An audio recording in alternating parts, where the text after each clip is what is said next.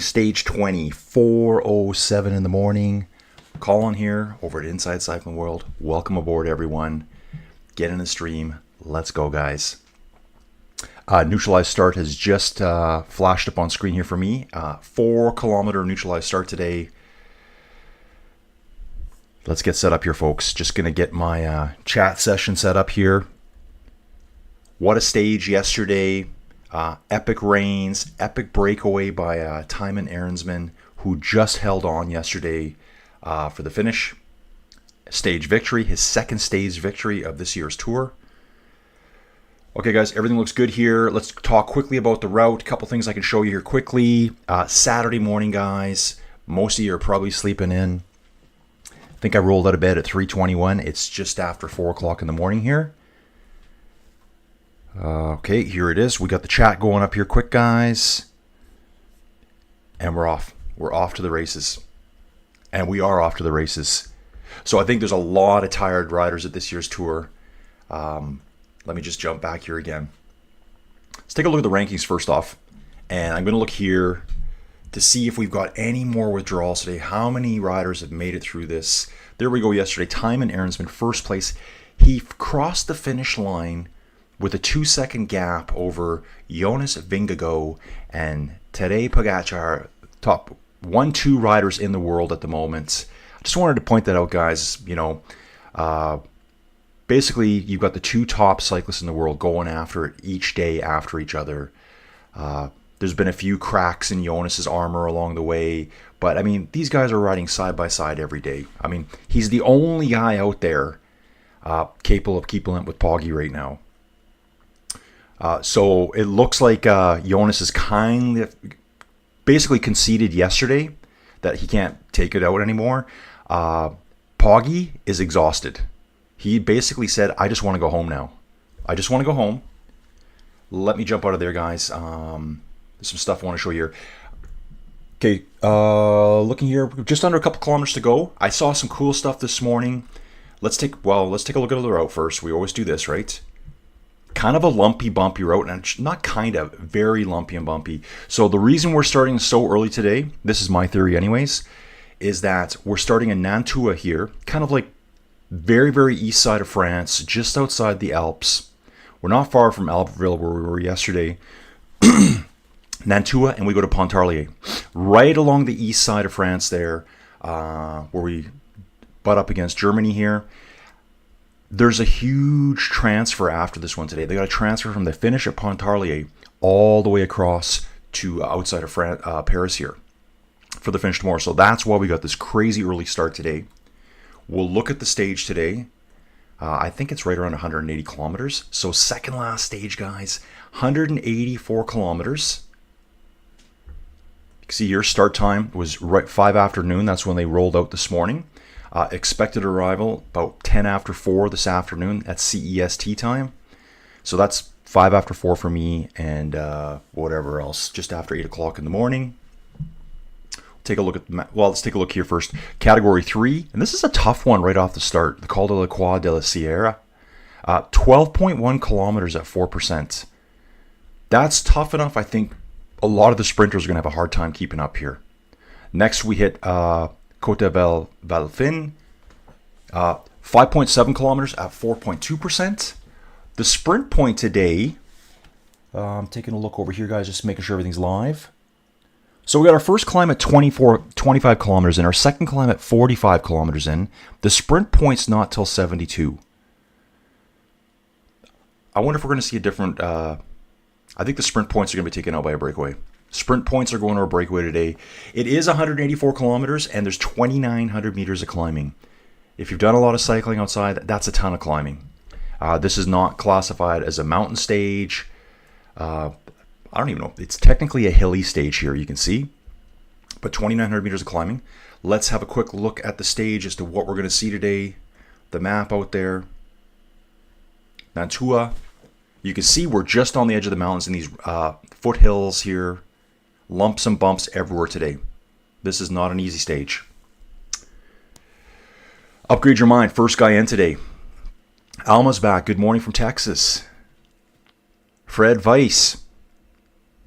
He's here too. And we got Robert Ludwig here. Robert, have you been here before? You look, I think I might have seen your name. So there's Pontarlier.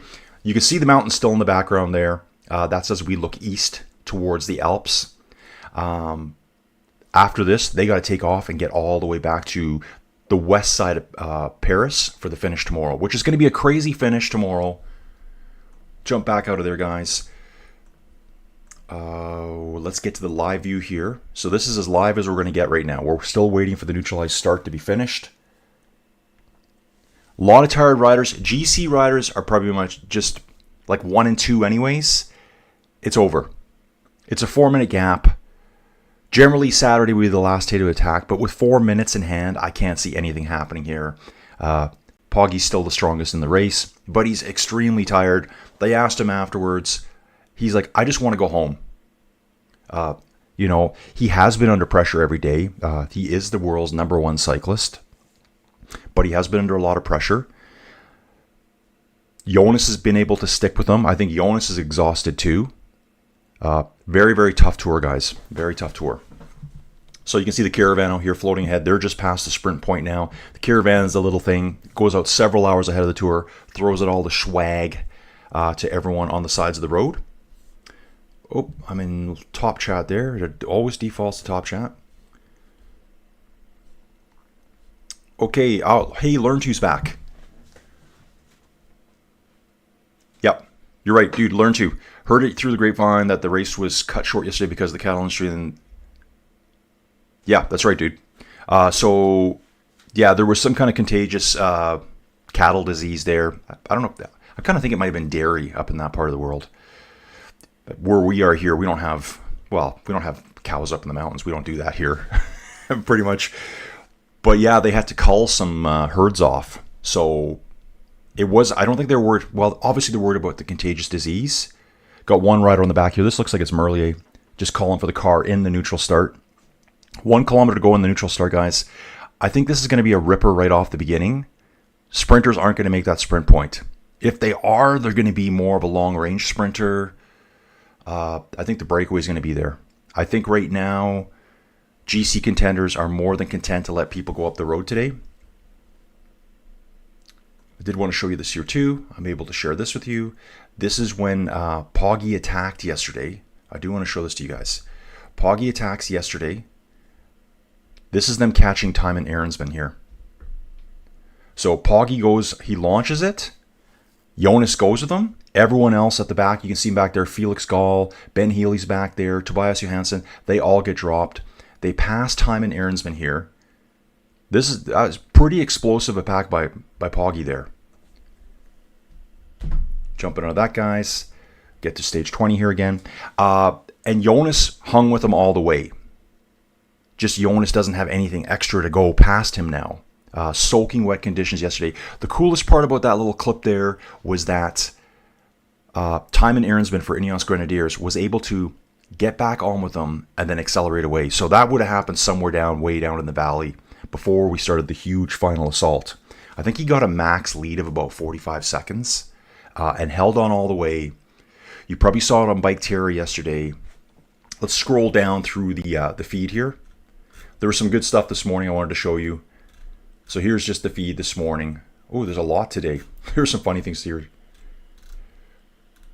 So first thing I read this morning was that the last time? I think they were talking about Pontarlier before. A stage finish here way back in 2001. And they were so far ahead, they finished 35 minutes ahead, that if you were to follow the rules strictly, you would find the entire peloton being eliminated. So obviously they didn't do that. I'm going to find that for you again here. Matty Mahoric here saying it's a stage that suits me the most. It will be about legs, but also patience and courage. I love this guy, Matty Mahoric. Milan San Remo winner a couple years back. That's Nantua. Thought this was funny here too. Total Energies is carrying a big cardboard cutout, life size, of I think his name is Jenner. Yeah, right here, E. Jenner, who had to withdraw. So he's still following him at the tour. Am seeing a Soudal rider pulled over on the side of the road. Getting a full bike change already. Is this? It's not Tim. Bottle in mouth, head unit transfer to the new bike. And we're going to come back here, guys. Stage 20. Here it is. I did have it pulled up. Oh, it's already moved on me. Yeah, and here, take a look here too. 14 teams without a victory so far. So we've got Alpes and DeCoinic very early on. Soudal's won a ton. Soudal's won 4 stages. UAE, obviously. Poggy and Wellens. EF with Ben Healy. Milan's won stages for Lidl Trek. Visma, Simon Yates, Uno X, Abrahamson, who's won a stage 11. And what I'm seeing here, Neutralized start is just over now. Gonna make sure that's live. Not live. Live now. They're into it, guys. They are already into it. I'm already seeing brakes and riders off the front here. Let's get right back into this stage here. We'll roll to the top. Everyone settle in. Strap yourselves in. Here we go, folks. Yeah, here it is. Casper Askren already off the front for EF. I can see one rider way out front, and even from this super high overhead helicopter view, the EF jerseys make it very easy to spot him. So he's out front by himself, and there looks like there's about maybe just under 10 riders trying to work their way across right now. I think I've already seen Campenart's yellow super ultra aerodynamic helmet on. So let's take a look at that. Figure out where we're going to use our Biketerra today. So we're starting out heading along this lake here, Lac des Silons. So we're definitely still up what you would call the mountains here. Like if you were riding your bike through here, this would be exhausting terrain. Arnaud Delis on camera right now, 139th place overall. We'll be working our way towards this first category. I can't believe this is just a category 3 here. This seems really tough right now. 12.1 kilometers at 4%, so not overly steep, but it just kind of drags on. Drags and drags and drags. Shortly followed by the category 4, and then it's, still another good distance till we get to the sprint point here. Category 4 is only going to be worth 1 point. This category 3 is only worth 2 points. For that much work, oof, that's tough. So all helicopter views right now, the peloton is just all over the place following wheels here. They're just swerving back and forth across the road. Hey guys, yes, I am here. Got a delightful second coffee of the day right now. And I want to show you these. This is a treat that Joey showed me last night. Joey Jojo, she said, you forgot about these. Do you guys remember these cookies? Little cookie with cream in the middle and the jam in the middle. Fantastic. So that's my early morning nutrition right there. It's all about healthiness over here, folks. Got the coffee on the coffee warmer. Let's rock. Let's rock. Bring it on. Oh, my cookie shows up as kind of yellow there. I think you guys know what they are. Yeah, get ready for a ring-a-ding-dong dandy here, folks. Possibly a malfunction at the junction. It's going off today. Also, too, guys, I don't know if you know, but Tour de France Femmes avec Swift starts right after this. So I've kind of figured out what they were doing. At first I'm like, why do they have them scheduled on the same day? It's probably for resources. I was just making up stuff in my head upstairs talking to Joey Jojo. She's awake too. I don't know why. 20 degrees right now, guys. Just barely, there's like no winds out here. They are quite protected. So it looks like we got one on the front still. Guys are chasing Ben Healy. This dude again, guys, I keep talking about him. Jonas Abrahamson. Let's take a look at his record quickly. Where is he? There he is. Stage 11 at the top of the screen here. You can see it in the middle. First place. That's how you get a first place, guys. That's how you get a first place. You have to go in the breakaways. Mauro Schmidt. Oh, this dude. Check this guy out. This is awesome. I love this. Take a look at the top again. Stage 11, second place. It was him and Jonas Abrahamson that went on that long-range break. And Mauro Schmidt here missed first place by about half a wheel length. So these guys are breakaway frenemies. They like to go on long-range breaks. I kind of always wonder, do they look at each other before the stage and go, what do you think, dude? Yeah, let's do it. Yeah, let's go. Boom. That's what I think happens. Okay, yep. So there was that. Yeah, they had to slaughter a bunch of cattle, and they said, "Okay, EF here. EF talking to Casper. Keep going, Casper. Keep going, Casper." Great encouragement. That was it. That was the directions. So obviously they want Casper going out front. Maybe something for Ben Healy to leap across to later. I could see that. Tall, lanky Casper Askren here. Let's take a look at Casper. How's he doing at the Tour overall? Casper Askren here, Danish rider. So has been sitting, right now he's 91st overall. He's been consistently in that range here, you can see. 80s to 90s pretty much the whole time. So very consistent rider. It's Casper Askren out front. Yeah, so they said the distress caused by what had to happen to the cattle. That means they had to go in and cull the herds, and the farmers are probably just furious. So they didn't want the Tour de France coming through there and having the roads blocked. So they will take that risk, but they were probably so concerned about it. They're like, we cannot go through that. They're so mad. I think every farmer would be. Fred saying, hopefully no cattle on the stage. None today. Hopefully not. Learn to. My question, is anyone here, do they know why the race directors actually made that decision, and are there any biologists? Yeah, so learn to. That's what I thought too. I thought, well, it's a contagious disease.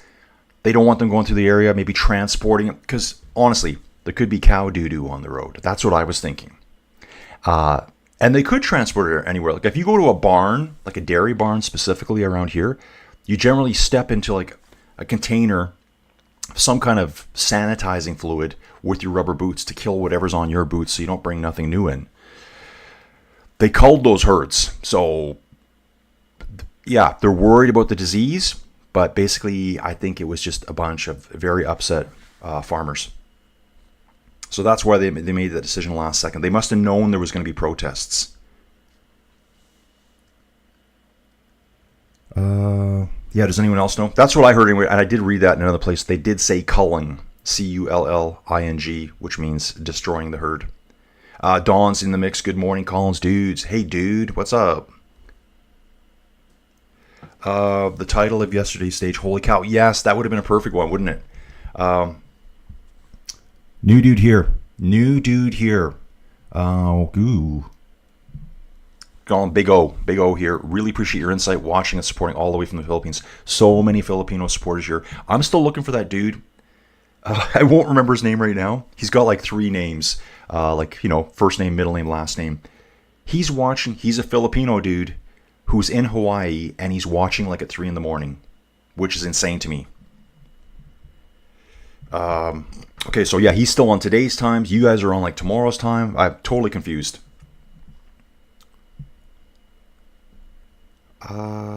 Fred saying, did the 2 just launch too late, maybe underestimating Aronson? Well, I think they did that last time too, because the last time he won, in the interview afterwards, they asked Poggy, and he said, guys, I had nothing left to chase him down.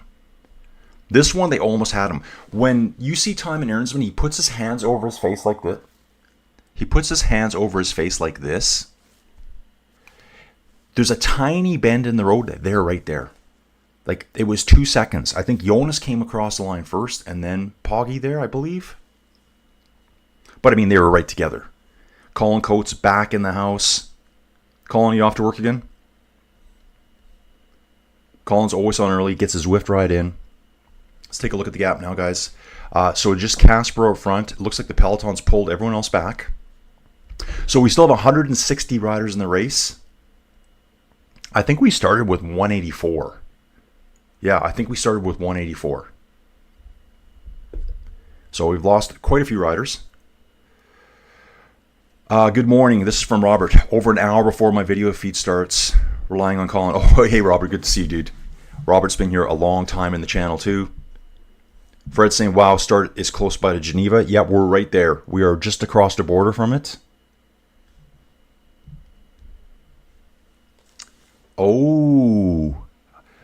This is from Robert. Robert sent me a ton of great information this race. UAE is saying that they will announce Wednesday if Poggy rides the Vuelta or no. Everything I've seen, I watched David Miller and Ned Bolton talking afterwards. They do a review show every day, 15, 20 minutes. David Miller looks like he's never been in extreme cold in his life because he is just so... He looks so uncomfortable after the stages, freezing to death in the rain. They're both saying he looks exhausted. Like, he's shattered. He wants to go home. He's won so much this year. He's done all the big classics. He's kind of wiped out. He needs a break time. Now, what are we at today, guys? It is the 26th of July. La Vuelta starts August 23rd. So don't miss that because, guys, I'm going to do all of that too. Just the exact same format. See how I can improve it between now and then as well. What else can I do for you guys? Hopefully you guys can make it to that. Been awesome support here. So here's our little Mappy Poo again. One guy out front. They're just going to let him dangle out here today. And current speed. Okay, I'm getting no average speed yet. Dead calm. The wind's out here. Guys are pushing hard though. I think more riders are going to start jumping up. We're getting to that base of that climb here right away. And again, 12 kilometers. Ooh, it's Wout on the front. So Wout is feeling good again today. I'm hoping Wout has a day where he actually can get the job done. Because it seems he's either having a really off day or he goes out full guns blazing and then fades really bad. So maybe he's working his way through something. I did see this morning Evgeny Fedorov. He had to withdraw, didn't start the race. Looking at Clement Barthet here, looks like he's having a mechanical right now. It looked like one of those ones, it was focusing on his chain there. I think he was stuck in a really big gear. Something was going on there. So we got 4 riders in this replay trying to attack. Let's see if they're all there. Okay, so we got 3 of them here now. Alaphilippe, Wout van Aert, Tobias Foss. Tobias was in the break up front yesterday. And Arnaud Demar. Wow. So here's a sprinter. A few years back, this guy was like lethal. He's trying to get out front today too. Maybe he's thinking about the sprint point. There's teams that haven't won anything yet this year, guys. So it said 14 teams haven't won anything this year, as in stage victories. There's teams that don't have any points probably for sprint points, for KOMs. They want to start showing something off today. Just going to jump back here. Oh, Don's saying, what do you call them? Linzer tart cookies are great. Is that what I'm eating? I don't even know what these are called. And Don's saying, good morning to Jojo. Yeah, she's actually sitting upstairs here. I'm in the 10x10 cube of destruction and sorrow. Guys, I got to get on the bike later today. God, I missed the bike ride again yesterday. I think once I did the stream yesterday, awesome stream, guys. So much support. It's amazing to me. Jennifer Robinson from New Brunswick here. Good morning, Colin. 7:20 here in Moncton, New Brunswick. Leaving soon here for a mountain bike race. Oh, awesome. On Sunday. Let's rock this day, Colin. Jennifer, who's racing? You and Hutch, I hope. Hutch is her husband. I met these 2 characters over on my Whoosh, guys. So that's where I met them. And Jennifer, just so you know, I will be doing some My Whoosh commentary this year. I think more... I did it last year, remember, for Echelon. I think that's where I met Hutch, was doing the Echelon Racing League. I'm coming back this year. They reached out to me and said, hey, can you help us out again? And we're going to discuss it in August. Sean Northcote here from South Africa. Just tuned in from Cape Town. Crispy 13 degrees Celsius day. Dude, I'll tell you what, we're at here. Peak summer in Alberta, Canada. I'll give you a little shot of this right now. It's probably not cold. It's rainy, if you guys can see it. It's rainy and 10 degrees Celsius. So not too bad overnight.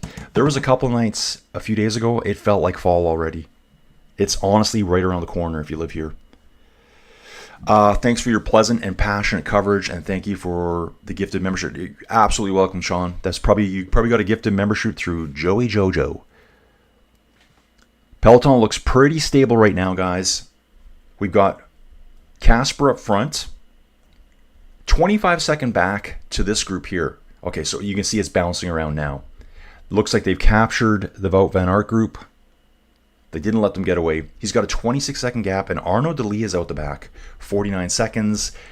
Again, he's in that range of just being a mechanical. 30, 40 seconds when I see that quickly. I'm waiting for the camera to cut over here to show him getting a wheel change. Video is live. Casper Askren off the front. It's a good place to do a breakaway today. According to this, he is on the climb now. Clement Berthet, we just saw him and he was struggling. It looked like he was struggling with his shifting before. There was a few riders going up the road from him and it just seemed like he was pushing a really big gear. Come on, mechanics, we got to get those batteries charged. Probably just, yeah, it's one of those things, you know, you plug your device in and you think it's charging and it doesn't. Joey Jojo does that all the time. I thought this thing was charging. Robert, again, fun EF video about Alex Baudin riding through his hometown in Albertville. All his family and friends hanging out on the corner. And then Alex attacking the peloton exactly there. I love it. Yeah, back in the day, you'd see riders go up to like Bernard Hinault, the little clips that you can find online. And they would basically talk to him. And they were like, oh yeah, go up the road. And they would pull over. They would see grandma and grandpa. It was even more... They let them even go further back then. I'm seeing an attack here off the peloton again here. It looks like a grenadier going. Could this be Timon Aaronsman? I just want to see here if this is. If this is, it's amazing. We're on the first climb of the day. 12.1 kilometers at 4.1%. They've talked about the attack that's coming. This Ben Healy's trying to get up the front too, guys. So it looks like a grenadier rider, I think. I don't know if the bike color's right. But Ben Healy's on the front now trying to get out. EF sitting on the front too. About 3 to 4 EF riders kind of at the front of the peloton, probably trying to slow it down so that Ben can jump away. Peloton wary and wise to that move. They've already shut down the front of the peloton. So you can see here, no one got away there. They are pushing. Now it looks like we've got Matteo Jorgensen on the front. So that whole front of the peloton, kind of little attacks going off, getting pulled back quickly, and then guys are going again and again. Yeah, great point, Robert. Guys, go on YouTube. Just start searching the team's names. EF is probably one of the best. They have awesome videos on there, daily videos. A lot of the teams do it, and you'll get all sorts of behind-the-scenes looks.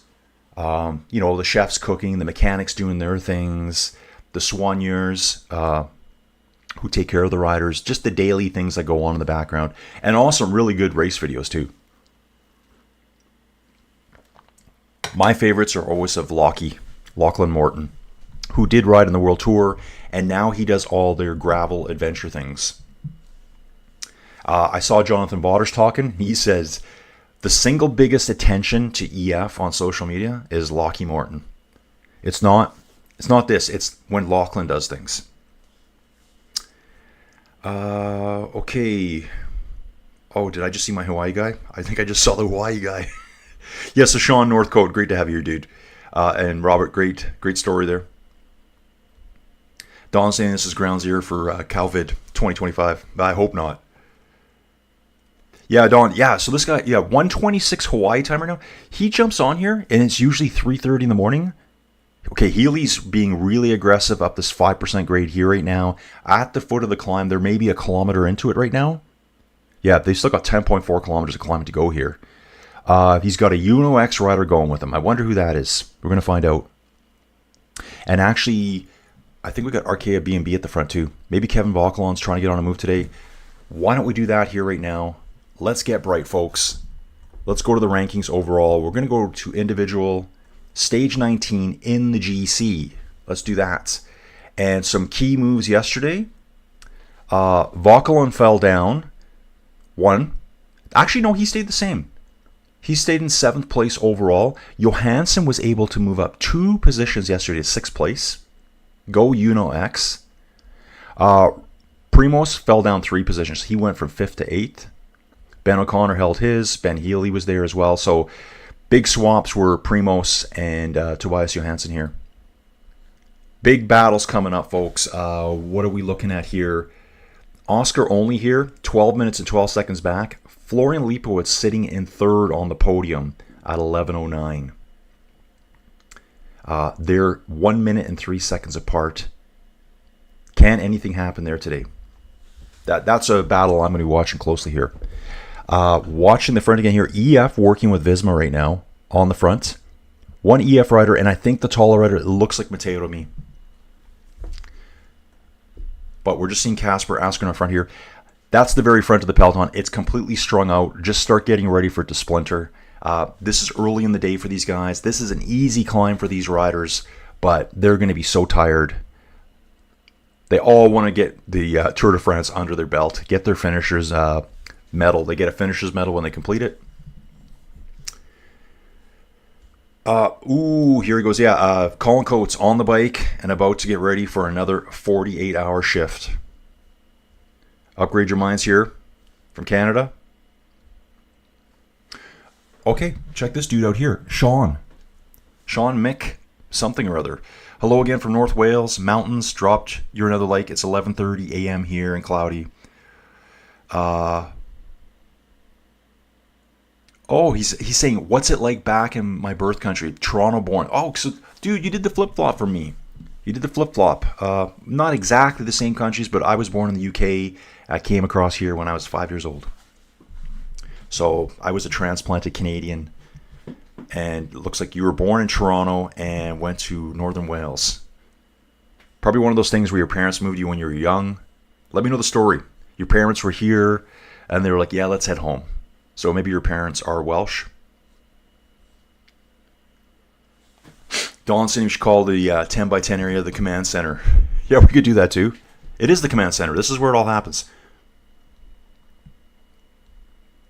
Oh, good one here from Lynch. Any speculation on Isaac Del Toro winning the next big race, the Vuelta? Yeah, I think he's getting teed up for that now. Guys, did you see? Some of you mentioned yesterday there was that one-day race in Spain somewhere. UAE just destroyed the field. 1, 2, 3 UAE riders. And it wasn't Isaac that won. I should have known. I think it's his first World Tour win. His name might have been Igor, maybe. I could look that up real quick. Maybe if someone else can. But UAE took the entire podium in that one-day race. That team is so powerful, so much depth. Waiting for this break to try to... It's just constantly 4 or 5 guys just dangling off the front, maybe by 10 meters. So we're not getting any splits in the timing here. See where we are on the map. Super early, guys. Super early. So here's the green jersey already gone, guys. Green jersey's already gone. There's Jonathan Milan. There's Groenewegen. A couple years ago, he was pretty deadly out there. I bet you Binham's in that first group still. Binham's probably able to hang in this group. Oops. Let's have a look here. Where's Bingham? Kind of hard to find sometimes on these jerseys. Yeah, I'm sure he's in that group there. We got one rider, 2 riders, Arnaud Delis and Grignard here for Lotto. Ooh, so they sent a teammate back to assist Arnaud Delis here, who's been looking really good. Something's up with him today. A couple minutes back already. There was another group in between, and it looks like they've merged back onto the what's going to be the Gruppetto today.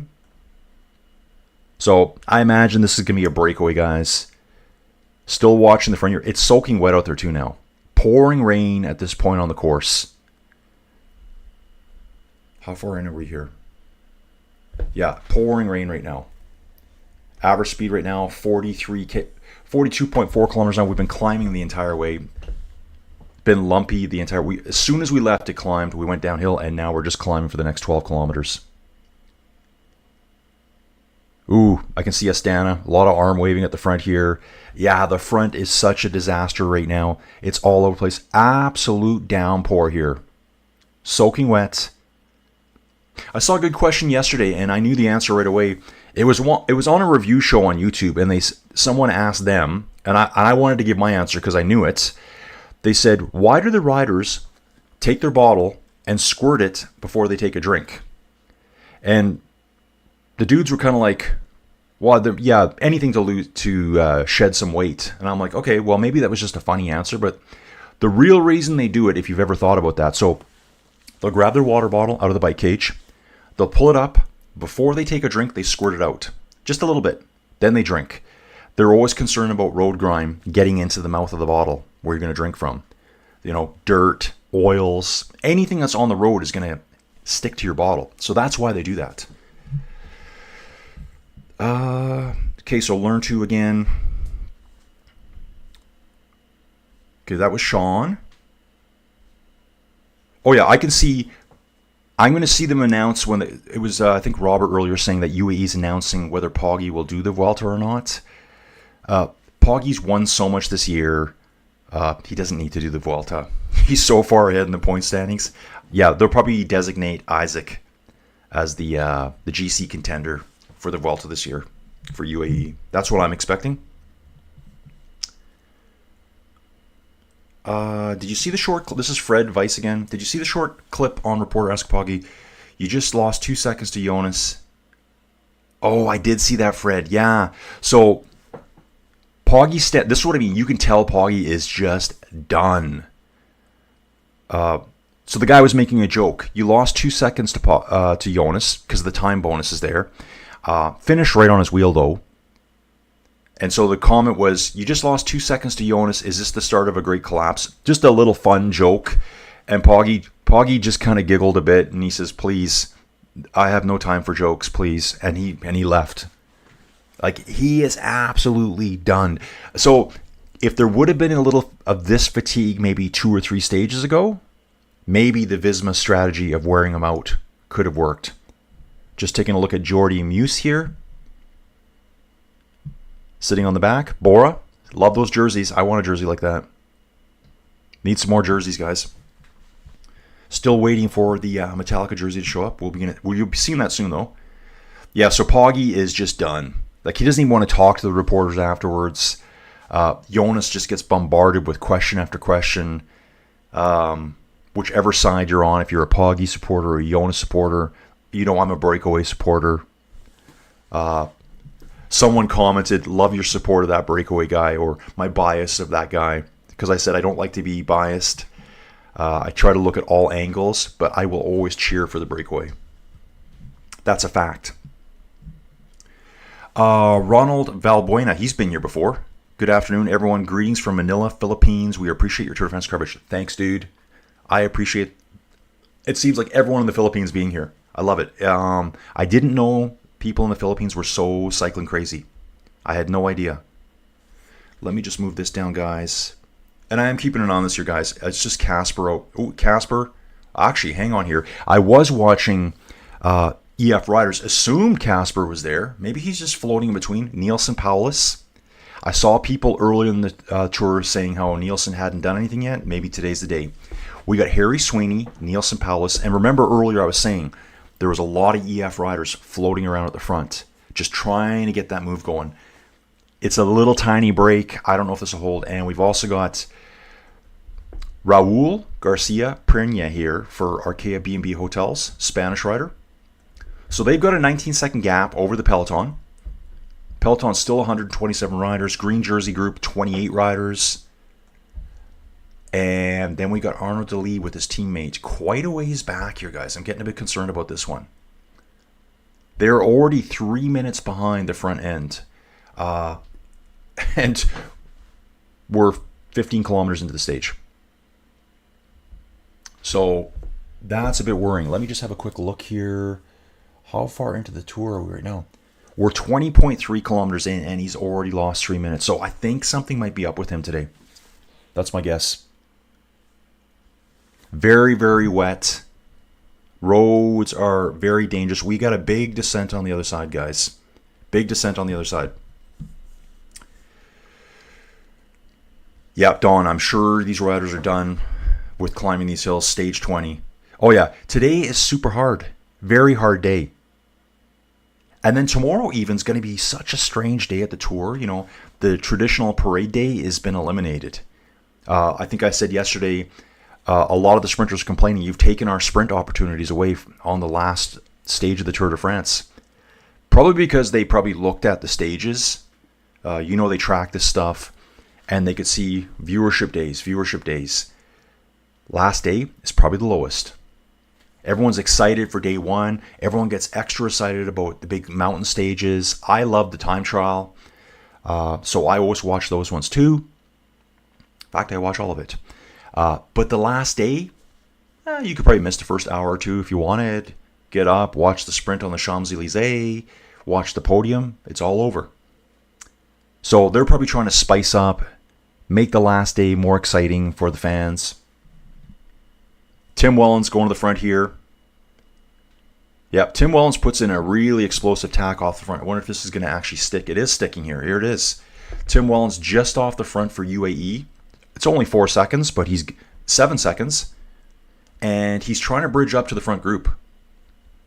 The 3 riders up front, the 2 EF riders, Arkea, B&B Hotels rider. At this pace, it looks like he will catch them.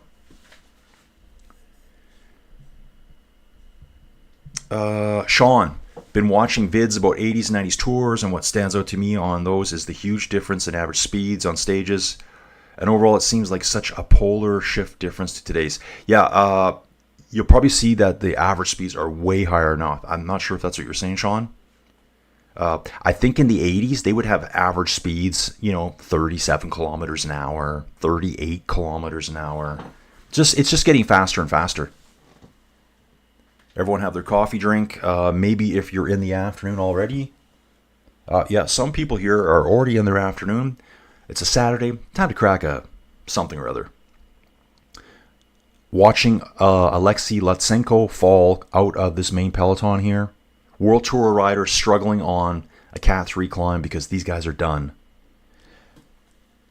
Looking at this here, they are not letting the break get away to guys. The 2 EF riders are just being passed by Tim Wellens, and the rest of the peloton's there. Everyone's keeping this super tight today. There's going to be a ton of teams here. We got to win something, guys. We got to win something. So they're all going to work to bring every move back. That's my guess today. Who's this here? Rhonda. Talking to Sean Northcote. Heard an interview with Nicholas Roche, who said that he would not make the cut today for the tour because of the level of fitness and skill of the guys riding now. Yeah, it's light years past even what it was 15 years ago. I think I saw something a couple weeks back, maybe it could have been a month back now. Yeah, showing a lot of boys working together here. Just going to have a quick look at Arnold Lee. Maybe he crashed in the rain. I thought I saw something on his leg there. Let me have a look. Soaking wet, just wiping rain off his face. It was a podcast I listened to with Derek G, Canadian dude, who did really well at the Giro this year. He was the Giro breakaway king a couple years back. Probably the future of Canadian cycling on, Grand Tour level. They said his times that he's riding would have beaten all the Team Sky times back in the 2012s, 13s, 14s, all that era there. That's how much farther it's gone even from that in 10 years. So he would have been like battling with Chris Froome for Tour wins. Okay, Sean again, Ben Healy, what a rider and character. Love watching him ride and talk. Okay, so Sean's favorite rider is Ben Healy. Have you seen his little picture of his dog? He's got a little wiener dog. Little sausage dog, whatever you call him. That's with him all the time. Yeah, Ben Healy's been great. And looks like they're trying to set something up for him again today. Evard's here. Dude, you're back. Awesome to see you, Evard. Okay, Robertson, exhausted, short-tempered yellow jersey. Fingers pointed at organizers for overly long transfers. Yeah, guys, it's the Tour de France. It's supposed to be hard. So we're just talking about how the speeds have increased, how much better these guys are from the past. But I think if you took one of these modern riders and just transported them back in time to, say, 1903, 1907, 1910 even, for the first assault up the Tourmalet, I don't think they'd last more than a day. The stages back then, so they cover a longer distance, 4.5 to 5,000 kilometers. This year's tour is 3,300 kilometers, 3,350, with 21 stages. Back then, they'd ride an extra, let's just say, 1,500 kilometers, maybe 1,200 kilometers, and they do it in less than half the stages. The roads weren't paved. The bikes were junk. The technology was just, there was nothing. The tour back then was to try to destroy riders. So some guys were finishing like after midnight on stages and having to get back up in just a few hours and go do it again. So slow speed, but just like an absolute death march. Watching Luke Plapp on the front here. He's been involved in a couple of breakaways early. Just hasn't made anything stick yet. In the last couple days, I've been watching him. Okay, so yeah, the new guys, they don't like the long transfers. They're faster. I don't know if they're as tough. Sean, Mick again. Parents were Irish, moved to Canada, moved back this way to be close to family when I was a kid. Yeah, okay, makes sense, dude. Makes sense. Thanks for letting us know. Okay.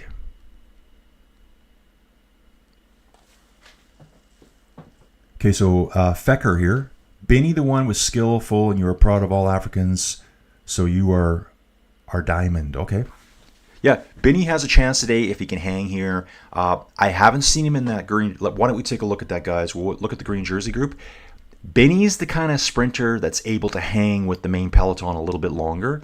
Jonathan Milan, he's out right away. And we are looking at Jonathan Milan right now. He's on an all-green Trek bike today. They've got a better paint color. I know people were talking and they didn't like the paint scheme on the Trek bike. It's all-green bike today. Looks really sharp. I'm going to look for Biniam back here. I don't think he's in this group.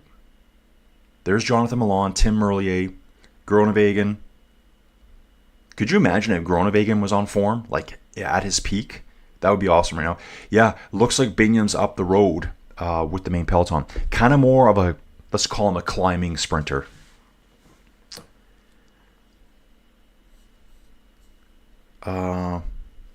Robert, Chris Horner pretty much demanding little Lidl Trek send him a signed green jersey for getting their tactics right. Then he asked them to send him his 2013 Vuelta winning bike. Man, they can send me something too. I'll take a sweaty old jersey from anyone. Send it. Full send, bros. Full send. Okay, Don, thank you. I looked it up. Del Toro took the win and 3 jerseys at Tour of Austria. Red, green, and white jersey, and second place at... Yeah, that's the one. That's the Villafranca one. I think that was the one yesterday. But there was 3 UAE riders on that podium of the race that was just yesterday or the day before. Like full dominance. Ivard, look at the shifters on the bikes from the 80s. Down tube. Yeah, exactly. You got to reach down every time to do a shift. Okay, guys, I'm just going to have a little look here. Again, they're not letting people go. We got Lewis Barry going off the front here. I'm actually watching him now on the screen over here. He puts an attack in. They're immediately on him. So he'll get a gap of 10, 15 meters. UAE's pulling again here. Lots of arm flicking too. No one wants anyone to get away here. 124 riders in the peloton. We've got 6 riders that have been dropped here. I think Birthday had a mechanical earlier. Jordy Muse is back here. Pascal Ackerman, Lutsenko. Let's see where Arnaud Delis is. See if he's really struggling back there. Okay, he's 4 minutes 20 back.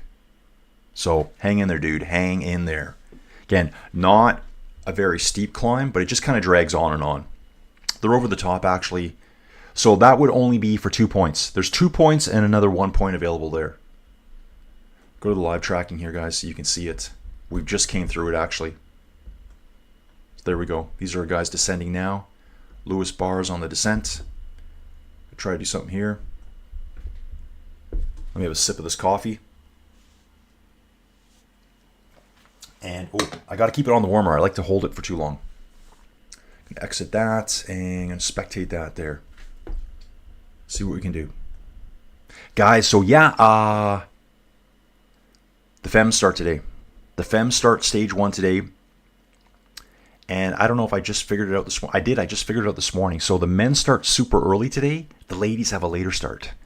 So I'm tempted to do a stream for Tour de France Femmes avec Swift right after this one. I think there's like an hour in between. I was thinking at first, should I just continue it and make it this super cool marathon? And then I'm like, well, no one's going to find it then. Just an idea I had out loud, but it wouldn't work very well. I'm just going to jump to this one here, guys. Let's see what we got going on. That one wasn't refreshing very good. KOM competition is all but settled. Still 12 points up for grabs until the finish in Paris. Poggi has a lead of 13 points over Vingegaard. Vingegaard in the polka dot jersey today by default. as Poggy can't wear 2 jerseys at once. So second place always gets it.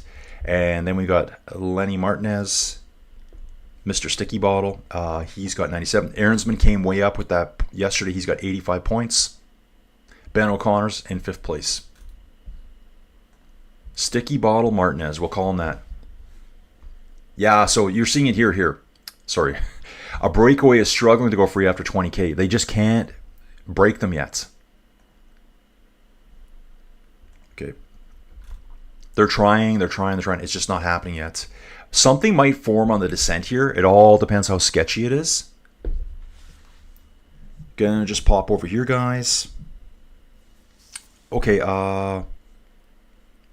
Rhonda's got the Canadian flag up, so I'm not sure if she's from Canada. And trying to catch up. Jiri.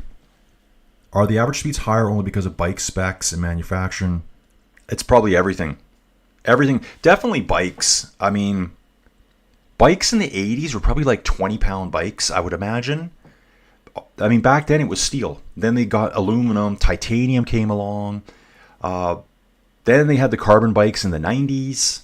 But even the wheels, so when carbon bikes first came out, they had carbon, but the wheels weren't carbon. They were standard aluminum wheels. Everything's gotten lighter. It's at the point now where they actually have to, in a lot of bikes, they put weight in them to make them meet UCI spec. They could make these bikes so much lighter if they were allowed to. But there's a spec weight, I think, of 6.7 kilograms. Bikes are lighter. You can see in general, just go take a look at pictures from the 80s. I'd have to think about that for a bit. Some of the guys from the 80s look really shredded in their legs. Actually, the 90s, when they were fully on it. Go take some pictures of, look at pictures of Bjarne Riis back then. That guy, his legs are sculpted. But in the 80s, Bernard Hinault, Greg LeMond, they actually had a little tiny bit of weight on them. Just a tiny bit. Now there's no extra. Okay, leading group here. So they're saying there's a leading group forming. On screen here, it's spreading out now, guys. We might see some real splits happen here, which may all come back together too. It's like David Ballerini here. Italian rider for Astana. Astana would love to do something today.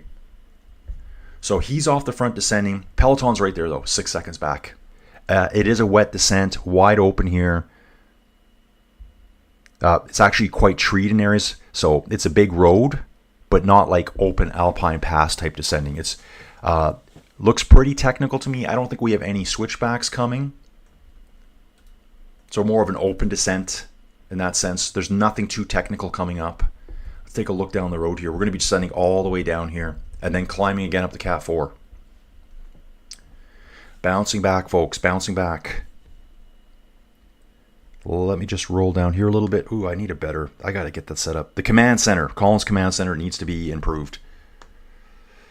Yeah, Evard, awesome points. Fixed gears. If you were riding a bike back then, I was talking about how tough the dudes were. So funny, I'm seeing the green jersey group. It's saying it. Look at it on screen. It's saying the green jersey group is back at the start point. What is that all about? So they teleported back in time. They went back. They turned around and went back to the start, guys. Apparently. That is so weird. It's just the tracker location is way back there. It is showing them correctly on the road. Arnaud Delis with his teammate now 5.5 minutes back. Let's see how this forms out here. I'm going to catch up in the chat quick. Rhonda, agree 100%, Colin. Those early guys did it with almost no support and gear 2, just smoke and wine breaks. Yeah, back at the original tour, there was zero support. It was self-supported. You do it yourself. They constantly, 450 kilometer stages were common. That was a daily affair for them. They had no nutrition. It was like, okay, I'm going to grab a baguette and a half-drunken bottle of wine I found on the side of the road. I stole from some tourists. They used to raid cafes. They would, basically run in there and grab everything they couldn't run out. That was kind of expected. Maybe that was later in the tour, but nowhere in the modern times. Their equipment, their bikes, they were single speeds. I've mentioned in another video, even though the derailleurs, the first form of derailleurs were developed before World War I, the Tour de France organizers did not allow derailleurs to be used until 1937. Why? To make it as hard as possible. So back then, I think even in the earliest years, like Tourmalet time, 1910, just think about 1910, 115 years ago. Just imagine where you are in the world, what it would have been like to exist back then. Then transport yourself on a bike to one of the hardest climbs in the Pyrenees, the Tourmalet. And you've got a bike that has one gear on it, maybe two. Okay, so Colin, you just said there's no derailleurs. Back then, you could take the back wheel off and you would have a cassette on either side of the wheel. So you would basically flip your wheel around. So guys would stop, have one big cog for high speed, small cog for high speed, big cog for climbing. They would flip it. But they got to get off their bike, get the wrench out. They had no quick release, and do all that, switch their gear. That's how they did it. It's kind of mind-boggling, really. Jeff's saying the bikes weighed 10 pounds more. Yep, absolutely. In the 80s. Renzo AE, who will possibly be the winner of this competition? Tadej Pogacar. UAE will win the Tour de France. So this gives Poggy 4 wins. He won 2 in 2020 and 2021. 2-year gap. Then he won last year and this year. So that puts him on 4 wins. So that's getting pretty lofty in Tour de France wins. Right, so they had fixed gears back then. Sean here, talking to Rhonda. Absolutely agree with even the differences between the small time of the Froome era. Yeah, it's totally different now, guys. Totally different. There's lots of podcasts out there. So someone said Nicholas Roche was saying it earlier. Mitch Docker was talking about it on his podcast. Like he said, there's no way he could keep up now. I think it's just more intensive training too. Like in the past, they would kind of do all the races and then shut her down for a couple of months. Some guys would go cyclocross riding. Let's see who's off the front here. So Ballerini's still off the front. Roads are soaked. It's not pouring anymore, but the roads are absolutely wet. So one slippery patch. Could be Sketchville here. He's going downhill right now at over 70k an hour. So close to 45 miles an hour on wet roads. Yeah, the tires are wider now. Probably all running 28 mils, maybe even 30 mil tires here now. I think someone asked that earlier, and I said, you know what? I don't actually know.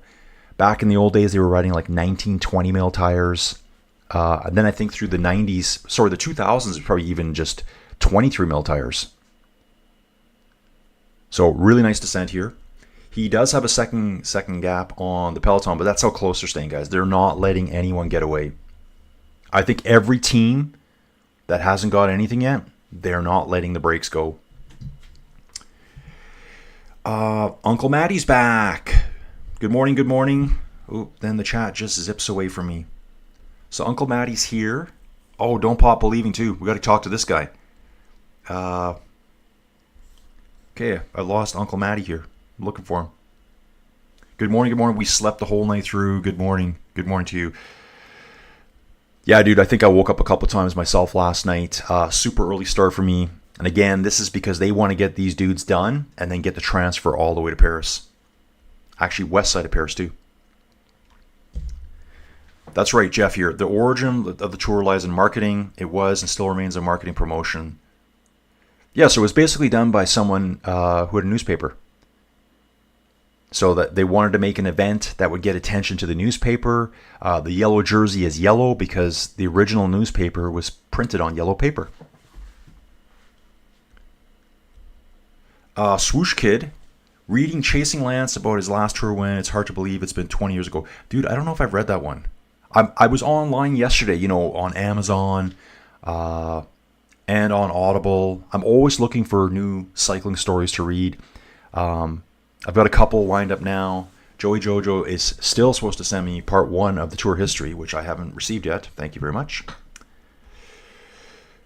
Evan Barron G. I'm getting sloppy and trying to start on the start. Evan, you slept in, dude. It's Saturday.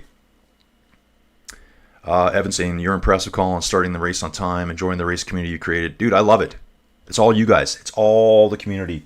Everyone have some coffee, afternoon beverages, whatever you're into. 150 Fahrenheit, perfect. Brian Paolo Antonio asking who's in the top 10. Let's take a look, guys. I wish I could turn that down. I don't know why I can't. Taddy first. Jonas Fingo second. Florian Lipowitz, impressive here in third place. Oscar Only. Felix Gall. All these three young guns right here. Like, these are GC guys for next year. Tobias Johansson, I'll throw into the mix. Kevin Vauquelin, there's another French superstar. Primos, the old-timer. Ben Healy, and Ben O'Connor. Yeah, 4-second lead. That's all it is. They won't even let anyone get away today. They've got to take on the second climb now. Second climb, Côte de Valfin. Short one, just under 6 kilometers at 4%. So it's about as steep as the last one was. I don't think anyone's going to get away. Eventually it has to break. The rubber band will break at some point and someone will get a chance to go. Don't pop believing. How's it going? How's the weather for the rides? Dude, soaking wet. Dude, who you got the bets on today? Don't pop believing is our sports bettor. He says he doesn't even watch the Tour de France. Dude, I love it. He probably just... He had a really good one a few days ago where he picked Ben O'Connor to win. Dude, I don't know. Why did you pick him? I was trying to think about... I actually thought about this yesterday, walking around outside doing something random. And I think you told me you saw one guy predicting Ben O'Connor at 33 to 1 and someone else at 120 to 1. So did that give you a good vibe? Like, hey, some guys really believe in him and others don't. So you got a chance of getting that dark horse win. So yeah, Don't Pop Believin' is our big winner here. Ian Holmes here. Hey, buddy, nearly at the finish. Dude, we're getting there. We're getting there. But it's going to continue on, guys. Don't forget, I am doing Tour de France Femmes, too. We are doing Tour de France Femmes, guys. So, yeah, let's get it. I'll throw out some hearts there, too. I'm going to keep going. Whether or not I start today or just on Monday, we'll see. Guys, it's going to be some awesome racing there, too. There's a lot of rivalries right now. I'm going to say it, I think there's a lot of bad blood from last year. I think there's some honest, real, I don't know what to call it. There's some tension. There's a lot of tension in the ladies' tour. Rhonda's from Southwest Ontario. Okay. I'm over in Alberta. Tony Cabaraidu. I think Poggy has a chest infection, so he is just doing enough to get to Paris. Dude, probably. So I did mention earlier, Evgeny Fedorov pulled out. He had an intestinal infection. So there is something going around the tour. I think there's been a lot of sick riders. You know, and just like, that's what's really cool about the tour to me. Poggy, hands down, the best rider here at the tour, best GC guy right now. Imagine if he got an intestinal infection 10 days ago. His tour could have been over. It's just kind of... Are you lucky? Can you fight it off? Guys have pulled out of the Tour de France in the past for saddle sores. Like, just think about it. I'll make fun of it a little bit. Like, ooh, my butt hurts. I can't do this anymore. But it's that painful. You just can't do it anymore. Okay, been some riders jumping up. Probably because of the wet. Maybe the GC group is kind of like pulling back a little bit. They're saying there's 22 riders in this front group now. Again, it's only 6 seconds. They're getting ready to launch up this next climb. I saw Kevin Vauquelin was there. Ben Healy, Matteo. Kevin Vauquelin's probably desperate to try to get some time back. Let's have a quick look at Kevin Vauquelin over here. We're going to look at the GC over here. Actually, this is the better way to do it. The screen stays darker for me. So Vauquelin, it's hard. He's got to pull back 2.5 minutes, 2 minutes and 15 seconds to get back to 6th place. I don't think he can do that. That would be very difficult today. They are on the climb, though.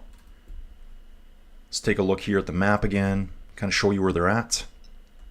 Fighting their way up. There's Category 4 now, which is really not that hard for them after everything. But I'm sure this Category 4 feels a lot tougher than it would 3 weeks ago. Yeah, Poggy's just getting through it. Okay, I'm glad other people are seeing it too because, you know, I think Poggy's sick. He's tired. He's exhausted right now. If this would have happened 3-4 days ago and then we hit the mountains, that was the way maybe Visma could have beat him up a little bit. It just, timing didn't work out for them. And also, too, I kept thinking about it. just hoping that he gets fatigued is really not a great race strategy. But what else can you do? He is, and again, I'll jump to Visma's defense. He's the best rider in the world right now. What else can they do? And I do believe what Jonas said. I saw lots of comments yesterday. There's such a all of them. Either you really like a rider or you just detest them. About Jonas, people are like, oh, he's lying. He's lying. He's not lying. He's saying what he wants to do and what he hopes he can do. Then you get out there for the 20th day straight or whatever it is, and you realize your legs aren't working. I don't do anything what these guys do for cycling. I do like a quarter of this, not even that. And you're just destroyed afterwards. And then you've got armchair people. Okay, Campanart's pulling over. Again, wearing the full aero helmet for today. Probably just trying to keep his head dry. Looks like he's just getting a bike change. I think he was grabbing his head unit there. So Tony's saying, I saw his interview yesterday after stage, and you could clearly see he is sick. I agree. Peter here, Hershey to win. Mark Hershey's not here, if that's who you're referring to. I did see, I think he's racing. I saw him in a lineup for a race that's coming up, so he's going to be back racing a lot soon. Renzo AE, hi sir, is it possible Taddy is a winner? Yeah, he's unless he crashes, he's already won the Tour de France. He has a 4 minute and I think 22 second lead right now over second place. So he's already won, but they still got to complete. You got to finish the race to win it. You got to cross the finish line. In the 90s, oh, that's a nice bike rack. In the 90s, when I raced, I had a Trek composite carbon fiber, and it weighed 21 pounds. And still had everything modified. So yeah, that was a lightweight bike. So he had a carbon bike, everything modified to make it lighter, and it still weighed 21 pounds. So just the bikes alone, guys, like huge improvement. The clothes, go back and take a look at Lance in the 90s, and his jersey is like, there's like big puffs of fabric here, like underneath the arms, you can see mine's tight here. The clothing wasn't tight. So they just had their jerseys flopping in the wind. All the weird helmet designs. I love the time trial bikes from back then. Sometimes they call them funny bikes. They had them jacked up like this with a small wheel on the front. I love them. They weren't that fast though. Basically back then, and I hate to always bring it up, the powers of EPO, guys. The powers of EPO is what made those guys fast.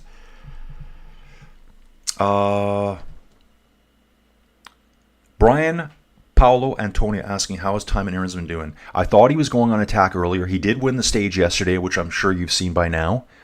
So he's got 2 stage wins and a second place at this Tour de France. This looks like an Arkea guy on the front, arm flicking a Soudal rider behind him, I believe. Let me get this figured out, guys. They've got a tiny gap on the peloton. So let's see what's going on here. Ooh. Okay, so it looks like Only's had maybe... Oscar Only is in a group 40 seconds back right now. A bunch of riders back there. Campanarts is back there. He did have a mechanical. Guys, let me get this figured out here. So they're saying right now that the main peloton's up front with 96 riders.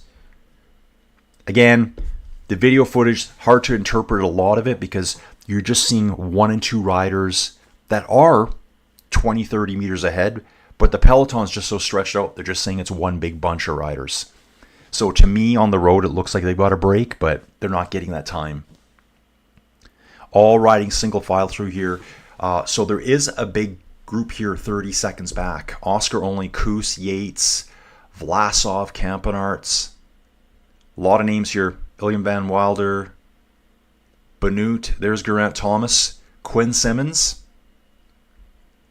So there's Germay now. We see Binyam for the first time. So Binyam's just behind the main GC peloton. 27-second gap. Trying to figure out what happened there. Green jersey is 5 minutes and 30 seconds off the very front.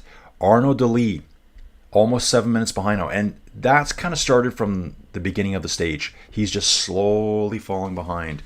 I'm going to guess he's probably got a stomach infection as well. Tika back again. Bonjour. Let me just catch up with Tika here. Oh, wow. I've been just chatting away, haven't I? Just chatting away. Sorry, guys.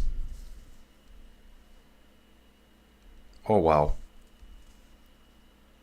Okay, only 2 gears on old race bikes, one for climbing and one for road, made of steel. The bikes back then were probably 50 pounds. They had all their equipment with them. You guys are right about that. Okay, new person here, Julius Fawcett.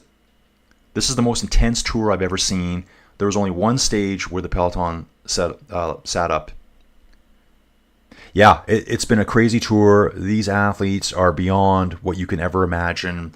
Poggy's winning.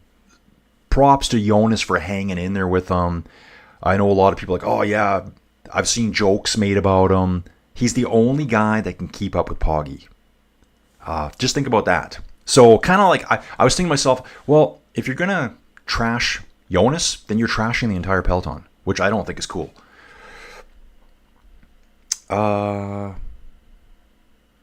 Tikla, what are the thoughts on Poggy being bored with the TDF right now? I know. I'm seeing 5 riders jump off the front here. Looks like Tim Wellens is in it. I don't know what this is going to amount to, guys, and it is showing up here now. 5 riders off the front, and there's Tim Wellens. So things are kind of lining up here now, what I'm seeing here. And that was a good attack, and they've instantly got a break. Going to jump over the top of the climb here on this Category 4. Drisners, Delatray, Vandenbroek, Tim Wellens, and Aurélien Peripont at the front here, guys. 10-second gap to the peloton. See if that even holds at all. It's going to keep climbing after we actually hit the top of the climb. That's what you got to remember about Tour de France is these are just categorized climbs. It doesn't tell you anything about the rest of the climbing out there.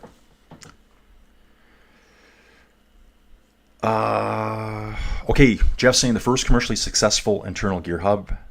1898 in England by William Riley. They called it the hub 2-speed. Julius, yep. Poggy is tired. He has had an incredibly long season. Did all the classics.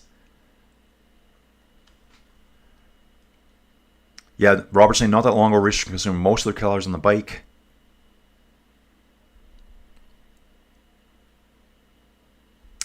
Tony here. Poggy still got Vuelta Worlds and Race of Leaves finishes it. Il Lombardia is, I think, October 10th or the 11th. So I'm going to say that Poggy's not doing the Vuelta. I think he's going to take that off, and they're going to send Del Toro to it with a stacked team again. The depth of that team is so huge. There'll be riders here going to it. They've got other guys to send to it. Don't pop believing. Okay, don't pop believing. You're saying profitable day yesterday. Won 2,200 profit on timing. Have some bets in today, so hoping it goes well. Dude, what's your bets today? Can you tell us? If you want, you can tell us. I know it's your business, but I'd love to know. Yeah, Poggy's won the tour. Joey Jojo is now in the chat, guys. Say hi to Joey Jojo. Julius, yeah, the Vuelta starts in 3 weeks, dude. It starts August 23rd. So just over 3 weeks. They're going to have, I guess, almost 4 weeks of rest. Almost. Oscar only is great. Dude, GC, general classification. So first, second, third, fourth, that kind of thing. Just call it the GC. And yeah, Don't Pop, cool, man. Don't Pop's the dude that says he doesn't really watch the tour. Dude, are you going to start watching more of it? Joey's saying hit the like button, bell, and share the video if you can, guys. Thank you very much. Bart's saying good morning to Joey Jojo. Trying to catch up, guys. Trying to catch up. I know I got distracted. And I'm going to take a look here again. So now we have 6 riders up there. Looks like Costu from Arkea B&B Hotels joined them. Again, it's only a 5-second lead, guys. The GC peloton is right on top of them. And again, I think this is all the other teams. Everyone's desperate to get something today. Sprint points coming up in the distance. We've already climbed almost 1,000 meters today. Average speed 44 kilometers an hour. Okay, Don't Pop Believin' says I picked O'Connor, because of his odds. Just like the big odds on him. Yeah, dude, I was kind of thinking, because I think you told me one guy said 33 to 1 on O'Connor, and then someone else said 120 to 1 on O'Connor, which I think that's what you bet on. I thought that big spread, that maybe you looked at it and you went, oh, maybe this guy's really knowledgeable or knows something about O'Connor, because 33 to 1 is not that bad. And you got it in the 120 to 1. That was going through my head. I could be totally wrong. Julius, stage hunters can chill for a few days and target a win. Dude, they've got 2 days left. It's got to be today. If you want to win a stage, it's today or tomorrow. And the parade day is no longer a parade. It's going to be an all-out attack tomorrow. The GC will be over today. I don't know if it'll ever be contested again on 21 unless they change the tour again. So if you're new to cycling, 21 stages. Tour is always 21 stages. Modern tour. I looked at one a while back. It was 29 stages. I think in the 30s, maybe the 40s. Remember, the tour got shut down. They did run a tour in 1939, right before the outbreak of World War II. World War II started September 1, 1939. So they would have ran the tour, and then 3 months later, they're at war. The tour didn't come back till 1947, but there were some tours that had way, way more stages, and some that had way less, like 9. Where was I going with that? Don't know. Just lost my thought. Oh yeah, stage hunters. So basically, the tour is decided on day 20. Whoever's leading at day 20, okay, you won the tour. Ta-da, that's it. And I think even recently, there was a tour where Michael Landa was second overall by just a handful of seconds. I'll have to look back and check that out. And they were worried, like, is he going to attack on the final stage? Because you think, well, I'm going to fight for it. Tradition is, if you're leading on stage 20, day 21, which was a parade day in the past, you've already won. We kind of know who the winner is the night before. I think they're trying to change that now. They want it to be a race all the way. The problem this year is, Poggy's got such a big lead, it's not going to change on the last day. Okay. Fred, does Poggy go for 5 and quit, tied with the best, or is his goal 6? Does he care to lead in total stages in yellow? I wondered about all the two. I mean, 35 stages to tie Mark Cavendish, that would probably take a couple more years of winning. Does he want to get 5 exactly tied with McGill and Bernard? I think Eddie Merckx has got 5. Lance had 7, but under the circumstances, that changed. Yeah, I don't know what drives him. You know what? I think he's already kind of so done with it. Yeah, maybe who knows? Who knows? It's kind of a strange world. What he needs is a good 2 weeks sitting at home doing nothing. Like, honestly, he needs to go home and do nothing for 2 weeks and get his mojo back, I think. If you're bored doing what you love, you're going to probably quit soon. Actually, pouring again on course. Pouring. And I'm looking at it here. Looks like it's showing me 3 riders there. Do we got 3? We got 3 riders. Kostu, Tim Wellens, and Jorgensen. Ooh, Jorgensen. I hope you are on good form today. Hope he's on good form. 16-second gap, guys. Yeah, they're being really careful looking after this little breakaway. Don't pop even. Big wins today would be Marc Soler or Michael Storer. Have some other guys, but that would be the best. I could see maybe Michael Storer getting away in a break opportunity. Marc Soler is more of a climber, so it'd be very tough for him. But dude, you never know. That's the fun of doing these bets, right? And I'm going to look into it for the Vuelta. I'm going to look at some sports betting. Not that we condone that around here, guys. Just kidding. Poggy has been smashing it from Milan San Marino. Jonas came to the tour with fresh look. Exactly, Julius. You're right. James Anderson, dude, thank you so much. James has been kicking around here for quite a while now too. Colin Cycling Commentary, thanks for all you do. This cycling community here on your channel. Let's all support Colin. It's well deserved. Thanks, guys. Thank you, James, very much. Coffee time. Guys, I was going to tell you too. Yesterday, was the first time that my voice actually felt a bit sore. In the afternoon, I was kind of like, okay, my voice is hurting a little bit. First time, 19 days in. And Joey Jojo will tell you that once I start talking, it doesn't stop. It just kind of like, just all comes out. She has to deal with all my, did you know this, that in 1953 this happened at the tour? And it's in one ear and out the other. Jeff, the Rolling Hills make it good for generalists to break away. Yeah, generalist, Geraint Thomas. I could see Quinn getting into this one. I think Geraint Thomas now, he doesn't have anything else to prove. He's won a Tour de France back in 2018. He's been in the Tour forever. I think he just wants to get to the finish and enjoy it. Like, every day is going to be like, well, this is the last time I'll ever do stage 20 of the Tour de France. 2 days ago, it was like, this is the last time I'll ever do stage 18 of the Tour de France.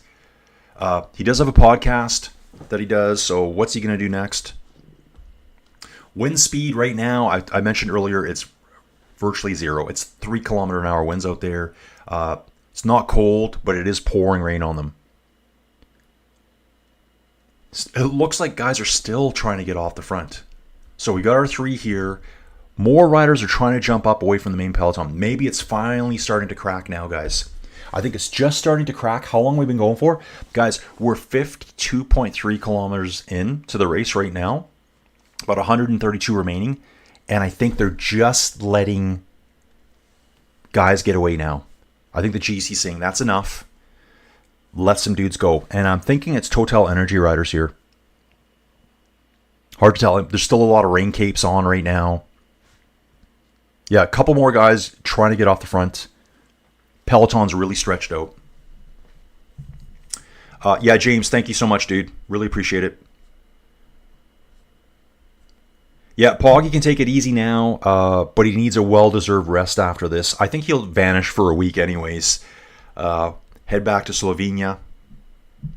I actually heard that. There used to be a guy I used to follow on here, and if you guys know him, I'd love for you to say you did. Kind of the channel that got me back into cycling, Cycling Maven. Love the dude. I still have his t-shirt. It's tucked away over here. And he started going to like Slovenia, Croatia. They do a lot of like boat tours and cycling tours there. It looks fantastic. Uncle Matty saying he's got a breakaway pick for today. Too many teams that want wins. His pick today is Alaphilippe, but not very confident. Also cheering on Woodsy. Michael Woods from Canada. I thought I was caught up. I thought I was caught up, guys. Okay, I think I'm just going to have to go here. Okay, that's Matty again. Renzo's cheering on Poggy. Dude, Poggy's won it. He's had it a long time now. Someone's saying Higuita to win and cheering on Hershey. Well, Hershey's on two-door, guys. I just want to show you something here quickly. And if we go to two-door here, sorry, guys. He is two-door, I believe. I think he was on UAE. Okay, I got to log in again. Okay, there we go. Let me get the teams going, guys. Teams, two-door. Mark Hershey is not at this tour. Oh, he is at this tour. Wow. Okay, my mistake, guys. He is at this tour, so whoever that is, you are 100% correct. He is at this tour. I haven't seen him yet this tour. I have not seen him. So it's, let's give this guy a shout out because he's absolutely correct. It looks like his name is Peter B. Hershey or Higuita to win. Hope the break goes. Dude, me too. I hope the break goes. I've seen so little of Mark Hershey this tour. A lot different. What would have been 4 or 5 years ago? He was absolutely on fire. JR here from Latvia. Hi all. Poggy is tired. So is Jonas. Yeah, they're both tired. Jonas, I should say. Yeah, swoosh kid Mark Hershey here. He just hasn't done anything. Exactly. And that's the whole point about today's stages, guys. Some of these teams, I said earlier, and it sounds terrible when you say it, they've done nothing. Dude, they're riding the Tour de France, right? So I don't like saying it all out, but some of these teams haven't done anything. Or some of the riders, they want to show off. They want to show the team. So today's the day. So dude, Mark Hershey, let's cheer for him now since you called him out. Tony's cheering for Wout van Aert. I picked Wout to win tomorrow. That's a good one. Those 3 final ascents up that cobbled section. It's a 1 kilometer section. It's all cobbled. 1 kilometer climb. They do it 3 times before the finish. That's what's going to destroy the sprinters tomorrow. So in that case, it needs like a long-range sprinter, a Wout, and if we had Mathieu van der Poel here, that would have been perfect for him. Fortunately, Matthew's not here anymore. Robert's saying Quinn, yeah, it'd be great if Quinn wins. I'd love to see him win a stage. He's spent more time on the front than any other cyclist this year.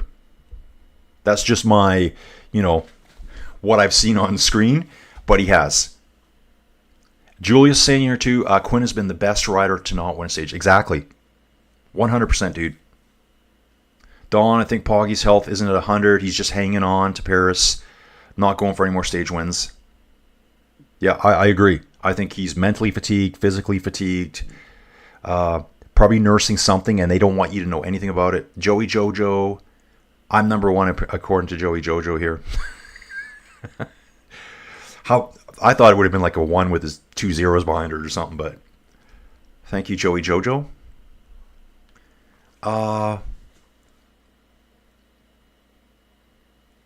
Sean's asking, do you think Poggy would have won Roubaix if he hadn't crashed? I'm a big Van der Poel fan, but that slight question mark still lingers for me. I think explosive power, I don't think Poggy has what Mathieu has like on a flat. On an uphill, it's different. They finish in the velodrome. Okay, team picnic here. We're going to good weather. After 88 kilometers. So they're telling their guys just to hang on. Like, guys, we're going to be out of this crappy weather soon. And I look at it too, Sean. Paris-Roubaix is all about bike handling too. It's not one where you have to worry if a guy crashes. You just keep going. Like, it's not like the Tour de France where, my main competitor crashed, is having a mechanical. I better slow down a bit. It's full guns the whole time. It's a classic, spring classic. It's a monument. There's 5 monuments, guys, that are like on every rider's list to participate in. So I would say that, yeah, like I find when I've watched Poggy at the cobbles, even though he's incredible, his bike handling skills on the cobbles are nowhere near what Mathieu van der Poel can do, coming from his cyclocross background. And that is not against Poggy. That's probably against everyone compared to Mathieu van der Poel. Yeah, he could win it. He definitely could. If he would have stayed up right there, I just think on the velodrome sprint, maybe Mathieu had more. I don't think Mathieu would have let it get that close, though. But it was a really good race. Don't pop believe me. We got new cycling fans here, guys. We got new fans. He said he never watches the Tour de France. Yeah, I'm going to start watching more. Definitely entertained with your commentary as well. Dude, love it. Giacomo, the Vuelta has a few stages close to my home, and I might go. Who are going to be the strongest riders there? Dude, I'm going to be digging into that right after this, and I will be live streaming every day. Every day. I still need to see the full riders lineups. Sometimes you can't even see who's there until the day before. I'm hoping they do a riders presentation as well. So for the Tour de France, I did do a riders presentation video just so I could know exactly who was going to be there. Dawn, I wonder if Joao... Okay, so we got people cheering for Benny and Garant again. I wonder if Joao Almeida will be healed up for the Vuelta, and if Juan Ayuso will be riding it too alongside with Biketerra. Ooh, that would be a team. I think Joao will be ready, and if Ayuso, maybe he's had some talks with the team. We need you to be a team player here. You can be a team leader. We just need to see how it works out. That would be a lethal team with those 3 riders.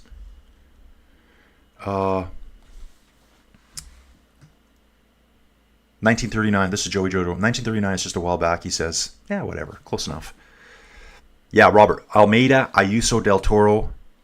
It was Arrieta who won yesterday. Oh, Arrieta won yesterday. Okay, good to know. UAE is crazy stacked with talent. Cash money, baby. Cash money. Oil money. I love it. Ooh, look at this dude here. Sultan Montano. I am new to this. Who is leading and how do you win the Tour de France? Dude, you got to have it's a stage race, 21 stages. You have to have the lowest elapsed time overall across 21 stages. So every day is a new race against your competitors. Different formats, different... could be a flat, could be a time trial, could be hilly, could be a mountain climb. They take your times every day. Whoever has the lowest time overall wins the race. Welcome aboard. Love to have new people here.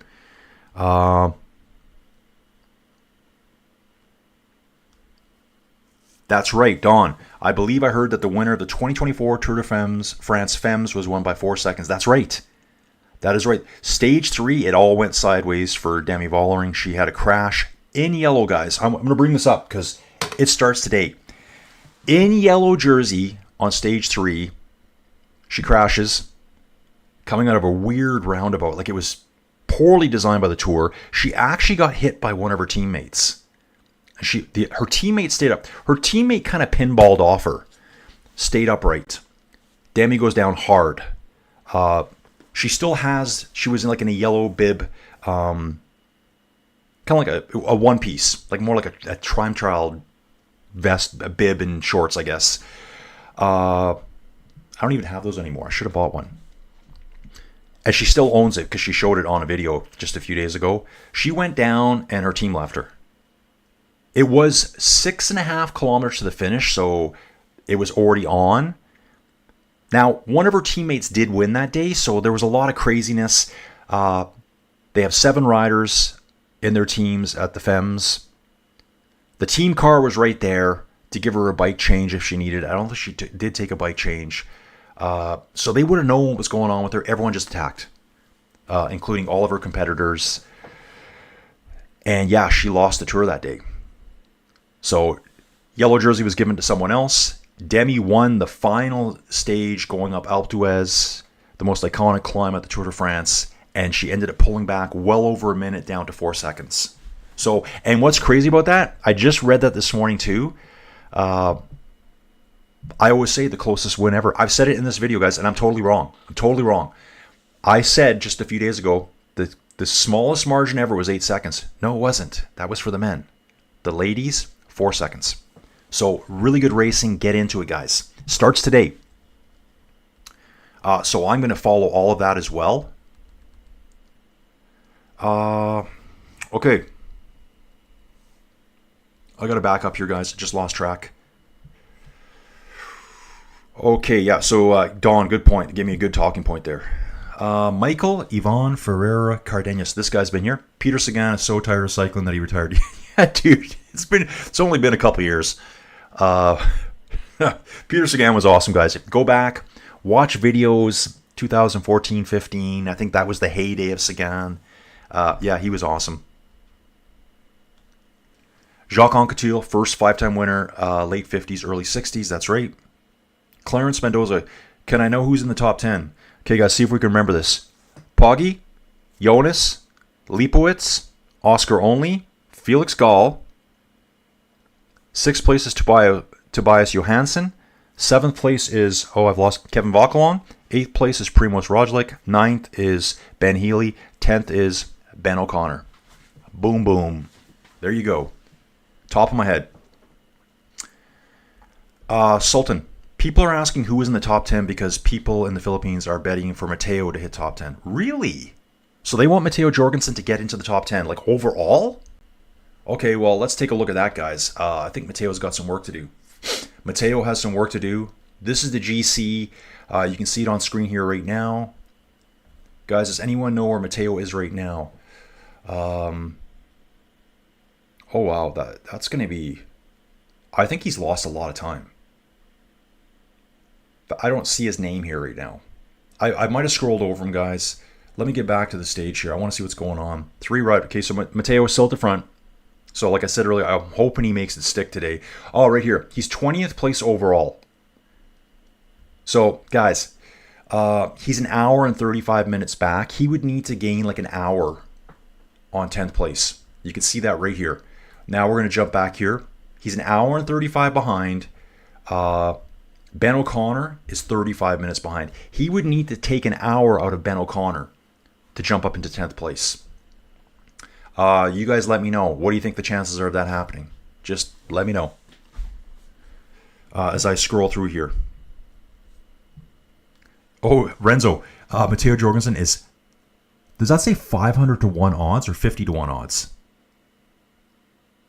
I mean, if it's 500, I would take that bet. Just throw a couple dollars in, throw $10 in, because it is the kind of stage he could win.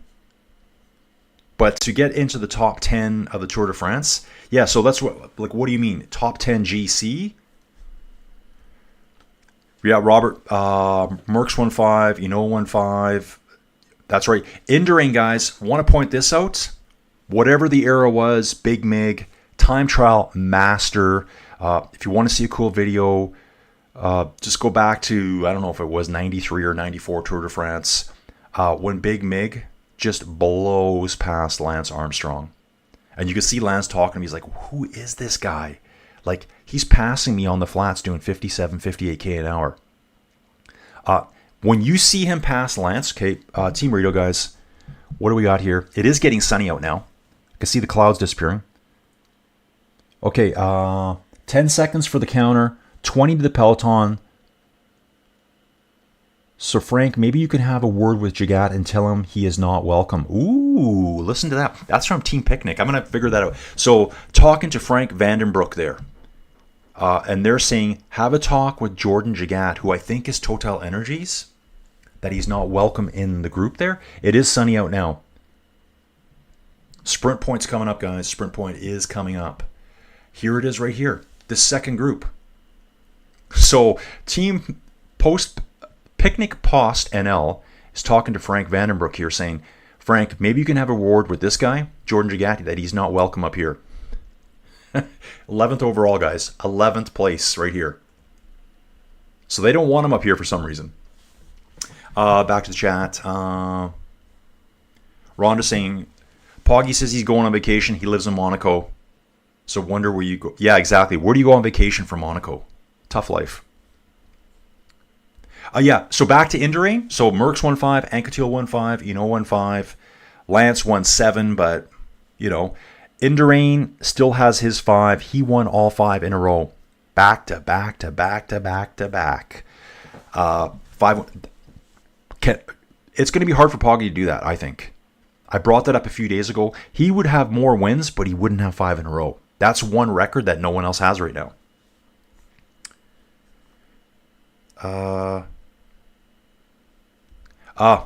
Peter B saying, yeah, you ain't seen him so far. He's saving it all for today. Good catch on that, Peter. I was totally wrong. I thought Hershey was away because I've seen him in signups for other races that are coming up right away. There's so much racing coming in August, guys. It's insane. There's multi-stage races all over the place in August.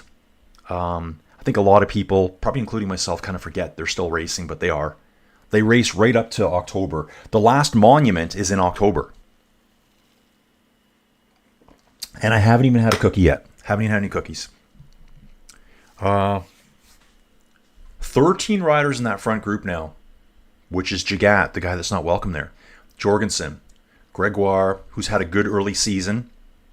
36 here. Harry Sweeney, Tim Wellens, Velasco, Frank Vandenbroek, Enkhorn, Kostu, Caden Groves in the mix. Okay, that numbers are going to be bounced around everywhere. It's only 18 seconds. I've never seen the peloton so far, I think this tour, stick this close to the breakaways up front. They do not want it to go away. What happens here after the sprint point? It's going to be generally downhill after the sprint point for quite a while before we hit our Category 2 climb, the Côte de Fessy. 3.6 kilometers, more of a wall this one, short but almost 9% gradient. Okay, let me get caught up, guys. JR saying Mark Hershey is just with the GC group right now.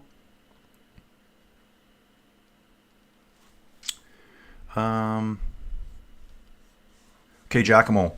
Probably only resides legally there for fiscal shenanigans. Yeah. There's so many guys that have apartments there. Probably hang out a few days a year. Avoid taxes. But she's right too. There is a lot of cyclists that live there. It's perfect for training. Heading out of Nice there. Oh, we're looking back in 2017 here. Chaos on the climbs. Chris Froome would have still been around, guys. Just watching here. So in the same area. We started in Nantua in 2017. Let me get back over here, guys. Just watch. Oh, guys going off the road here. The jerseys are all different too, so I don't even know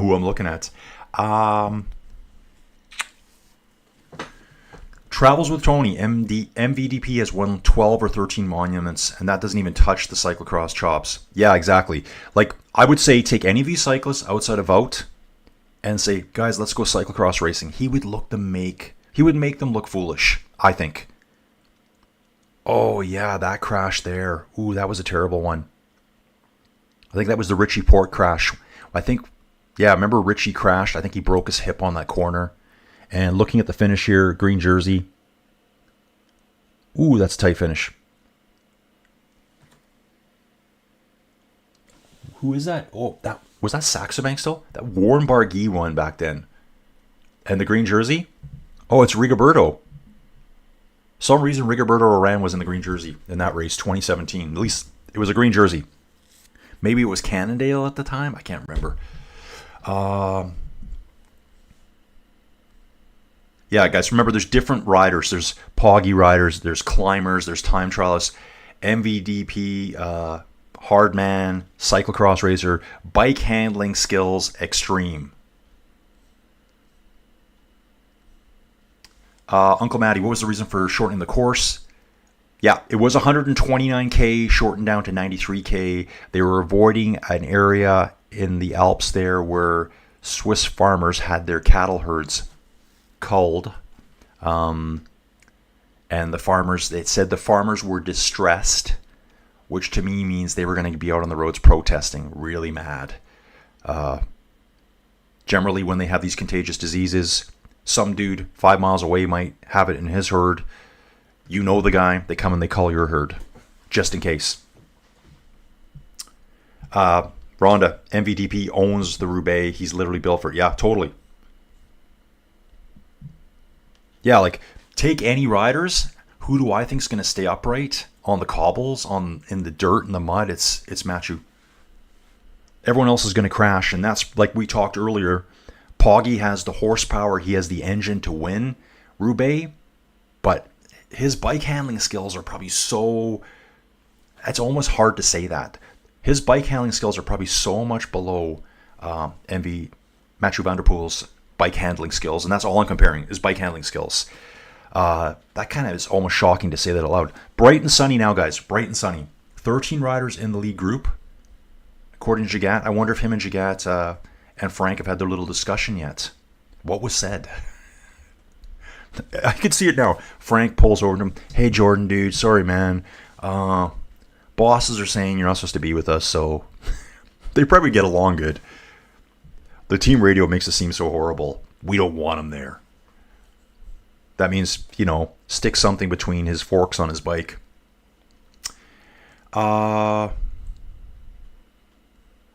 Robert's saying Poggy looks heavy. You think? I'd have to see that closer. Just getting... JR talking to Uncle. There was some cow disease, so farmers asked for race not coming their way. Yeah, that's what I thought too, but they did say they culled the cattle herds. Anna's in the mix now. Greetings to everyone. Laughed this morning when I read who is number one. Today, focaccia bread. Sagan, the wheelie master. Yeah, exactly. Who was it I saw, guys? And again, just because I've been watching a lot of women's stuff, trying to get all caught up as to who's who right now. I think it was Puck Peters. It looks like Peter Z. It's Peters. Climber. Yeah, she's really good at doing wheelies too. She's doing the wheelies just like Sagan does. I think, you got to realize how long they spend on their bike. Mateo's 20th, that's right. Hour and 35 back. Sepp Kuss sitting in 14th. Yeah, you always kind of miss these riders that are just outside the top 10. They're right there, but you just don't... And I do like to look at those battles. Okay, 13 riders in the front. Okay, so they're letting these guys go a little bit, but still, it's only a 27-second gap. Sprint point is coming up, guys. I think the sprint's at 72.9 kilometers today. I think that's what I read. There's the code. 72.3 kilometers. So we're getting there right now. Let's take a look here.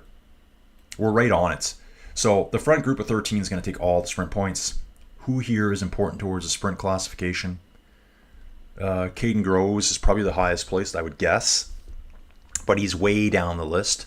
So all the sprint points will be gone, I think, by the time... Yeah, they're all gone. The green jersey group's way back here.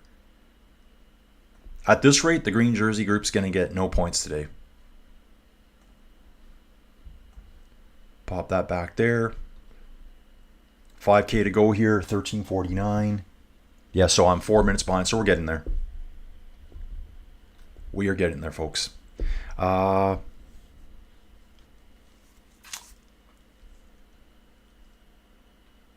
there. Robert said it. Thanks, Robert. Puck Peters, cyclocross monster. Who's first? Okay, so we got Goblin Warrior here. Brand new dude, Poggy. Today, Pogacar is in first place. Will win the Tour de France tomorrow. Uncle Matty, and do you think Poggy and Vingegaard waited too long to attack on a few climbs? They could have caught. Yeah, there was times like in yesterday's stage is a perfect example. Aaronsman's up the road. Poggy would sit on the front. Jonas did not give him any help. He's like, nope, you're doing all the work. I'm not doing anything. And I think that was only because in their minds they still had this theory that Poggy was gonna like just crumble out there. You're talking about the number one cyclist in the world. He's probably not going to crumble. So they were just hoping to tire him out. So yeah, they just sat and waited. Their speed was going. You saw me yesterday, Mr. Super Biased. I want the breakaway to win every time. I want the breakaway every time. I actually thought he didn't get it because I was watching on video and I had it on Biketerra at the same time. And the closing speed was so fast. So yeah, first place is Poggy. Puck is cyclocross. I didn't know she was that involved in cyclocross, so I'll have to look that up. Oren Katakutan. Who's your top 10, guys? Top 10 for the stage? Okay, so it's showing them just sweeping up all the green jersey points. They just rolled across there, guys. No one's even interested in this group. Milan's probably like, well, I've already got the green jersey. Poggy got no points there. Let's take a look at the green jersey for now. So Jonathan Milan has it. 352 over... Yeah, so I think he will maintain it. Because at first we were saying that Poggy might get 3 jerseys. That's a big gap now. There'll be 20 points at the finish. I can show you guys that here too. Let me just jump out of here. So if you go to... I'd have to jump out of here. I'll look at the sporting stakes later. So there would have been... 20 points there. There'll be 20 points at the finish as well. So there'll be 2 more sprint points tomorrow. I think Milan has an 80-point lead on Poggy right now. So that jersey's his. He'll be standing on the podium at the finish. Bronx, New York, locked in. This is Brian. Brian Carlos. Brian, are you Carlos? If you're in New York, you might be. People there don't have cars. Some of them don't. I'd love to know. Picnic right at the front, a little guy, but with a very air position, saving watts every pedal stroke. Okay, let me see who that is. The picnic guy. Oh, that's probably Frank Vandenbroek. This guy.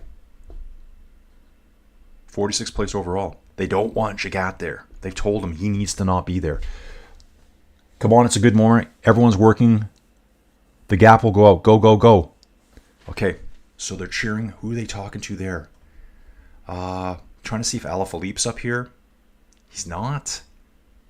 They were talking to someone they actually called Jojo. Maybe that's Jorgensen? Guys, I'm going to just jump back. I want to see who was talking there. They want everyone to go now. They think the break's going to go. Might have missed that radio. Going to see if I can catch this again. Then I got to go live again. So they think now is the time for the break to go. It's 31 seconds. See if I can catch this over here again. I might have missed it altogether. If I see it out of the corner of my eye, I'll let you know. Yeah, sick cows. Plus, there was a concern for health of riders and spectators. A no-brainer, people. This is Ann Allen. Ann's been here before. Ryan Villabas, who's first? Poggy overall today. It's just doing the whole rotate. They're just trying to set up the sprint now. Yeah, Brian here. Brian Carlos saying Milano's locked green. Yeah, looks like he's got an 80-point lead, Brian, so good point. Fred Weiss.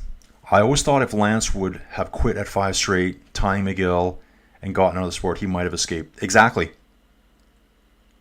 But putting up straight looked very suspect. Well, we were watching something, Stop at Nothing, just a few days ago. I made Joey Jojo watch it with me. Really good documentary. It's free to watch on YouTube.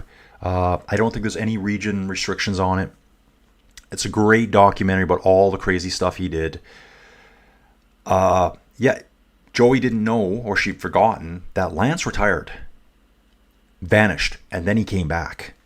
And that's where people started looking harder again. Okay, yeah.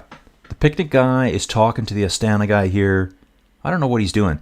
The picnic guy's wearing a full aero helmet too. So, trying to stay dry with the aero helmet. Sunny out now. Okay, so Brian does have a car. Awesome, Brian. I'm glad you listened. Okay, how much longer do you think the race will be? Couple hours. Don't pop believing. Yeah, dude, I think it's only scheduled for 4 hours today. And so it started at noon in Europe, and it was supposed to end by, I think, 4 hours later. So wherever we're at right now. I'll have to dig into that. Maybe someone else can. Fred, even at 7, he was getting away with it. It was the comeback that got him. Bingo, Robert, you got it. He said right there directly. When he came back, I think they started looking at him again. And those comeback years, there needs to be a book written about that in detail. The fights that he had with Contador were insane. They were on Team Astana together.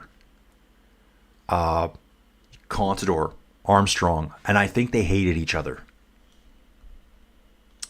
It's 30 at the finish today. Really? Okay, dude, I'm going to check that out here. I want to just take a look at the schedule. Get ready for brightness. We're going to look at the route today. Pontarlier. Let's just do this quick, guys. Here's the sporting stakes. You're right, dude. It changed today. So we had 20 at the Show de Brombrief. That's gone. No one in the green jersey hunt got points there. Today they do have 30 points. So they're giving the sprinters something to go for today. Again, Milan has an 80-point lead over Taddy at this point, so obviously he can't take it back yet. So Milan's got it tied up. Thank you, Brian Carlos from the Bronx. Robertson, easy to forget that Lance first won in 99, the Tour of Redemption. After half the teams quit, that's right. Cars found full of drugs, tour almost ended in 98. Yeah, if you go back to that tour, and there was teams pulling out all the time. I think all of the Spanish teams pulled out.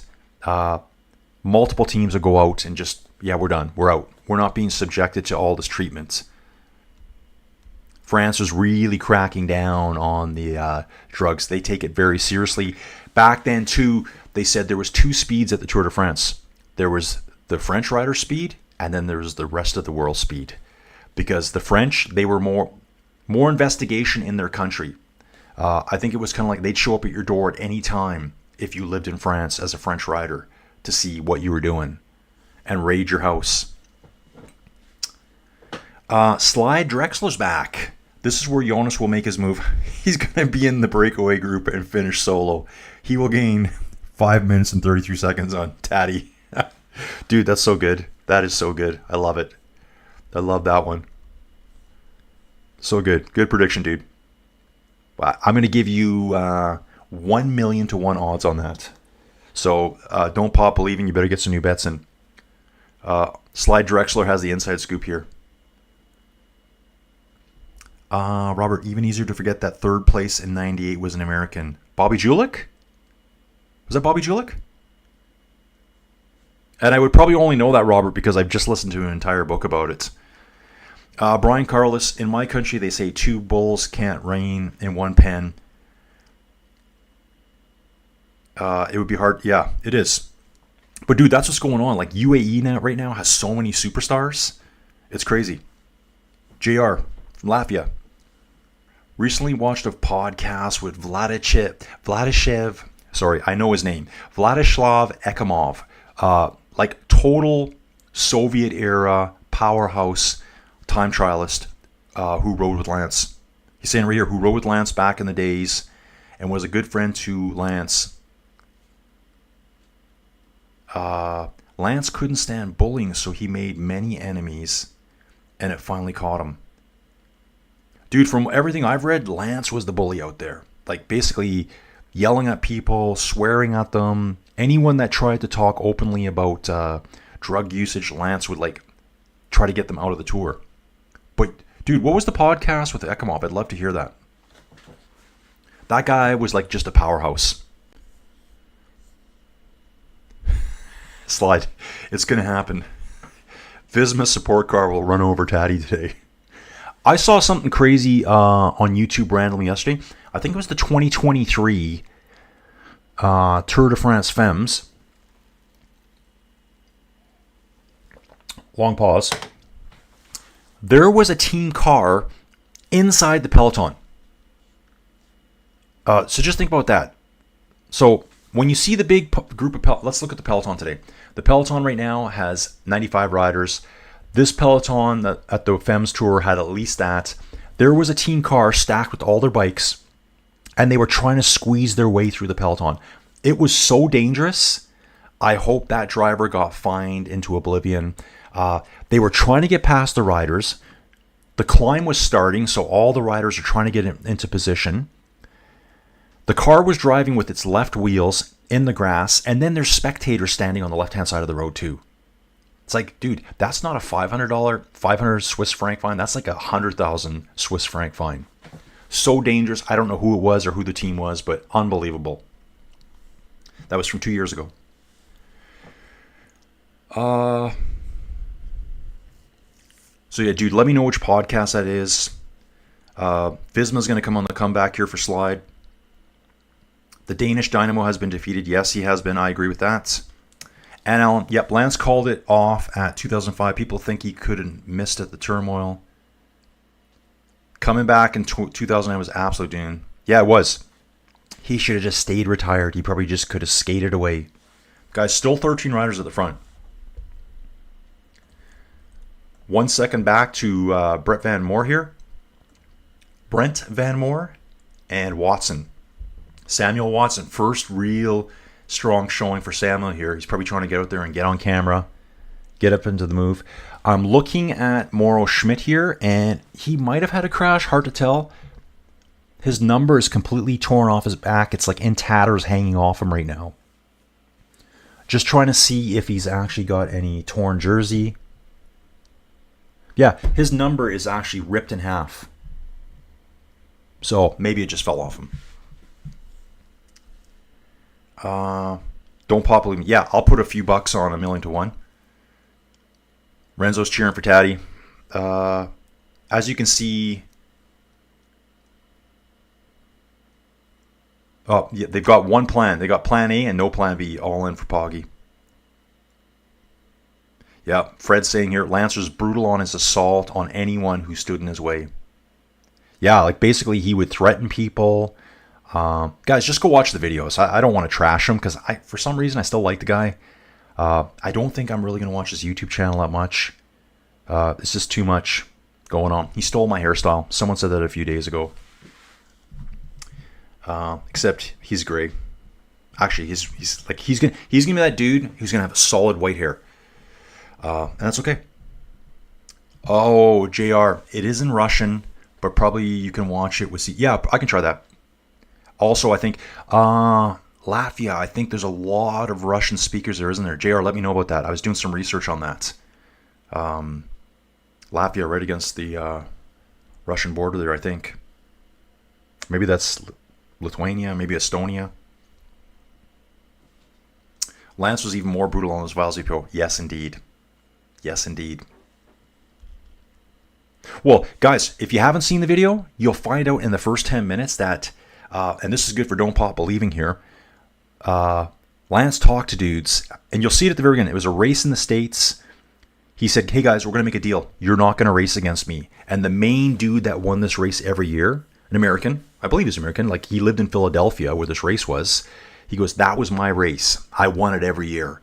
He said he didn't want to, but his whole team was like, don't race against Lance. Lance won some special triple crown, won $1 million in the early 90s.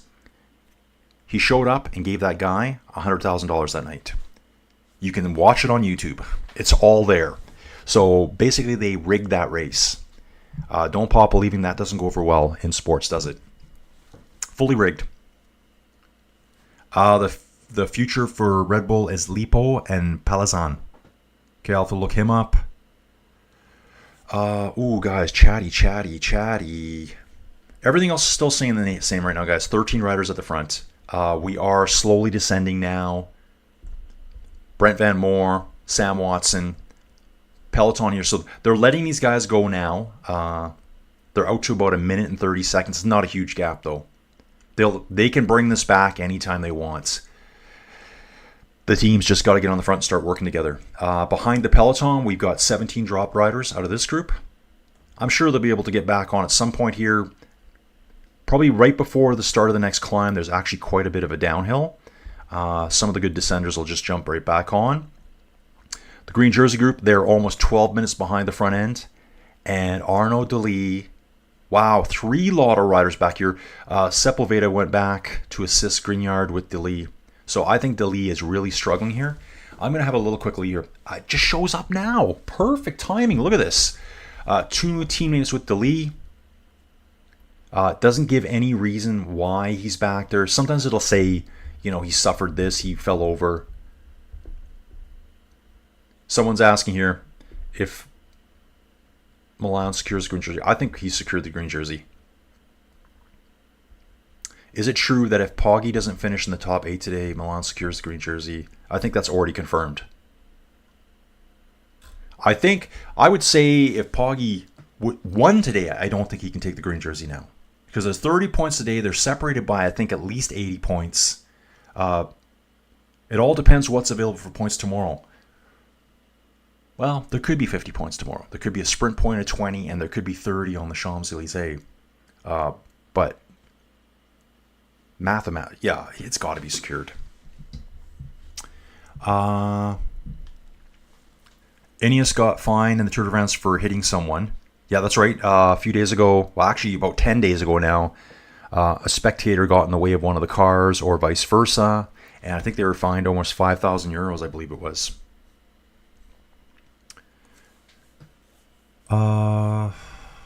Okay. Cruising along here, guys. Cruising along. I have no idea what we got for people in here right now. Just going to have a quick browse, guys. Hang on with me. Wow. Awesome stuff. We still got 300 people in here, guys. Please like the video if you can. And please join me for all the races that are coming up. I'm just going to keep powering through, guys. Powering through. We're going to make this happen.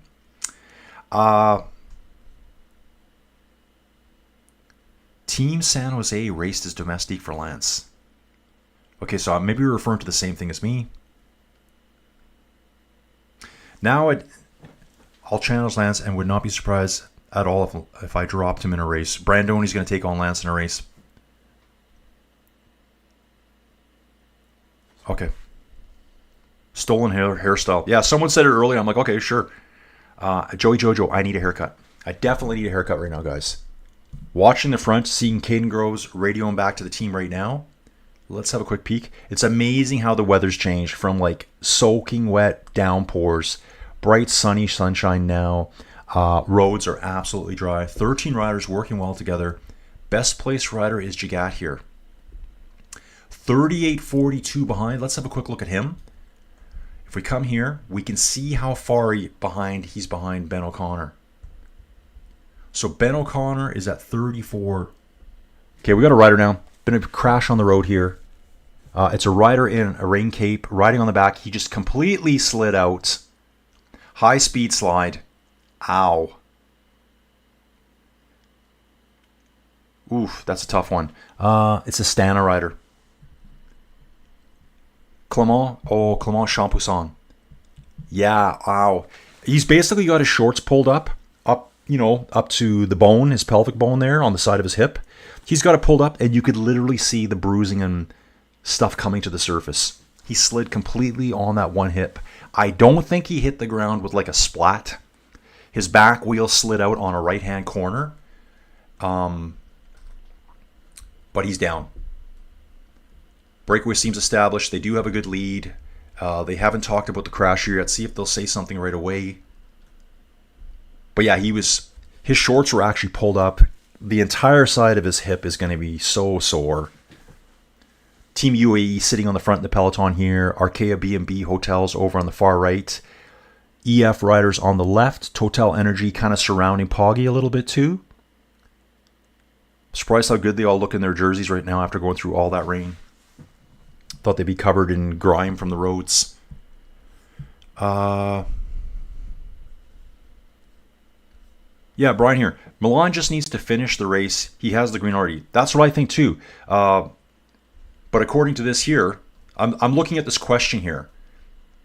This one here. Hello, Matt. He already has it. So this answer here doesn't make sense to me. I don't think there's any chance if Poggy got every green jersey point right now, he can win it. Let me know if you agree with that. I haven't looked at the points for tomorrow. Maybe Brian can. Brian seems to be on top of it. JR saying totally. The Tour de France is saying that Poggy still has a chance mathematically to win it. Although I saw one of the answers yesterday, it's obviously a bot. They were talking about the the Band-Aid things that go across your nose. Someone was asking about it. The Astana rider, Champasson, just getting back on his bike now. So he's on, still in his rain jacket.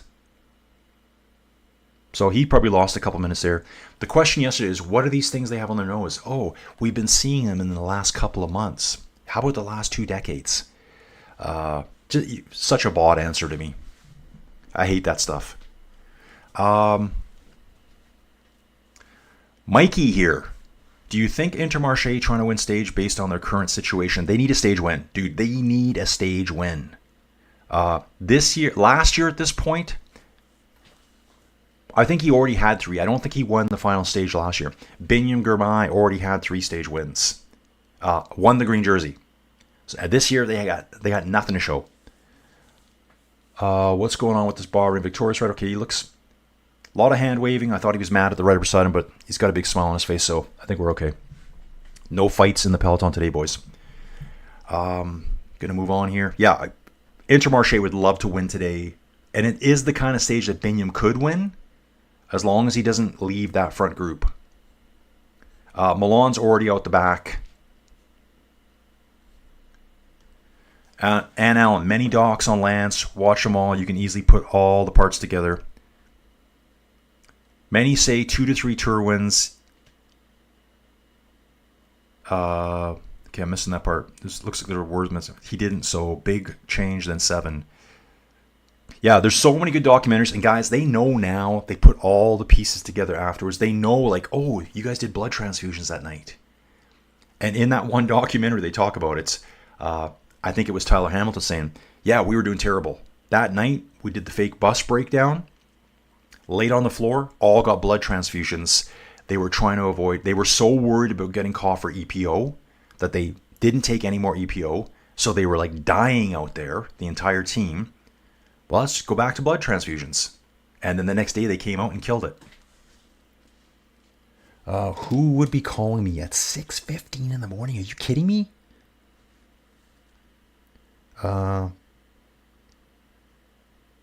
Okay. Let's keep rolling on, guys. Let's keep rolling on. Slide Drexler. I'm looking forward to these comments here. Why can't teams think of having leather jerseys and shorts to combat against road rash? Ooh, dude, that would be horrible. That would be horrible. The sweat, leather jerseys. How about leather shorts? Looks like, look, I think it's Patricia Garcia. Maybe it's Patisa Garcia. Yes, and he was awesome. Brian, Poggy is the closest and he is not going for green. I think if Poggy got every green point left remaining, like today, which is 30 points, and both the sprint ones were, I think technically he still can't even get the green jersey. The thing is, Poggy's not interested in the green jersey. There was a chance earlier in the tour that he could have won it. That's right. It's a nasal strip, helps with the breathing. Brian, I only brought it up because that tour thing there made it seem like it was a brand new thing at the Tour de France. Swiss champion back at the front again. So finished second place on stage 11. Now they're talking about Champasson going down. Yeah, and he looked pretty beat up, this guy. Like, he's got to survive another day out there. He's got to finish this stage and survive for tomorrow. Let me roll this down here, guys, so I can catch up with you. Ooh, we got Mel Pareda here. Mel from Philippines here. Today is the last chance for Visma. Go ride safe, Tatty. Yeah, everyone needs to stay upright today. No more crashes. Like Clement Champasson crashing there. 20th stage of the Tour de France. He's going to be beat up. And it was just on a little tiny damp part. The roads are still drying. Brian here saying, yeah, Tatty won 6 stages last year. He's got 4 this year. Ooh, good rumor here. Rumors have it that Benny is going to Astana. We've already seen the transfer season talks going on. Technically, they shouldn't be happening until after the Tour de France. That's kind of when it starts. I think most people know or are under the impression that Remco is probably going to Red Bull. Some people are saying that he's already signed with them. Maybe that's why he pulled out of the Tour de France. Who knows? So, Benny might be going to Astana. Right, Bryanson here. Benny and Jasper took the stages with lots of points at the finish. Okay. Yeah, I think they've changed it all this year. I thought sprinters in the past used to get a lot more points at the finish. See, there's been many stages this year where the intermediate sprint point and the finish on a sprint stage have had the exact same points. I'm not used to seeing that. Remember, guys, they change the rules every year. They change the course every year. Time bonuses. Sometimes they have time bonuses. There was quite a while in the late 2000s and I think early 2010s, 20-teens if you want to call them, there was no time bonuses. I think way back when, there was bigger time bonuses. We do now have, it's only first, second, and third, 10, 6, and 4 second time bonuses. Renzo's asking, is Tatty giving up? Dude, he just needs to ride today. So Renzo A here, Tatty's just, I'm just chilling.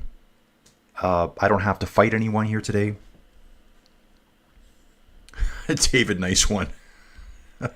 Love this comment. Don, I would be completely chafed if I wore leather shorts for 2,200 miles. I think if you wore leather shorts for 10 miles, you'd be completely chafed. You probably wouldn't even be able to finish the Tour de France. Way back when, I believe it was all wool. Wool shorts, wool jerseys. Someone saying, KP Cap, Poggy's bored. He could be. He could be just bored from winning everything. I think he's just exhausted. He just wants to get out of here. The pressures of the Tour de France are getting to him. I think part of being an athlete is being able to deal with the pressure. Part of it is doing all those interviews afterwards. The same questions every day. Every sports goes through this. Wanty and Lotto is merging according to rumors. Okay, I didn't know that. Now, I do know Total and Ineos are merging. So we're going to see some teams change it up.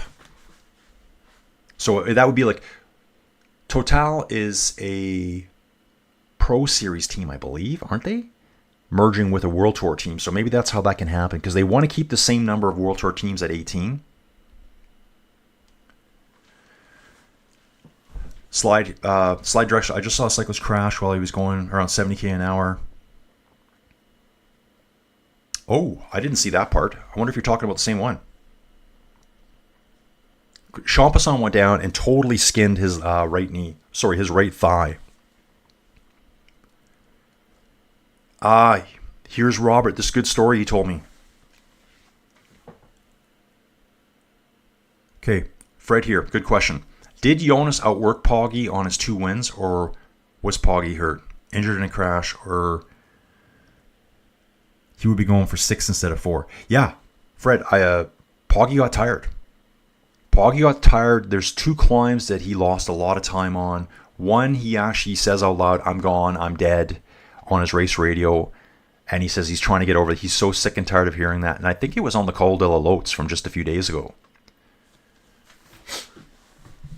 So he was tired. And that was Visma's whole plan, we need to tire him out. We need to take that kick out of his legs so we can beat him. But yeah, he could be at 6. I mean, when Poggy's first win in 2020, I think everyone was kind of under the impression that Primoz was going to win. Poggy was already present, but he just stormed up that time trial and passed Primoz. That was horrifying at the time. Robert here's got a good story. He told me the story a few days ago. Story about George Hincapie giving Oscar Pereiro. So this would have been around 2000, the mid-2000s, 2005, 6, 7, somewhere in there, I believe. That was Oscar Pereiro's time. $50,000 or 50,000 euros to win stage 15 of the 2005 tour. Okay, so it is the right time frame. I'd love to know the source on that. I would love to know it.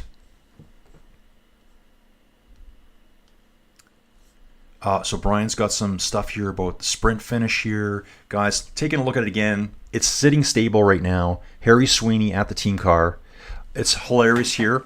The EF car is beside Harry Sweeney. The bikes that are up top, all their Cannondales, looks like a spectator's fan has blown off the side of the road and is now flapping away on top of one of the bikes. It's a yellow and red flag.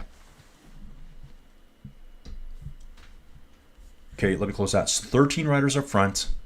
It's now 2 minutes 16 seconds, so they're letting them get away. When they want, they can pull this back. We've got 32 riders behind the Collins. The Yates group. Sepp Kuss is there. They are 4 minutes and 13 seconds behind the peloton, the GC peloton. So I think those guys are gone for the day. The green jersey group is 12, almost 13 minutes behind the leaders. Your winner today is coming from this group of 13 and whoever in the peloton decides to chase him down later. Take up the live tracking here just so you can see where we are. Wonder if I can zoom out a lot here. No, that's all I can zoom out. So they have to transfer out of here. So yeah, you can see we're right beside Switzerland here. Take a, right here. Here's Switzerland, and here's the border. So we're finishing probably just a few miles across the French-Swiss border here. There's some good points in the chat here. I want to see someone was talking about the points, and it bounced away from me.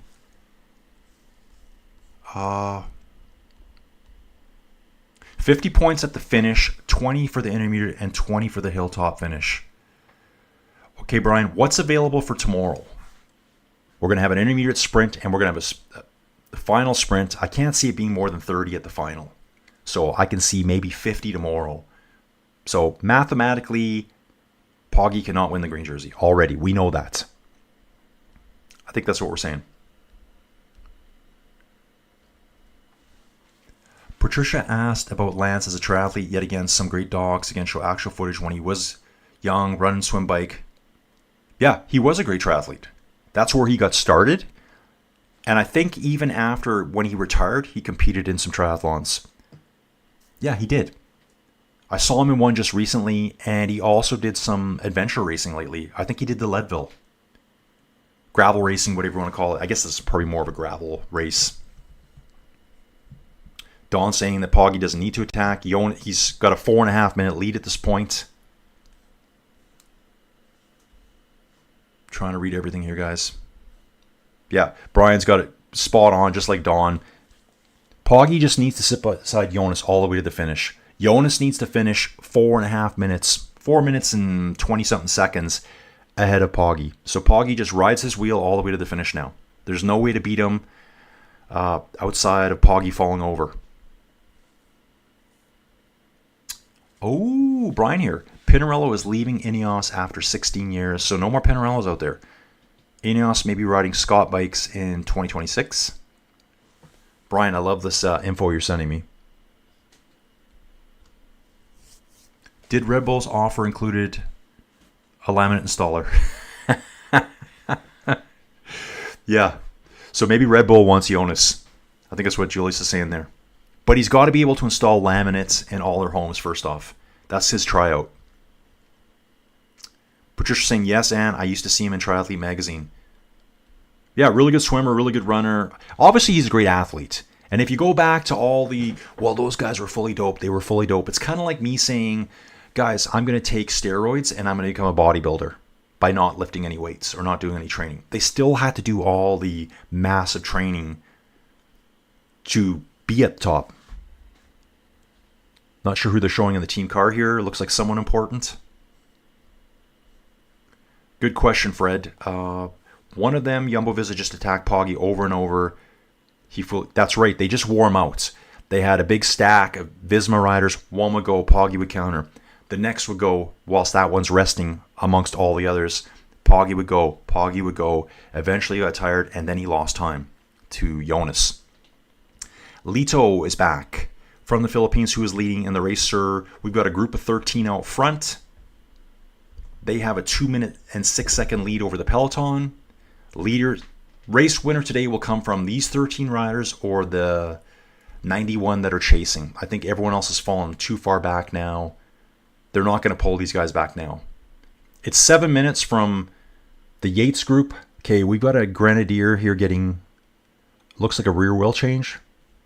Trying to figure out who that is. He's in the car, so he'll get back on. Someone was waiting for him too, another Grenadier.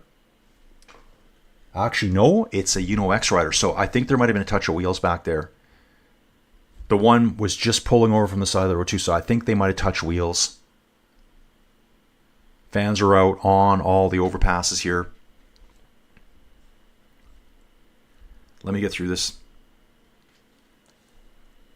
Oh, Don saying I think Poggy was also having issues with him getting overheated in 2022. I know he had 1 year where his nutrition was really bad. He didn't eat, he didn't drink, so probably partially with that. Poggy slid out on one of the climbs. Yes, I remember that too, guys. Poggy slid out. Poggy bonked, that's right. They have been pretty good. Ooh, leading the front now, guys. Things are starting to change up in the peloton here, just looking at it now. I'm now seeing Mauro Schmidt on the front, it looks like, for Jayco Alula. Then the Visma team, Red Bull, Bora, Hansgrohe chasing. UAE behind them, completely stretched out. The heat's on, guys. The heat's on. They're starting to get interested in what's going on now. Totally strung out. Do have one Visma rider who's pulling over. I think he's having a solo nature break on the side of the road there. Roads are wet again here too. So we're coming in and out of the rain, the clouds in the area. Yeah, Mauro Schmidt for Jayco Alula is on the front of the peloton right now. I just want to confirm that. Let's just have a look at that here. He's in this group. Leipowitz is there only. Felix Gall, Johansson. Take a look here. Underneath the time gaps on the right-hand side of the screen, you're going to see their position. 1, 2, 3, 4, 5, 6. They're all here. 7. Primoz is guarding his position now. He lost 3 spots yesterday. Ben Healy in 9th. Ben O'Connor in 10th. Only guy that's not there is Jordan Jagat, who's up the road. So if he got 5-6 minutes, he could steal Ben O'Connor's spot away, but they're not going to let it get that big now. That's not going to happen. Ooh, trying to catch up, guys. When did Jonas' first year, was he competitive with Poggy in 2020 and 2021? I think both of their first years was 2020. So both these riders, Jonas and Taddy, have never finished lower than second. They've been 1-2 for the past 5 years. So that must mean they both started in 2020. Primoz was kind of at the top then. Taddy showed up and took it from him on that time trial where, if you remember, Primoz's helmet was half off his head. Visma was an absolute shock afterwards. Taddy won 2021, 2020. Jonas got 22, 23. Taddy came back in 24 and now 25. Robert, nutrition dialed in. Fascinated by what this actually means for athletes doing these miles these guys do. Yeah, they have to stay on it. You can't just, these guys at this level, they can't just say, I don't feel like eating right now. I just don't feel like it. No, you have to. You have to get the calories back in. You got to get the carbs in. Wade's talking about Taddy and Jonas on a tandem bike together with a basket and bells. Rich Vanderford. Oh, this is so cool here. So Rich here is new to the channel today. Rich, we're almost done the tour, but there will be more coverage right after this. There may be a second stream today if I can get myself together here. So Rich is saying, I'm happy Lawn Chick 22 found your channel and shared it with me. The best sporting combination of cycling and hockey. Yes, dude. I think Lawn Chick 22, I believe she's from North Carolina. Almost positive about that. I think she jumped into the channel just a few days ago, so I'm glad she shared it with you. Thank you very much, Lawn Chick 22. And Rich, thank you for being here. Are you a Canes fan? That's right. Lance was a great all-around athlete before he committed to road racing. They got to Europe. Lance was like, why aren't we winning anything? What's going on over here? They kind of came in. I think EPO started right around 1990, 91. You can go back and read all the books too about Greg LeMond. Greg comes back in 89, wins the Tour de France, comes over the next year or 91, and all of a sudden he's like, I cannot keep up with these riders. That's how powerful of a supplement that EPO is.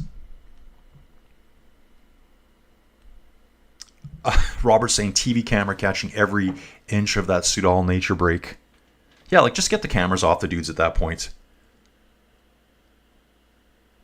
Wade's asking, do you think Poggy is already on? Dude, it's completely sewn up now. Unless Poggy just decides to get off his bike and quit.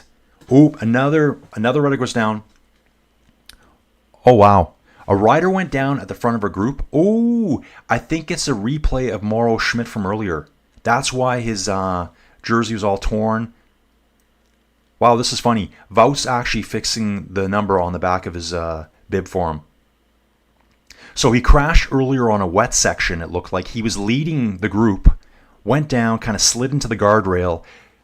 I think what saved him there was the fact that the roads were wet. So he just kind of slid across them. Wasn't dry, he didn't catch an edge. And then you got Wout from an opposing team helping him out. That same guy right now, let's see where he is. So we got Jagat there. Looks like Mauro Schmidt's leading the GC group. Yeah, Mauro Schmidt is back here in the GC group. He is a Jayco Alula rider.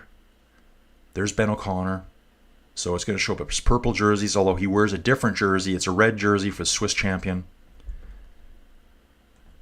Seeing him on camera anyways. Okay. Yeah, so Poggy he's a million percent he's going to win. Jonas has no chance of winning the Tour de France now. It's over. Today's stage 20. Tomorrow stage 21. Pretty much over today. Actually, it was over yesterday. Mark Lane has been around here a few times now. At this point in the Tour, riders should be extra cautious of accidents. Hate to see positions one loss. Yeah, exactly. Again, I've said a million times, anything can happen.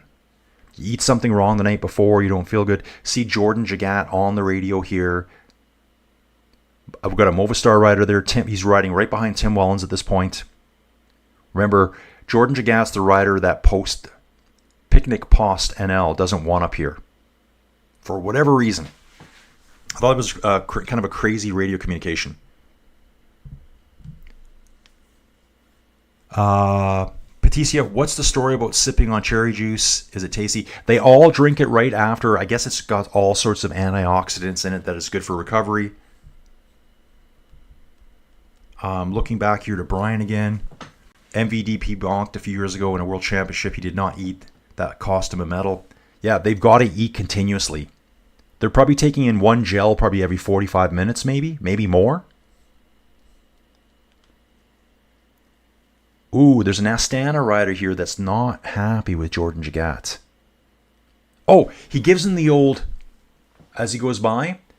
Then Jordan Jagat gives him a quick look like that over his shoulder. Then the Astana guy's like this, saying something to him, which I couldn't catch. So they're not happy with him there either. I don't know why. So Astana doesn't want him there, and we heard Picnic say we don't want him in this group. Controversy, folks. Controversy. And Alan, guys, tired of Poggy and Jonas. Old news unless Poggy crashes or blows up, which not likely. Look at action with 3, 4, 5. Yeah, Lipowitz. Let's take a look, guys. I did say that was one of the battles we'd be following. Lipowitz, Only, and Felix Gall. I would say it's a battle between 3 and 4. Felix Gall too far behind now. So yesterday there was two important battles. It was a battle between 3, 4, and 5, 6, 7, and 8. They were all so close. I kind of had them split into two groups.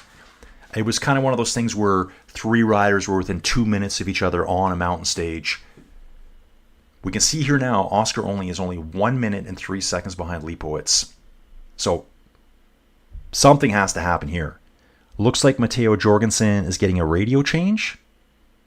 Surprising to see him go back to get his radio replaced. Like, is it that important? Maybe he wants it for later in the stage. Ooh, maybe, folks. Felix Gall in 5th. He's actually 5 minutes on the nose, 5 minutes flat behind Oscar Only. Tobias Johansson at 20 minutes back. He's got a 2-minute lead on Kevin Vauquelin. So probably the closest is between 3 and 4. So it's going to be tough to get that back. Ooh, look at this. Arnaud Delis has made it back to the Gruppetto. The Belgian sprinter can thank Grignard and Sepulveda for their hard work. Okay, they're talking about it here. Jagat is the GC threat at the front. I think he's too far behind, really. Trailing by 30-42. He's 4 minutes behind Ben O'Connor at the start of the stage, which is why Jake was pulling. Remember, I said Mauro Schmidt was on the front, and it's saying the exact same thing here. So that's why Mauro's pulling on there. They're just being careful to protect that lead. That 10th place. But they've only got 2 minutes and 18 seconds. He's more than 4 minutes behind overall. So even if the race stopped right now, he would still be 2 minutes behind. I think they're just like, let's not let it get away from us. And back to the chat here, folks. Loving the chat. Drop a like if you can. Ooh, Brian's saying here. Okay. Robert Greg LeMond wins Tour in 86. Shot by his brother-in-law in 87. Wins the Tour again in 89. Still has shotgun pellets in him, guys. By 8 seconds. Yeah, right there. So won by 8 seconds. They couldn't get a lot of the shotgun pellets out. Some of those shotgun pellets, they say, are embedded in his heart. And then 2 years later, he cannot keep up with the peloton. Everything changed overnight. From that era, I believe Greg LeMond. I believe Greg LeMond was totally clean. 100%. Just how outspoken he is about it. Let me know if you guys think he is. Visma needs to go shopping for new talent off season. The current bright spark in the camp is Brennan, the 19-year-old sprinter. A lot of it, too, is their talents slowly getting older now. A lot of the main guys are over 30 now. I think Jonas is 29. The Yates brothers are older than that. Wout, I think, is 30. Brian's also saying, I don't see Jonas riding after his contract ends. Anthony Mena Mwangi.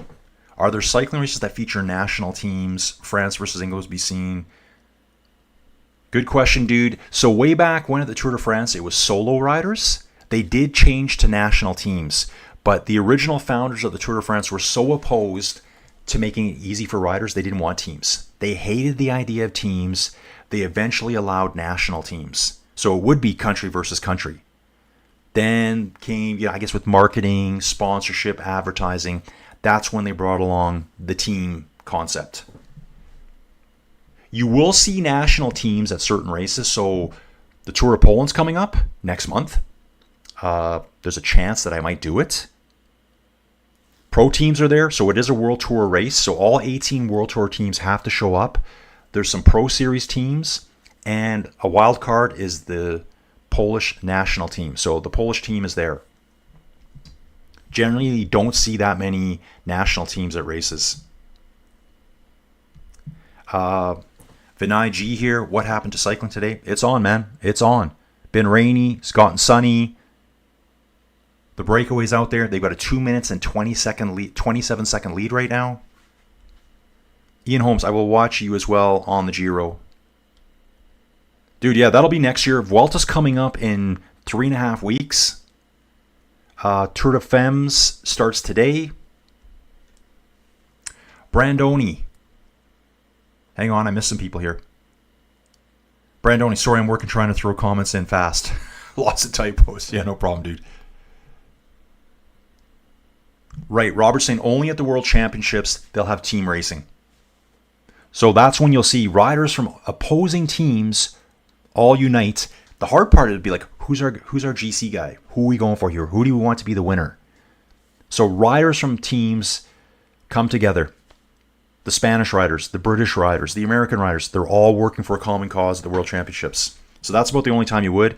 However, like I said, I did see the Polish national team has a team at a World Tour race starting, I think it's within 2 weeks from now. Yeah, Brian's saying here, nobody will get any time back now. The gap's too wide.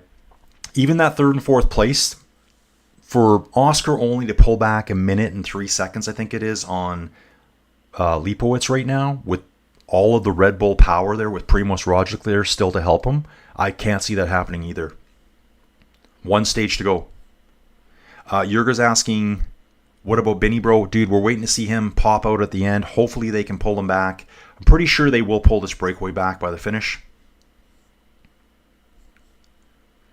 Bradoni, cherry juice is super high in antioxidants and anti-inflammatory. Yeah, I think pretty much every cyclist drinks the cherry juice right after the race. Patricia, Indurain was a beast. Absolutely. Fred, thank you. Amen on Le Mans, really credible. I honestly believe he was clean as clean can be. Nothing. He's always said, like, he suspects people right away. He looks at the numbers. Greg LeMond had one of the highest recorded VO2 maxes, 92 or 93. So he knows, he's been there, he's done that. He looks at other people, their VO2 maxes. He knows what they are. He finds out what they are. Basically, you can't ride that hard with a VO2 max of 82 without being supplemented on top.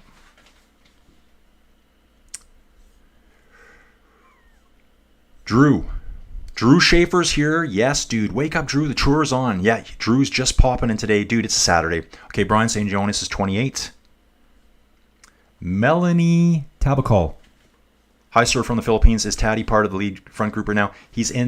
Taddy's in the GC group, 2.5 minutes behind the 13-rider breakaway right now.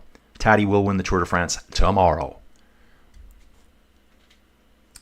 KP Cap, Lamond is an honorable person. He is clean, but don't forget he was diagnosed with mitochondrial myopathy. Even he came back and could hang with the pack. Yeah, I mean, the fact that he survived that shotgun blast. They were out turkey hunting, him and a brother-in-law, and after he won the Tour de France. So Greg LeMond, 3-time winner of the Tour de France. Yeah, that's right, isn't it? Greg 3 times? Yeah, Greg is 86, 89, and 90, I believe. Dave is asking, Dave Paragas, is Poggy on his 100% health condition? Poggy's just tired. I think he's mentally and physically fatigued right now. He will win the Tour de France, though. A former 5-time Tour de France winner said, you can't win a Tour de France on Perrier water. So true. What these riders are expected to do, they've got to, that you think they have to do things to just survive the Tour de France. Got the pineapple juice here, cherry juice in the refrigerator. I got to get on some of that stuff. Ian's saying right here, I would say the Fems ride very well and do give some good results. The racing I saw last year was awesome. Marlon Reusser, I think that's how you say her last name, Swiss rider. She is on form right now. For the Fems, probably one of the favorites. Demi is far and away the favorite to win. Her betting odds, dude, don't pop a leading. Take a look at that. Probably some good betting odds there for you. But Marlon Reusser, TT Beast, very, very strong. She's gone from 84th in the world last year to 4th this year in UCI points rankings. First places, a lot of second place finishes this year. She's on form. So probably the best competition for Demi this year.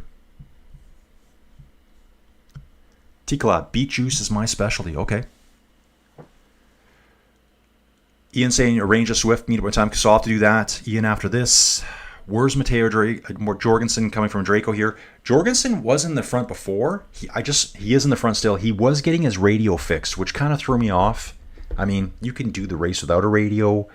You'll see lots of riders pop their headset out when they don't want to hear the director screaming in their ear. So Jorgensen's in the front group now. It's a 13-rider breakaway. They have a 2-minute 30-second lead over the GC peloton.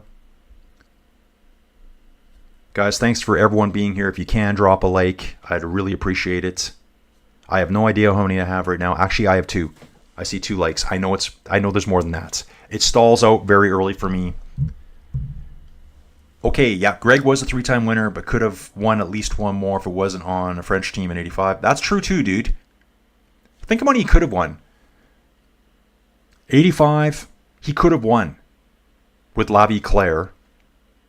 But, you know, Bernard, all that stuff. So 85, he won 86.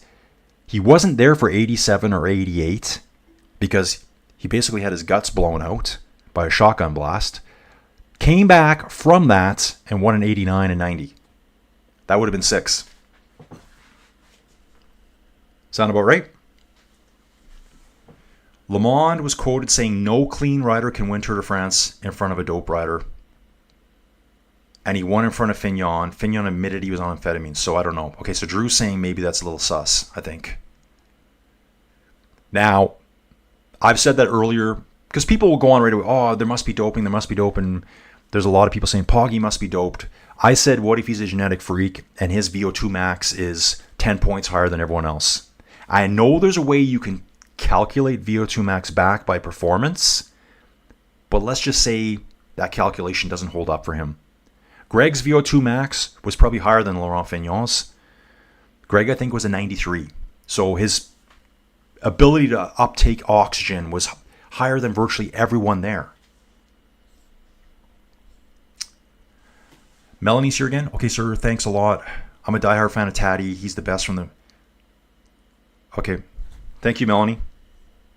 Yeah, Taddy's going to win for sure. A cherry juice for max benefit. Need to drink pure juice. Okay. Dave, if Poggy is leading the GC, should he defend conservatively or go on the offense? Dude, Dave Paragas. Taddy just needs to be conservative now. He just needs to follow Jonas to the finish. He's riding beside Jonas right now, or within 10 riders of him. But you got to realize Jonas is actually 4 minutes and 20 seconds behind him on the road in the cumulative times. So as long as he's within, if he's within 4 minutes of Jonas anywhere today, he still wins the Tour de France. Oh, we see some hearts going off here. I better pop some more of those out. Love everyone being here, guys. Love it. Thinking I need another coffee, guys. I might need, how much for? We still got a ways to go. So I might rip and get a coffee here. Hey, Robert's saying good knowledge, Colin. Guys, I got to say this. There's so much knowledge in this group. Sometimes you guys are saying things. Robert, you're included in this. Dave, Brian, the Carlos guy from Bronx. He's not Carlos.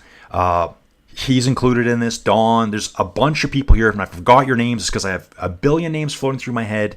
I'm dying for a coffee and a nature break, just like the cyclists do. You guys trigger my little bit of knowledge I have. It just triggers a story in my brain. I'm like, oh yeah, I forgot about that. So it's you guys that are making this happen here, guys. Let me grab this coffee. I'll be right back. I'm going to eat a cookie too while I'm gone.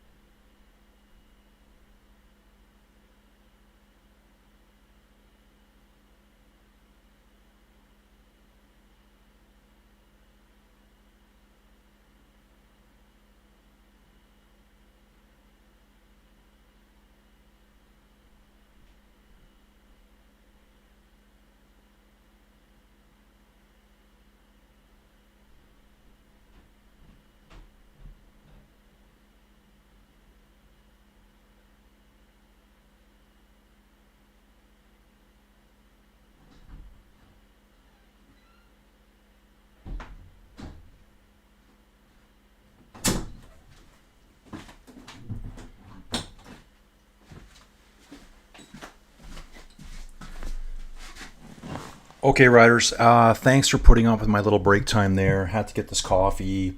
I wolfed down some cookies upstairs too. I haven't even eaten the ones that are here right now. Let me get caught up again, guys. Where are we at? 13 riders out front, 2 minutes and 19 seconds back to the pack. The GC group, oh, it's saying Laurent's attacks. That's Axel Laurent's attacks at the bottom of the climb. This is an Ineos rider here. Lebert follows him for Intermarché. Schmidt is dropped from the bunch. So Schmidt probably dropped from the bunch. I bet you he's feeling the effects of that crash he had earlier. So we are on this climb here now. Let's take a look at the map. Here we go. Let me have a sip of this. Perfect.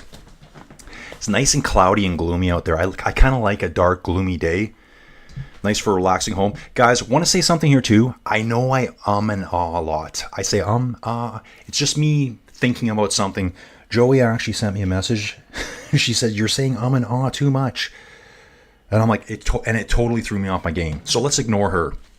If I and ah, it's because I'm trying to remember something. Watch, I'm going to say it on purpose now. Let me just back up you guys. I love the chat, guys. We still got 300 people watching. I knew Saturday would be a lower day, but that's okay. Okay, guys, let's back up. Yeah, so Robert, I'm just going to back up to here. Robert, good knowledge, Colin. Robert, you too, dude. You too. Everyone else here, Brian Carlos from the Bronx. Fignon rode 13 races after the 89 Tour de France. Like in that year? Or in total? I think he raced for quite a while. CB, this dude. CB commented in the YouTube chat afterwards. I don't see many comments afterwards, and I get it because it's live. But CB did leave a couple of comments. Le Mans did pretty good in the classics as well. Don't forget, guys, he was a world champion. Watching Greg LeMond become a world champion, one of the most iconic pictures you can see in cycling. I think. Poggy's going to win from Julie says, okay, now I said it. I don't want to hear it again. Okay, so Julius, I believe you are a Jonas supporter. I am watching this here now, guys. Guys are attacking on the climb. Let's have a look. It's going to split up here. And they're not even showing how many are there because they don't know right now on this climb. So here's Axel Laurent's chasing this group of whatever's up here. There was 13 of them. Axel Laurent has gone on the attack.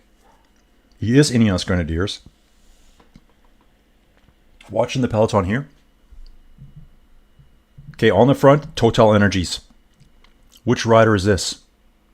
I'm not getting any riders here. They're showing Jordan Jagat. It is Jordan Jagat. He's on the attack, folks. This is the rider they didn't want their Picnic Post NL. 11th place overall. 4 and a bit minutes behind Ben O'Connor for Jaco Alula. And the Astana rider was yelling at him. Saying something. He probably wasn't doing any work in the group, saving all his legs for this attack, trying to get away. That's my guess.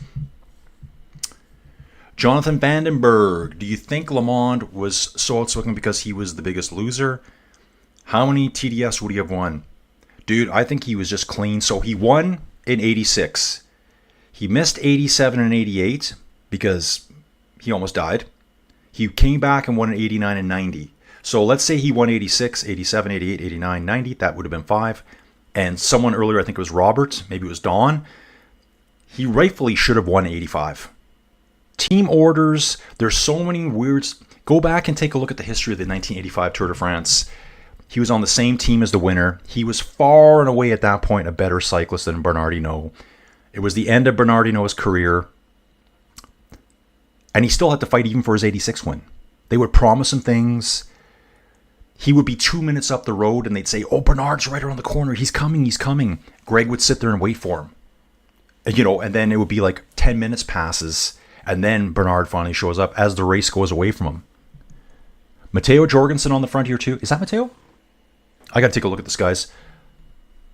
That might be the peloton coming up. Okay, we're going to look now. Just showing Jordan Jagat here. One rider out front. Chasing group of 12. Okay, now it makes sense. There's Jorgensen. Jorgensen is there. Okay, it's the 13 riders that originally got away, starting to splinter now. Not a huge climb, guys, only 4 kilometers long, but it's almost 9% gradient. And still catching up. Yeah, you're right, Brian. Every winner will be suspected. Coffee break. We're back in 2 and 32. Okay, yeah. Evard Otway, thank you so much, dude. Really appreciate all your input into the channel. Guys, everything that, it all motivates me. Everyone here, the likes. I do look at the data afterwards going, okay, am I doing this right? What am I doing right here? I'm looking at this. This looks like Wout van Aert to me. It is Wout. They keep showing Wout here. He's not in that front group. Let me see. I got to figure this out, guys. So Jorgensen's in that front group. He's wearing a Red Bull helmet. So this must be looking back at the peloton. Yeah. This is the second group on the road. They're in an 11% segment here.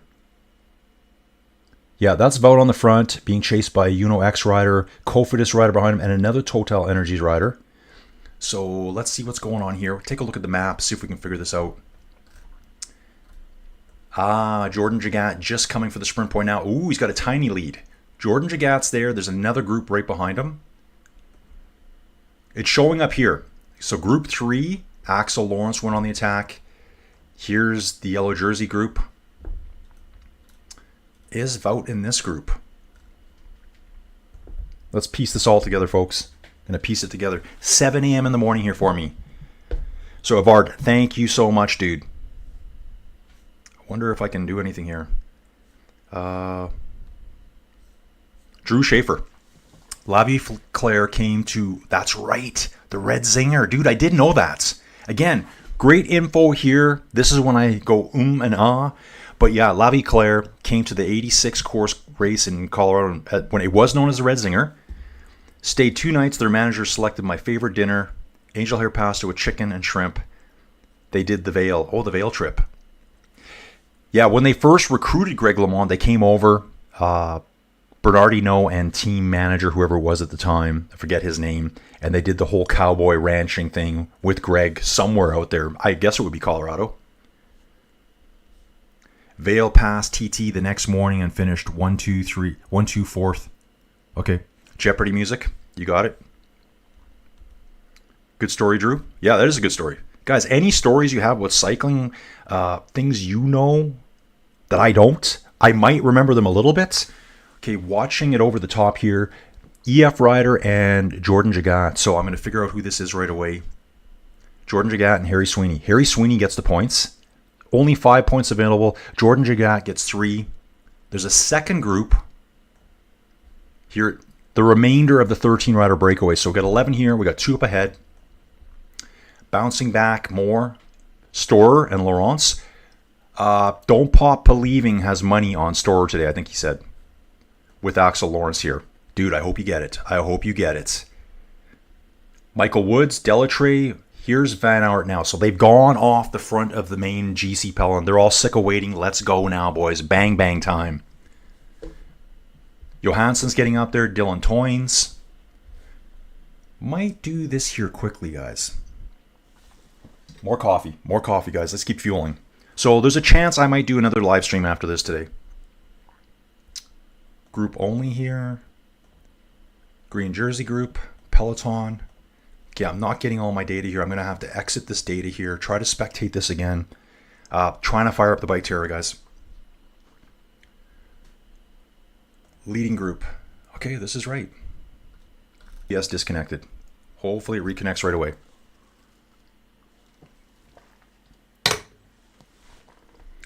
OBS reconnecting. Let's go. Hopefully this will all just keep streaming in the background here, I hope. What are we looking at here, guys? OBS is successfully reconnected. We will be looking at Biketerra quickly, just so you can get a perspective where they are. We got our 2 riders out front, Jordan Jagat, Harry Sweeney. We're going to bounce back 121 meters to the chase group of 11. Let's hang out with Matteo Jorgensen for a bit. And you can see the gaps here right now on screen. There's our front 2 riders. And we've got 11 here. Sometimes the gaps you're going to see, I've talked to Matt and Anslo, they only get the data about every 15 seconds, every 10 to 15 seconds. And I think it's just kind of trickling in. So they might get data from Matteo, for example. His location, he's accelerating. The other rider, the data, even though he's accelerating with him, might be 15 seconds late. So it might appear that he's falling back. Sometimes you'll see the riders kind of zip back and forward here, but this should give you a good idea of where they are on course. So there's our 11 chasers. There's quite a few groups out there. Here's Axel Lawrence. I think there's 2 riders in this group. That's right, Michael Storer. Let's go hang out with him. Where are they? So there's this heavily wooded area. We're coming through this town. I think they're quite a ways back right now. Group Woods is 170 meters back. We'll jump on. Here's that same town with the woods. So the Michael Storer group is just coming out of the town. Let's look back and see if we can see them. There, you can see them in the distance. There they are. That's a chasing group on those 2 riders here. Just see them back there, guys. I kind of forgot to even turn this on today. I really like seeing the switchbacks, but this gives you some perspective of where they are. Ooh, Lenny Martinez is out on the run today again. Same town. They're all coming through this exact same town. Says we've got 6 riders in this group. Sergio Higuita, Guillermo Martin. I think someone had Higuita to win today. Warren Bargui, I love this guy. Glad he's still racing.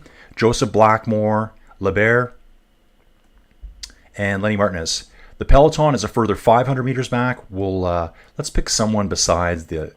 Let's take Ben Healy.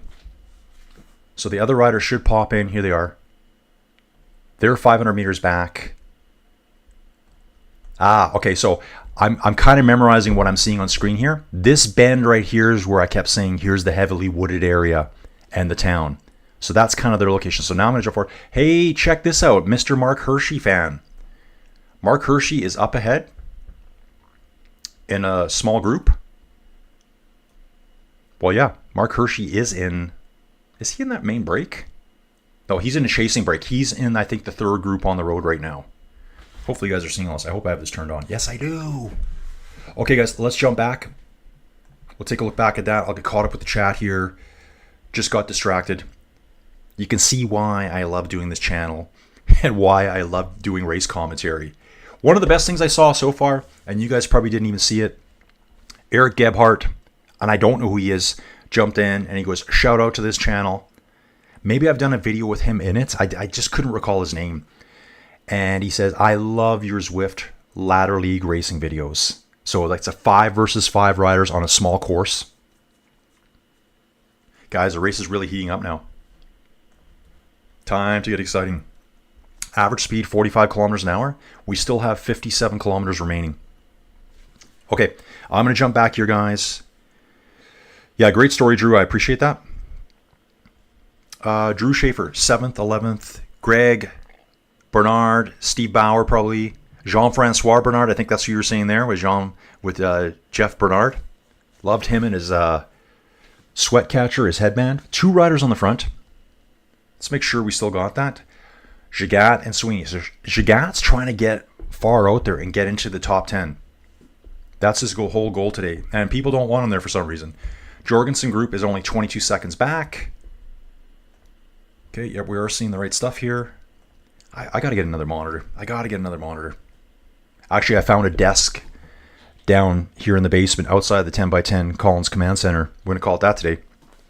And I'm like, I'm stealing that desk. That's going in the studio. One of those Red Ring Zinger races, it was Le Mans. Yes, Robert, the Soviet team that showed up. The crazy Soviets. I remember that. It's like, oh, the Soviets are coming. They probably all had beards. Guys, what is it? American Flyers. Still love that movie. If you haven't seen it, I guess the 2 biggest stars in it are, one, Mr. Kevin Costner. And what's her name? I think her last name's Kara or something like that. The young guy, I don't know if he even continued in acting. Maybe he did. I apologize if I don't know this stuff. But it was all about American racing on America, 2 brothers. I don't want to give it away. But anyways, they do a race there, which is the Coors Classic. I'm not sure if they called it that during the movie, but... And the Soviets were there, and there was a guy with a beard. Watching a Movistar rider go off the front here, off the front of the Jorgensen group. So this is a chase group of 11. That Movistar rider off the front would be Romeo Abad. And I was just going to say, whoever this is, looks like they're putting the watts down. He's a good time trialist. Under 23 time trial champion. Let's see if he gets away. I'll come to the map here. Maybe I can see more bubbles. Group 1, 2 riders. These guys are right here. I think Abad is just sitting in between, and they're not giving him a separate bubble yet. Want to continue on here. So you guys, let me know if you've watched American Flyers. Fantastic movie. I mean, it's dated. It's from the 80s. It's a little bit cheese, but I think they have some good 80s music playing where they're riding bikes together, like a good 80s montage, if you get my drift. You know, it's some music that you've, from a group that only makes music for movies, never hits the radio, and they're generally working out, you know, laughing, having a good time, slapping each other, you know, one of those things. Kind of like the Tom Cruise, oh, sorry, I meant to say Top Gun volleyball montage when they're playing volleyball together. No shirts on. Drew Schaefer. Was a great weekend, and I wore that red Zinger cap they gave me at Morzine in 2006 when Floyd lost his victory. Danish reporters recognized my cap and said, I covered that race. Awesome, dude. Awesome. I'm kind of thinking I'm going to start doing that. I'm so upset that I got rid of all my winning magazines, and I've tried to find them again. They're not in the house. I've looked them up online. $45 an issue to get them back. So somehow this week, maybe when I get time, when I'm not on live streaming every day. Guys, I thought about it. Over the last 20 days, I've streamed probably 100 hours.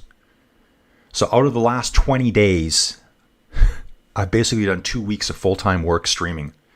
Over 100 hours right now. Just being online, doing this. Dawn says, I think you're speaking fine. I know, I looked up my message, Dawn. She won't see this, I hope. I looked at it and she says, you're saying, I'm like, I shouldn't even have looked at that, because then I know my energy levels went down. So if I do it, that's how I speak. Drew Schaefer. Robert, was that the 1981 race that the YouTube has a video about? Okay, so which one are they talking about here? Maybe the Soviet one. Ann Allen. If doping now, wonder how the science has advanced to avoid detection. Guess we'll know in 5 years. Exactly, Ann. Dogs are going nuts upstairs. A lot of it now is they've got... The detection can't keep up with the masking. It just can't. They find ways to mask. That book I listened to, one guy had a drug in his system that they said no young, healthy person would ever take this drug. There's no reason for you to take this drug. But one of the side effects of it is that it helps mask the drugs that are illegal. I think it was an anti-diuretic. So it stops the stuff from coming out in your urine. They do urine samples. Kind of funny. So I listened to that. I probably heard that part about 2 weeks ago. It's a 15-hour audiobook, so listen to it off and on. Then I just heard on YouTube the women's marathon times, how much they're increasing or decreasing, getting faster and faster. Pop for the same drugs. Masking drugs. So my guess is, because I'm not a runner and I don't really care that much about it, I love running and triathlon, but marathoning, I guess I do watch it, but I'm not up to speed on it. I think they're all juiced to the gills. 100%. And they've just got really good ways to mask it. I think a lot of the events they go to, they don't even test. Like, do they test at the Boston Marathon? Do they test at the London Marathon? I think you show up, you win, you get your money, you go home. I think. I'd like to see how they do at those events versus a world championship event, an Olympic event. I bet you their times are slower. That's my guess. Dawn, thank you, because I needed that little boost there in my brain from you saying that, because I was getting really conscientious about it. And every time I heard it, I'd go, and it would throw me off my game. That's how I speak, guys. If it's terrible, oh well, that's all I can do. Robert, spectator with a full yellow skin suit, white shoes, a strong look. I did see a dude, maybe it was the same guy, wearing a full yellow, looks like, blazer and pantsuit on the side of the road. Maybe it was a different guy. Brian, Paolo, Antonio, is it possible for Jorgensen to finish in the top 10? He could finish in the top 10 on the stage today, but he can't finish top 10 in the GC. Impossible. He's 20th place overall, and he's 1 hour and 35 minutes back. 10th place at this point. I think it's 29 minutes back. So current holder of 10th place is Ben O'Connor of Jake Olula. He's 34 minutes back. Jorgensen is a further 1 hour behind him on the road. The chances of losing an hour in the next day are, we don't even need to talk about it. It's not even possible. Does everyone agree with that? Okay, just going to look at some of the highlights here. Okay, so Sweeney got the points over the top. Jagat got second. Caden Groves cost you. The main peloton has backed off the pace. Sweeney goes up the road solo. Jagat could not go with him. So Jagat really needs to be in that group if he wants to try to have any chance. It'd be very difficult for him to take 4 minutes back and get 10th place. Very difficult. Okay, we're having some good bike chat here. I want to know more American Flyers. Yeah, we're going to find out later on. I think it's Ann that said that. Oh, wow. So much chat, guys. You got to let me catch up, please. I just want to make sure that I'm showing you guys the right stuff here. I have no idea what I'm showing you guys right now. Okay, there we are. I had to take a look. I get confused with my stuff here, guys. Okay, the Red Zinger cap, we're there. Oh, Sean, is this the actual Sean Kelly? Could you imagine if Sean Kelly came into my chat? Like the man, the cast rider. I think he was the #1 ranked rider in the world for 5 years straight. Sprint star. Here's a good question. Did Sean Kelly ever finish the Tour de France? I don't think he did. Right, Fred here. So barring a shotgun, Le Mans might be up there with Indurain. Yeah, he could be 5 very easy, maybe even 6 if he would have just ignored his bosses on La Viclaire and went for the win in 85. Again, it's all speculation, but that's what's fun about it. Yeah, 81 Red Zinger, very young Greg LeMond against big, strong, experienced Russians. And those Russians would have been there's Diddy the Devil on the side of the road. I don't know if that was the real Diddy, though. His jump didn't look high enough. Beard was not big enough either. I think that I've seen what I thought was a fake Diddy out there too. Diddy. That's a name we should, yeah. That guy's going to jail. And not the cycling Diddy. Drew, was my 3rd summer in Vail, 81, and we usually had an in-time crit. I was either watching it or Raf Guide. Drew was just down in Denver here recently. Unfortunately, we didn't get to go outside of Denver much. We didn't have that planned. Okay, we're here. Head down, Harry. We just go head down. So EF saying push Harry Sweeney. Problem is right now I can see the chasers 150 meters behind him. So they're hot on his heels. Unless he can break them, they're probably going to pull him back. Really good to see this. So yeah, when I'm in Denver, I see a sign for Fort Collins, and then Vail, Colorado is just up the road. Uber driver mentioned the name Leadville. I'm like, I totally know that name. I'm like, is that where I am? Yeah, that's where we were. Leadville, I think, is less than 100 miles away from Denver. It's just like cycling paradise, ski paradise. Okay. Don saying, I bet Simon Yates pops out in the last 10K to pull out front to try and win another stage. Stage sniper. Yeah, possibly. Ian Holmes wants the Biketerra. Yeah, I'm going to get that going again here soon, dude. I don't know how far behind I am, guys. 717. Yeah, that's a bit away.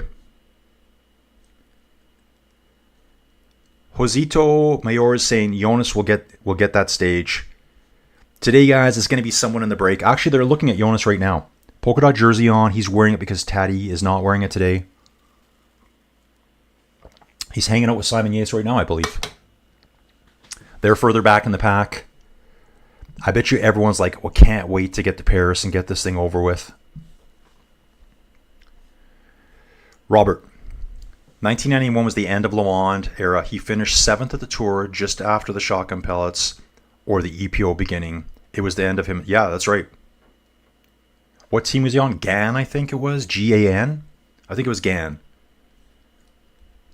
Nicholas Roche. Daughter.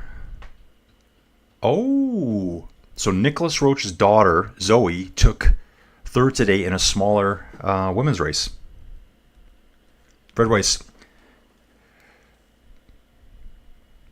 Oh, okay. As Ernie Banks said, I think he's a famous baseball commentator, I believe. I could be wrong. Let's play two. So yeah, Colin is up for a doubleheader with the Fems. Dude, I'm thinking about doing it. If we can get this one done soon enough, the only thing I don't want to miss is I got to feed some animals outside. So I want to race out there and do that. We've got 356 people here, guys. I know some people like, it's the weekend, the tour's over. I watch every stage. Every year I watch every stage. Maybe there's some I've fallen asleep through. Can't do that here. I wonder if Wout is going to try today instead of tomorrow, thinking Poggy wants to win tomorrow. Thoughts? Dude, possible. Tomorrow's stage, I would say it's a classic stage with those 3 ascents up that last kilometer. What's it called? Something Montmartre. Find it weird. Do you guys think it's weird when I look at the camera? Is this weird? Yeah, I'm looking right at you guys. Because I'm looking at all the screens, right? It's a classic stage tomorrow. So a strongman win. It could be a Wout win easy. I don't think Taddy's going to risk it. To be honest, like, could you imagine crashing out on the last stage, breaking your collarbone on the last stage? He just has to stay careful now. CB here saying that's a cool perspective. I'm not sure what we're referring to there. Oren, Katu Katan, Matteo Jorgensen is losing. No, he's not losing. Matteo's doing great. He's in a breakaway right now at the front. Let me get back to it, guys. Jorgensen is with 12 other riders, with 11 other riders in a front group at the front. They're chasing one guy. They actually let Sweeney go. They were right on him, and he's pulled the gap out to 30 seconds. EF is going for a stage win. Can he do it? I don't think so. I think that's too far out. So we've got 12 riders chasing the one up front. 2 minutes, 47 seconds back, we've got 16 riders. This should be the Wout group. Yeah, Wout's here. Mark Hershey's here. Whoever called Mark Hershey today. And again, I didn't even know he was in the race. I tried to show a team every day, in the riders display. I probably just didn't throw Tudor, or I just missed his name. Now, this is kind of crazy here. It's a further 2 minutes back to the peloton. Reduced peloton, only 72 riders. The heat's on, folks. Tour de France glory. If you can win a stage at the Tour de France, they always say it's like that makes your entire career. It's the kind of thing where if you're from some small little town anywhere in Spain or France or Italy, everyone knows you. Oh, you're the guy that won that stage at the 1993 Tour de France. Dude, you don't even got to pay to eat here ever. You're a VIP. It's probably one of those things. Wow, there's so much Matteo support here. Draco, does Matteo have a chance to make the top 10? He can make the top 10 in the stage, but not the top 10 in the Tour. He's too far behind right now. He's in 20th. Uncle Matty, better camera man in Biketerra than the Tour de France. Dude, I've seen some of the footage. Like, I'm just seeing, guys, I'm telling you what I see. And there was an attack yesterday at some point that I was watching on Biketerra. And for some reason, the Tour de France cameras that I'm seeing here were showing the very pack. I'm like, what are you guys doing? And I've always, I don't want to sound, it's raining again. It actually looks like it's whipping down pretty hard on them. Umbrellas are out. This is Jonathan. No, it's not Jonathan. He's UAE. Spanish rider on Movistar. Sticky bottle time. Come on, dude. Who is that? That was pretty sticky. But yeah, the rain's coming down now. I will get back to some Biketerra. What I like to do is I like to have a little look at it by myself to make sure it's all running. I got to figure out how to keep it synced. It is syncing all the time. Okay, so here's Harry. It's funny that they call him Harrison. I guess that's his real name, not just Harry. So according to this, yeah, the gaps are big enough now that I can't really show. I like seeing the groups chasing. So let me get this figured out, guys. Yeah, they're actually split up pretty good now. It's saying that Harry is, this is good here, I like this, is 400 meters ahead of them. The second group on the road with Jorgensen is 1.6 kilometers ahead of Higuita. The peloton is 2.6 kilometers behind that. So they're pretty spread out now. And guys, it's not flat here. It is not flat here at all. They're climbing all the time. You know, when you look at the screen and you see the categorization climbs, you're like, well, that's all the climbing done. No, not even close. Not even close. I'll try to show you something here. Let me do this right now. You know I love doing this. Guys, I love supporting Biketerra. And we're just friends. That's it. I'm just internet friends, if you want to call it that. So here we are over on Biketerra. Sorry, guys, I have to control the camera here now. Here's Harry Sweeney.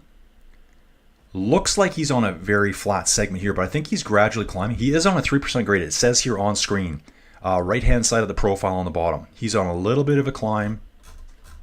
Just enough. He's getting some good power down. He is climbing all the way. And further back, they were climbing. Here's Jordan Jagat. It's all going to populate in now. So this is what I mean about some of the data we get from the Tour de France. This rider here might actually be on. Who's this rider here? Looks like a Tudor rider at the back. I'm guessing it's a Tudor rider. Hard to tell right now who that exactly is. Do we have a Tudor rider in this group? Let me look, guys. Yeah, we do. Is that Matteo Trentin? Let the rest pop in. It is Matteo Trentin. So they've tried to color code the avatars and stuff that are in the application to look like the riders. They can't do it perfectly. That's probably all the work down the road in the future. The more complicated they make it, the more, it might hurt resources. So it looks like Matteo is kind of just dangling off the back of this group. I'm going to take a look over here and see what happens. The Tour de France data would say this was all one group, which it is. I mean, he's probably like a quarter second off that back wheel. So I can show you that. They are climbing, guys. 4% grade here. So just because you see 4 categorized climbs doesn't mean the climbing is over. It's almost 3,000 meters of climbing today. Hardest day at the Tour was 5,500. So this is a hard day. Very punchy, very rolly. It's up and down all day long. Very tough on the legs. We can bounce back to... Okay, so there's a big group here. Quite a large group here. We won't see them all. It says there's only 12, but I think there's more than that. Where are they coming? Then we got to bounce back even more to get to the peloton. Peloton's getting quite small, I think. So the peloton is bigger than this. Here's an example. It says and this is a limitation that the Biketerra guys told me about. They said there's only going to be groups of 12.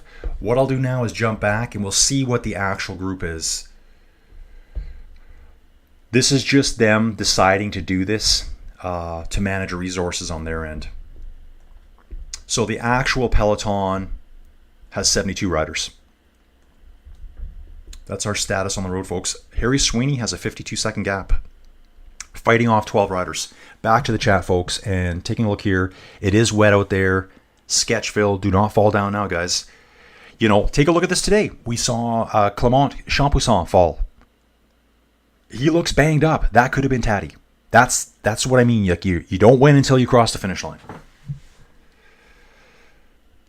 Radon Chong there. Yeah, bingo. Someone's already answered me. Perfect, dude. 1985 Tour Le Mans team used clipless look pedals, changed cycling forever. Yeah, dude, I remember that. I think the first set of pedals I had, would I have had clipless? I think I had clipless back then. Would have been look pedals. They totally revolutionized everything. Look is actually, I didn't know at the time, the ski bindings. There's also, I think Time had pedals too. Ooh, the numbers are picking up, guys. We now have 490 people watching. Everyone else has decided it's wakey time. Wakey, North America. Let's go, dudes. Let's go. Evard, why have they moved the Vuelta to August? September was much better for doing all 3 Grand Tours. Yeah, they just pushed it back a little bit. Dude, did you know? Well, you must know, because Evard, I know you know your stuff. The Vuelta used to be at the beginning of the year. And I think the Giro was at the end. I think they totally flip-flopped them. Drew's just saying, thanks, Colin. Champagne all around. Dude, that might be later today for me. I was saying earlier, it's cloudy and gloomy out and rainy. I got a hot tub outside. I probably use it 5 times a year. I'm just that guy. If it's hot and sunny out, I don't go in the hot tub. So I always wait for like a cloudy, gloomy day. Somehow I'm supposed to put a bike ride in today too. Somehow. Ray Dawn Chong. So she was in American Flyers. Guys, it's an interesting movie if you're interested in cycling. Again, it's 80s cheese. It's Kevin Costner before most of you even knew who he was. I think he has his cheesy mustache. It's well before he was famous. Ooh, sketchy roads here. It looked like Sweeney's back tire was just rolling out on him. Guys are putting their jackets on. Louis Barret here, putting a rain cape on right now. Bright yellow Intermarché. Everyone's in capes now. Rain jackets. Probably getting cold. Warm outside, but they're soaked to the bone. Oh, that's right. There was another girl too. It was the girlfriend. Oh, I thought it was the girlfriend of the younger one. I thought Ray Dawn Chong was the girlfriend of Kevin Costner. And the younger dude was the other girl who was from Baywatch. Robert Townsend on the 7-Eleven. Okay, who's that? Robert Townsend. Just, Irvard, give me another bit of info there on that. I'm just trying to piece that together. Yeah, Vuelta starts August 23rd. Guys, I'm doing it every day. I'm doing it every day. And any bit of racing I can squeeze in between, I'm going to do. So if you truly are a Inside Cycling World fanatic and fan, just join in. It may be some race you don't know about, but you want to talk cycling. Oh, absolutely pouring here. This looks like Mauro Schmidt. He's just shaking his head as he's getting drenched. You know the kind of rain when you're in the house and you're just trying to get to your car and you're like, wow, I'm going to be drenched before I even get in the car. That's what they're riding through right now. Miserable. Okay, Drew Schaefer, Coors Beer bought the race from Mo Siegel's Celestial Seasonings. Dude, I remember Celestial Seasonings. That was a tea company. Celestial Seasonings, I don't know if they're still around. It was a tea company, kind of like finer teas. It was all like, ooh, Harry Sweeney did take a big slide there. He had to do a bunny hop up onto some road furniture, hop over the furniture, and almost skate off the left-hand side of the road. Guys, I think we're going to see some crashes. I hate to say it. I think we're going to see riders down. Taddy, you better stay upright, bro. You better stay upright. This brings me back to that point. You know, earlier I talked about the stage 3 of the Women's Tour de France last year. So if Taddy was to go down right now in the yellow jersey, would you expect the other riders to wait for him? It's kind of, to me, it's almost a rhetorical question. Because guess what? At the Women's Tour last year, they didn't. They went full attack on her. And I'm like, what? I think the women are more savage than the men. One girl said afterwards, the Tour de France is like the Hunger Games. I think they don't really care about those rules. Which kind of mixes it up for me. So I totally remember Celestial Seasonings. They came in little boxes. It was originally the Red Zinger Bicycle Classic. I wonder if Red Zinger was one of their teas. Drew knows about this. Drew, are you still in the Colorado area? Dawn, I have American Flyers, Breakaway, and the Flying Scotsman on DVD. Flying Scotsman would be Graham O'Brien.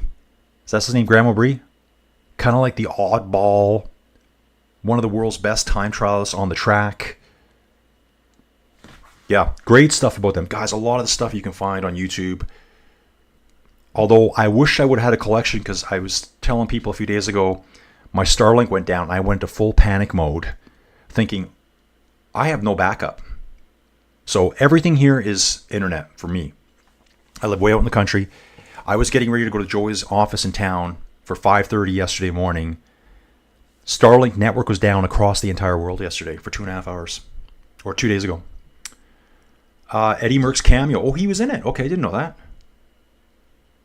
It was Breakaway that got me into cycling here. Truing the wheels and rolling out of the garage. The Italians with the pump and the spokes. Yes. I'm going to watch that today. I can probably make Joey watch it because there are some stars in it. Breakaway Oscar winner. Yes, absolutely. Dude, check this out. Biomed Life. Been here before. Watching from Riyadh. Watching from Riyadh, Saudi Arabia. Got a couple of viewers from there. Cole Kane. Hasn't been here every day, but I think he started here day one. I think Robert's been here almost every day. Dawn, I think you've been here every day, dude, and I really appreciate that. I need to have a sip of coffee. I think Dawn has been here every single day, guys. And people are coming. I'm still seeing new people today. Guys, let's take a look at the race quickly. Harry Sweeney. If there was more going on and I knew it was lighting up, I'd be telling you right away. But it's still one rider out front. Jordan Jagat group in second. That's where Matteo Jorgensen is for all the Jorgensen fans. There's another group of 16, Higuita. Then the peloton. So right now, it's 5.5 minutes back to the peloton from the front end. Jordan Jagat might be moving up in the standings here. Let's have a quick look. Where's Ben O'Connor right now? So Ben O'Connor has a 4-minute lead and change on Jordan Jagat. That means Jordan Jagat has to finish more than 4 minutes ahead of Ben O'Connor today. Let's see if Ben O'Connor's in the second group here that's chasing. Just watch. You're going to see the entire Jayco team get to the front right away. Ben O'Connor's probably in this group here. I'm looking for purple jerseys. There he is. So right now on the road from Jagat, they just taken the time gap out. It's 5:26 from the front to the peloton. The Jagat group, I wonder how you actually say that, is about 40 seconds. So right now, he's about 4.5 minutes ahead of Ben O'Connor. So at this point, this dude here would be bumping up into 10th spot and O'Connor into 11th if the race ended right now, this second. It doesn't end this second. I think these guys might have a chance to pull more time. The peloton's probably in a really sketchy part of the road, probably very wet, and everyone's afraid to go down right now. That's kind of my story. Drew here. Good stories, Drew. I love it. Drew, you're a huge addition to the channel here. Wow. Oh, this is so busy, guys. I was just trying to see Drew's comment. You guys are chatting so much, I can't keep up. Oh, my. 400 people watching, guys. I moved to Denver in 73, 74 Red Zinger, did a criterium there. 3 blocks from my brother's home. That made me a cyclist. Awesome, dude. In Washington Parks, for those who know Denver. Dude, Denver was really cool. This is one thing we noticed about Denver. We were at the Mile High Stadium, the new one. Dude, I don't even know what direction it was, but there's all these super cool brick houses there. We don't have brick houses here. It's like stick-built, OSB, vinyl siding. That's how all of our houses... There's some older houses that, of course, are brick. But I was so impressed. Every house, Joey's like, oh, that's cute, that's cute. And there was some that looked like mansions. They might have been... Dude, I meant to look it up when I was there. I was kind of like, wow, what is that place? These places look like they had like 20 bedrooms in them. They were so huge. Really cool. It was really hard to get around Denver, though. Patricia, thank you so much for saying my voice is fabulous. I really like that compliment, guys. Even if I and ah too much. Real chat's going on here, not scripted. Thank you, Dawn. Exactly. Guys, I watch all the stuff that you probably watch, and some of them I just can't do it anymore. They probably have a better racing pedigree than me. Do they know more about cycling than me? Maybe, maybe not. I'm just trying to be real, but they're ex-pros. It's all scripted. They're reading off scripts, or they're saying things. I'm like, did you actually watch the race? Like, did you watch the race? Or they're over here, and you can see they're reading word for word what they're going to say. Why don't you just say what you saw? Yeah, thanks, Dawn. I appreciate that. That's what I want to be. I've always been told I'm authentic and natural, and I just say what I say without being too hard on people. I have a friend. I have a very, very good school friend. I met him in 1993. I've worked for him. He's employed me as an employee. We're both geologists. Still talk to him. And he said, dude, he goes, you have an uncanny way of telling people terrible things without upsetting them. I'm like, okay. This kind of, I don't know if that's a compliment or not, really. The fan with the split Visma UA jersey on was the Yates. That's right. They had a sign on the road, and the parents were out on the side of the road. Repsol Del Rosario from the Philippines is here. Roselier Gabinel from the Philippines. All over. It's all over. Tour de France champion is Taddy. You got that right. Brandoni, great classic American Flyers. Love it. Dude, I want to rent that today. CB, Colin, your commentary is great. You sound like a real person. Well, I am. Hey, CB, thank you for commenting on the YouTube channel and everyone for being here. Guys, I get such a kick out of doing this. Guys, I see some stuff going on here now. I see 5 riders trying to rip up the road. So we still got Harry Sweeney up front. He's got a 29-second group, and so this is very, very live here. So my feed is slightly delayed. Sometimes it's a couple hundred meters of road time behind. 5 riders chasing: Romain Gregoire, Frank Vandenbroek, Inkhorn, Groves, and Stewart. So take a look at the teams here. Groupama, Picnic Post, Sudal, Alpecin de Koenig, and Israel. Groupama would love to get this dude up the road. Gregoire here has had a really good early season. They would love to get him up the road and go for a stage victory today. That would make their entire Tour de France. Picnic, they got the 4th place rider overall on the road. But why not go for something else? Sudal's already won 4 stages, I believe. Alpecin won stages at the beginning. Israel Premier Tech, I think they need something too. Then we've got the Jagat group. So Jagat is further back here. Matteo Trentin, Velasco, Jagat, and Romeo Abad. From the front end to the peloton right now, it's quite a ways. It's 5.5 minutes. Rolling on, guys. Rolling. Oh, look at this. Evard here. Hollywood guy. Almost forgot about Jennifer Grey at dinner. Dude, I didn't even know that. So Jennifer Grey was in American Flyers. Now, guys, I think this is before Jennifer Grey. That's Dirty Dancing, right? Is it? Guys, my movie knowledge is not that great. I'm just going to tell you that. Usually Steven Cycles is my backup man, but Evard is my wingman today for movie knowledge. Steven Cycles, I ride with him inside. I actually ride bikes with Steven inside. He's in Scotland. I'm here. He knows, he collects all sorts of movie memorabilia. I'll mention a movie thinking maybe he knows it, maybe he does. I go, dude, I just saw this great movie. And he goes, dude, that's one of my favorites. He'll send me a picture. He goes, I got this signed by the director in 1989 or something like that. I'm like, what? He's got all this cool memorabilia. So whenever I need movie help, it's usually him. But it's Evard today. Sean Kelly. I love it. Sean Kelly here. I love this dude. Sean, where are you from, bro? Nope, I have never won the Tour de France. I let Stephen Roche win. Exactly. But Sean, seriously, where are you from? Thanks for dropping in, dude. Shout out to Sean Kelly. Sometimes he goes by John Kelly Online. A legend. He really was. I think the way they did the UCI points back then was that, so now it's on a 52-week rolling. It rolls over every year. So your points are kind of constantly being eliminated and new ones being added. That's the best way I can describe it.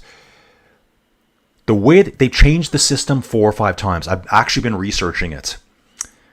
That's why all these points are important. Every standing is important for these guys. Every stage is important for UCI points. You can go online and find all this information. You can tell I don't really have a life outside of this. So way back when, I think the points just kind of stayed and they amassed forever. So apparently, after Sean Kelly retired, which I would guess would probably be late 80s, guys, is that right? He still remained number 1 for a couple years afterwards because he had so many points amassed that other people were still trying to build up points to get past him. Let me know if you guys heard that too. Yeah, Didier Devil, 119 years old. Any jumping impressive. Dude, that guy's got a huge vertical on him. When you see him jump on the side of the road, he's going to blow something out one day, I think. Oh, Drew met the real Diddy at Crans-Montana. Tour de Suisse 2001. Diddy the cyclist does baby will make a rider more aerodynamic. Dude, I think that guy's going to jail. I think he's actually going to jail, which is good. Uncle Matty, is Wout in the group chasing leaders? I think Wout, he was 3 or 4 groups back, guys. Let's take a look at the map again. It's kind of getting all crazy here now. Look at all the groups on screen. Group 1, Harry Sweeney. Group 2, there's 5 riders chasing there. Guys, I'm going to do a Biketerra here for you in a second. Third group has 4 riders. Probably in this group here. Nope. Matteo Jorgensen, Wellens Akoshu. All these guys were in that group of 13 up front. Wout's somewhere back here unless he's drifted back. Higuita, Guillaume Martin, Valentin Madouas. There's Vogt back here. So they don't have a huge lead on the peloton. I'm surprised they haven't drifted back. 37 seconds. I could see that all coming back together. They're out there flogging themselves when they could be back in that big draft back there. Why don't we do that quickly, guys? Let me do that there for you. Catch up with the chat just quickly. Yeah, Leadville. 140 miles. Okay, I'm back, you guys. Let's do this quick. We're back into Biketerra again. I've asked the dudes if they're going to get the Tour de France Femmes information because I'd love to be able to show that off too. Here's Harry Sweeney. Let it just draw in, guys. So here's here. Ooh, what's this? What is this? Is this real? So what we're seeing here now, this could be a live catch. Guys, I'm going to jump out quickly. I'm going to stick right here. I'm going to confirm this. Is that real? It is real. So the front rider, I'm on the other page right now that you've been looking at the whole time. Harry Sweeney. 5 seconds behind him, there's the Gregoire group. There should be 5 riders coming up on him. What are we seeing here on Biketerra? Oh. Get back to the front, and I know... Okay, here's Harry Sweeney. They're there right there. 5 riders behind him right now. So they're going to pull him back. So nice attempt by Harry Sweeney. Maybe he can get some firepower and all these guys can work together. We're going downhill here. Hopefully you guys can see it. I think it does a really good job. There's a third group just chasing back there. Oh, I love this. I'm going to jump back to that group. That's going to be the Jordan Jagat group. 4 riders pop in. This is that same bend going downhill. I just can't see them right now because they went around that corner. So around this corner, if it's too curvy, we won't see them. This is Jordan Jagat group chasing. Actually, you know what I do? Zoom out. And we might see them just a little bit too far. So take a look at those buildings here on the left. I can see them going between the buildings. They're going through the buildings right now. Jump up to the Romain Gregoire group. They're in the buildings. They pop in. And where is the other group? It's back here somewhere. They're probably just back in the fog of cycling back here. Again, guys, if you're new and you're like, what are we even looking at? This is real data in an app called Biketerra. I'm Mr. Cheapo right now, and you only use the free account. Most recently, they put something on to the premium subscription, which is only $5.99 a month for me. The draw-in, some people say, what do you mean by draw-in, Colin? I don't get it. See how it's all cloudy back here? More will pop in. They've increased the draw-in distance, which costs them resources on their end, processing. So that's only available if you... Ooh, look at this here. Have they caught Harry Sweeney here? Is that Harry Sweeney on the course? The groups are all going to merge, I think, guys. So here's Harry Sweeney. Looks like everyone's came back together. What I'm going to do now, I'm going to leave it right here on Harry Sweeney. I'm going to just jump out here, guys.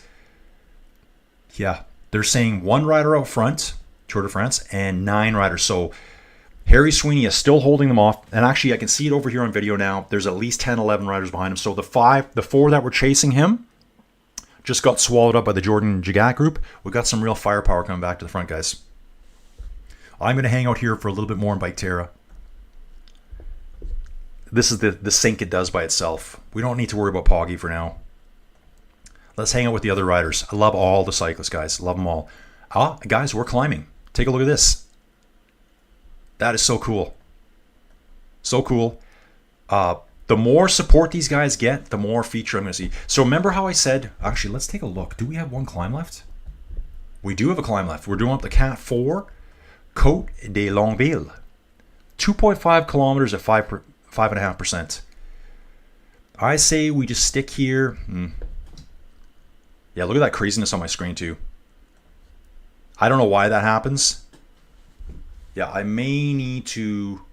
Here, maybe if I just keep it here for now and let it just chill out for a second. No, it's still doing that. I might have to close that, I think. Yeah, guys, I'm just going to jump out of this here quickly and try to spectate again. Sorry for whatever's going on my screen there. I don't understand what that even is. So the groups all came back together at the front. We're all back. Good. And I fixed it. Harry Sweeney was the sole rider here in the pink jersey, the EF jersey. We are attacking here up this hill. 17 kilometers an hour. One thing would be really cool to see is their power, but I think that date is all kept pretty hush-hush. Where's our next group on the road? The Jorgensen group is 600 meters back, roughly. They're probably down on the switchback down below us. We'll zoom out on the map. They're going to probably be going through this town here, Longueville.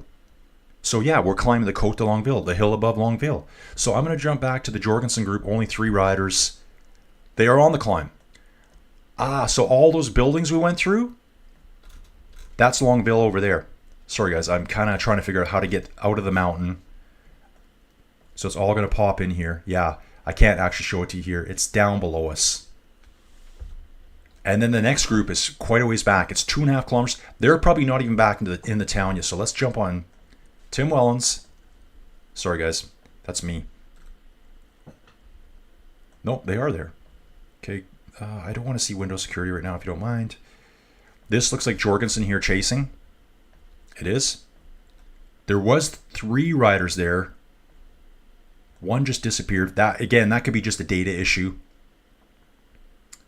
And we're going to bounce up the road here. There's our lead group of 11. Who should we hang out? Let's hang out with Caden Groves for a while. So we're on Caden Groves right now. Still climbing. 5% gradient here. I said it was, I think, a 5% average climb. If I jump back here now, I'm sorry I'm ignoring the chat as I'm doing all this controlling stuff. Yeah, it's a 5.5% average slope for 2.5 kilometers. So everything you're seeing here is spot on. And that's what I mean, guys. You can get a full simulation of this climb.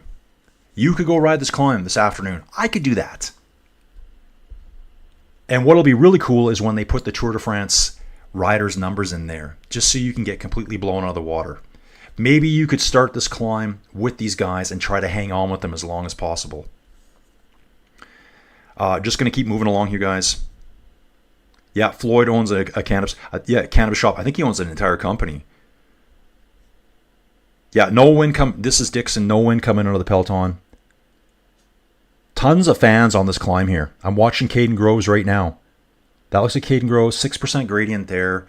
Let's have a little look here. So I'm not sure which jersey he would be here. They're still attacking guys. 32 kilometers an hour through here. So the speed's correct up to outside of the errors that we get from the data coming at us. We're going to bounce back and see what the Jorgensen group is now. They're 760 meters back. It is 2 riders now. It was showing 3 for a while. They're still climbing. I think that's the last switchback they kind of really go through. There's a couple more turns. Then we got Trenton. Oh, I think Trenton was with them. He just disappeared again on me. So this is just data coming from the tour right now. Leading group. Let that populate in. Anyways, guys, if you like Biketerra, let me know in the comments. Come back here for now. I will jump back to that in a second. See these gaps. So we got 9 riders in the front group. 52 seconds to Trenton here. Then it's Jorgensen. So I think Trenton was with those 2 and he popped away. Actually, it's showing 3 in this group now. Well, it said 3. Now it's showing 2. Trenton was with these guys, and it looks like Trenton's gone on a bit of an attack. He's a two-door rider. Let's see if we got a two-door rider up front. We don't. Tudor's just trying to get up to the front and go with these guys. Matteo Trenton, I'd say he's kind of like a long-range kind of guy. Let's let that sit there, guys. Let me have a sip of coffee. The voice is feeling it today. Okay, let's rock. If Jonas finishes ahead of Taddy today, I would attribute to the polka dot jersey. Some of Taddy rubbing off may, yeah. Yeah, some of the positives of Taddy will rub off on Jonas today. NTN's back. The women's marathon record holder was just caught and banned for doping. Bingo bango. But she wasn't caught at record-breaking event Chicago, so the record remains at least for now. Yeah, and I think there's big money at those events. So basically, if it's the same lady, I just saw a video through the week. I don't follow marathoning really well. But the times are coming down so hard, it's like, that's not natural. And so this runner was caught with these weird drugs that are masking drugs. They're antidiuretics. So if they have to give a pee sample afterwards, guess what? The stuff doesn't come out. It kind of holds it all in the body. Meaning they're just finding ways, because people will say, and just think about it, it's kind of a simple way to avoid the testing. Well, how do they avoid how can they not get caught? Don't they have tests? Yeah, but if your pee that's coming out, your urine that's coming out is holding in the drugs, they can't test it. I guess they'd have to do blood tests after every event, which would be virtually impossible. They could test it later, I would assume. So stop at nothing, folks. That's the whole mentality. Stop at nothing. What does that tell you about other sports? I don't know. But it's a bad situation in running right now. This looks like a crazy message coming at me. I have no idea who this is. Oh, I love these questions. Dude, guys, I got to read this out to you. Hello, I'm an HR representative from Indeed. Sure you are. We recently reviewed your resume. No, you didn't. And believe you are a great fit for a remote online opportunity. Why? Why would I be a great fit for a remote job? This is flexible, remote, part-time, full-time, online. The role involves assisting merchants with product reviews, blah, blah, blah. Guys, check this out. I can make from $100 to $300 a day by working 60 minutes. Sign me up, bro. What a scam. No thanks. I love getting those. I love responding to them too. I usually do. So yeah, women's record, it's way too sketchy now. Caught with these anti-diuretic drugs in their system. You don't need them. You do not need them. And the one I saw in cycling, which was probably from at least 12 to 15 years ago, it was a drug they said no healthy young athlete would ever require this drug. So why are you taking it? Because it had the beautiful side effect of masking other things. Greg LeMond's teammate Paul Willerton is from my hometown of California. He went to some training with us and I went to my friend.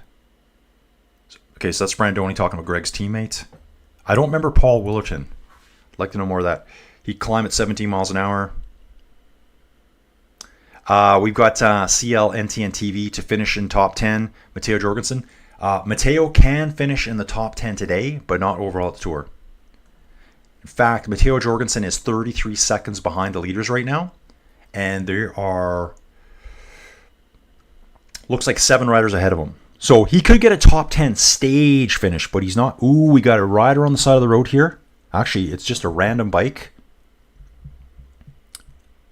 Getting service from Neutral Service is coming to the rescue again here, guys.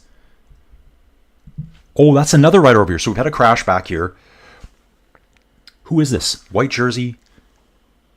I can't tell who this is right now. So I saw, okay, crash replay here. Crash replay, folks. One rider down, smashes into some stuff on the road. Another rider skitters right into the concrete berm. This guy puts his foot down.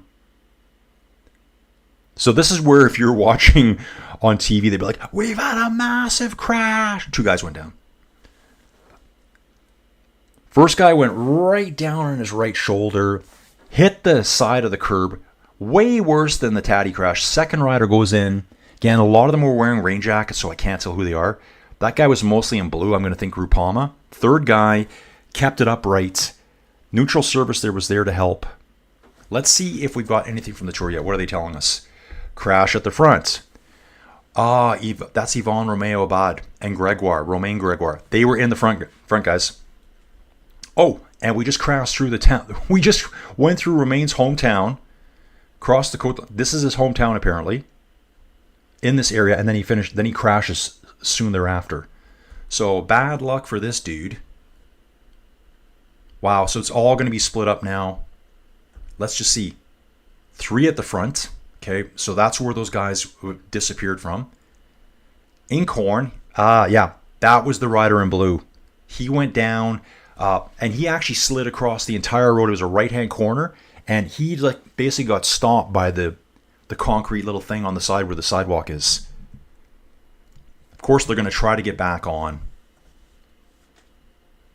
That's Ankhorn. Then Jorgensen's there. They've caught Trenton back.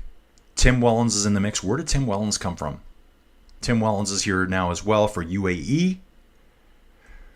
We've got 37 seconds back to cost you here. Guys, it's getting heated at the front.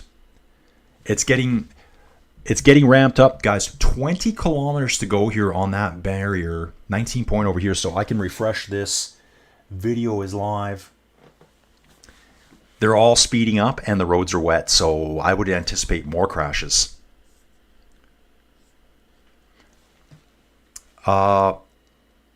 Same question here. Can Mateo finish top 10? In the stage. Top 10 at the Tour? Not a chance. Not today, no. He's an hour behind. He's an hour behind 10th place overall. Yeah, Tour de France stage wins as big as a Super Bowl ring. Makes your career. June saying, yeah, Jonas won't win any stages. He can't win any of these next two. CB saying Biketerra is very cool. Guys, you can be doing the same rides inside. I've been lazy lately because guys, to be honest, my consistency is out the window because I've been doing this. This takes a big part of my day. Kind of worn out after that replay. That guy hit so hard on his shoulder. Yeah, so that was a Movistar rider with the Spanish bands around his chest. That's Ivan. Is it Ivan or Iban Romeo Abad? I think it's Iban Romeo Abad. Young guy. Yeah, CB. Biketerra guys are in the chat with us. That's what I love about it. So CB, take a look down 3 chats. You can see Biketerra right here. June, yeah, Merlia's won 2. Has Milan only? Yeah, I think Milan's won 2 as well. I thought it would have been 3, but Frog Physics is here. A lot of bikes and championship trophies. Frog, let us know where you're from. I'm going to keep an eye out here. Thanks again, Colin. Definitely more upgrades to come for future events. Yeah, dudes, as Biketerra grows, ooh, this Soudal car almost hit the EF car ahead of it. I thought he was going to ram right into him. Insanity out there, folks. I'm looking at Caden Groves, Frank Vandenbroek, and Stewart. I think that's Sam Stewart. I believe that was his name. Let's have a look here. 17.5. Yeah, sorry. Jake Stewart. I had Sam Watson, I think, and him mixed up in my head there. 3 riders out front. Enkhorn riding solo here from Soudal. So I wonder... Yeah, just trying to get it all figured out. Velasco and Jagat are here. It's just smashed out everywhere, guys. The Jorgensen group. Where is Gregoire? Here's Gregoire. Gregoire's here. Where's Abad? Abad's somewhere in no man's land out here, guys. He was down in that crash too. 2 went down pretty hard. And it was like one of those crashes where it's like it just happens and you have no time to react to it. Reminder, friends, Pontarlier was the Finnish village where it rained so hard that Armstrong and Pelton let the breakaway some 24 minutes. Thomas Vogler, yes, dude. I love that guy. Panache. Oh, I'm really far behind, guys. I got to catch up. 21 stages over 3 weeks. It's a long race, different stages. Yeah, it can be difficult to keep track. Yep, Ervard Senior. Vuelta was the first, then the Giro, and then the Tour. Oh, wow. Yeah, that was almost too much at the beginning of the year. So 4 riders there with Matteo Jorgensen. JR asking, why do you think Jonas hasn't joined the break group? He doesn't need to, dude. He's not going to gain any time back. He's just going to ride with Taddy all the way now. Here they are. I think everyone knows what's going to happen here. They're going to finish together. Trying to catch up. Yeah, there's huge support for Matteo Jorgensen. Okay, who do you think? Okay, Evard. Robert Townsend, comedian, filmmaker, bike in the 90s. Okay.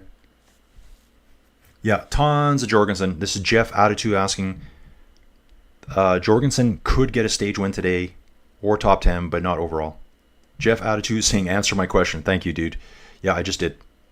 So he will not 100% get top 10 overall, but he could finish top 10 today only. CB's asking, where are you broadcasting from? Dude, I'm in Alberta, Canada. Alberta, Canada, down in the 10x10 cube of training and motivation. Phil Como, 100%. Yeah, okay, so Phil's answered my question. 100% they will pause for Taddy. 100%, right? In the women's race? Nah, we're going. So that happened last year, and Demi's coming back for revenge because the way that went down was, I watched it and I'm just like, are you kidding me? Are you kidding me? Now, I think eventually there was one of her teammates. Her team was SD Works Pro Time, I think it was called. I saw one of her teammates back there.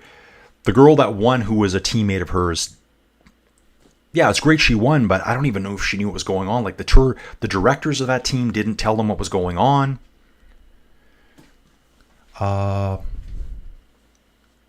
Someone is praying Poggy will have a mishap because someone is rooting for Jonas. Yeah, Jonas can't win now, guys, unless something drastic happened to Poggy, which no one wants. I don't want it. Would I love to see a different tour winner next year? Yes, I would. I'm that guy. I want to see a different winner all the time. I want to see battles. I want to see someone struggling with early season training and they didn't get in shape for the Tour de France, a la Jan Ulrich, that kind of stuff. Drew, I'm near Wolf Creek Pass and the Great Sand Dunes. Oh, there's sand dunes in Colorado. I didn't know that. Race Across America passes by my driveway every June. Cool. Dude, there's sand dunes in Alberta.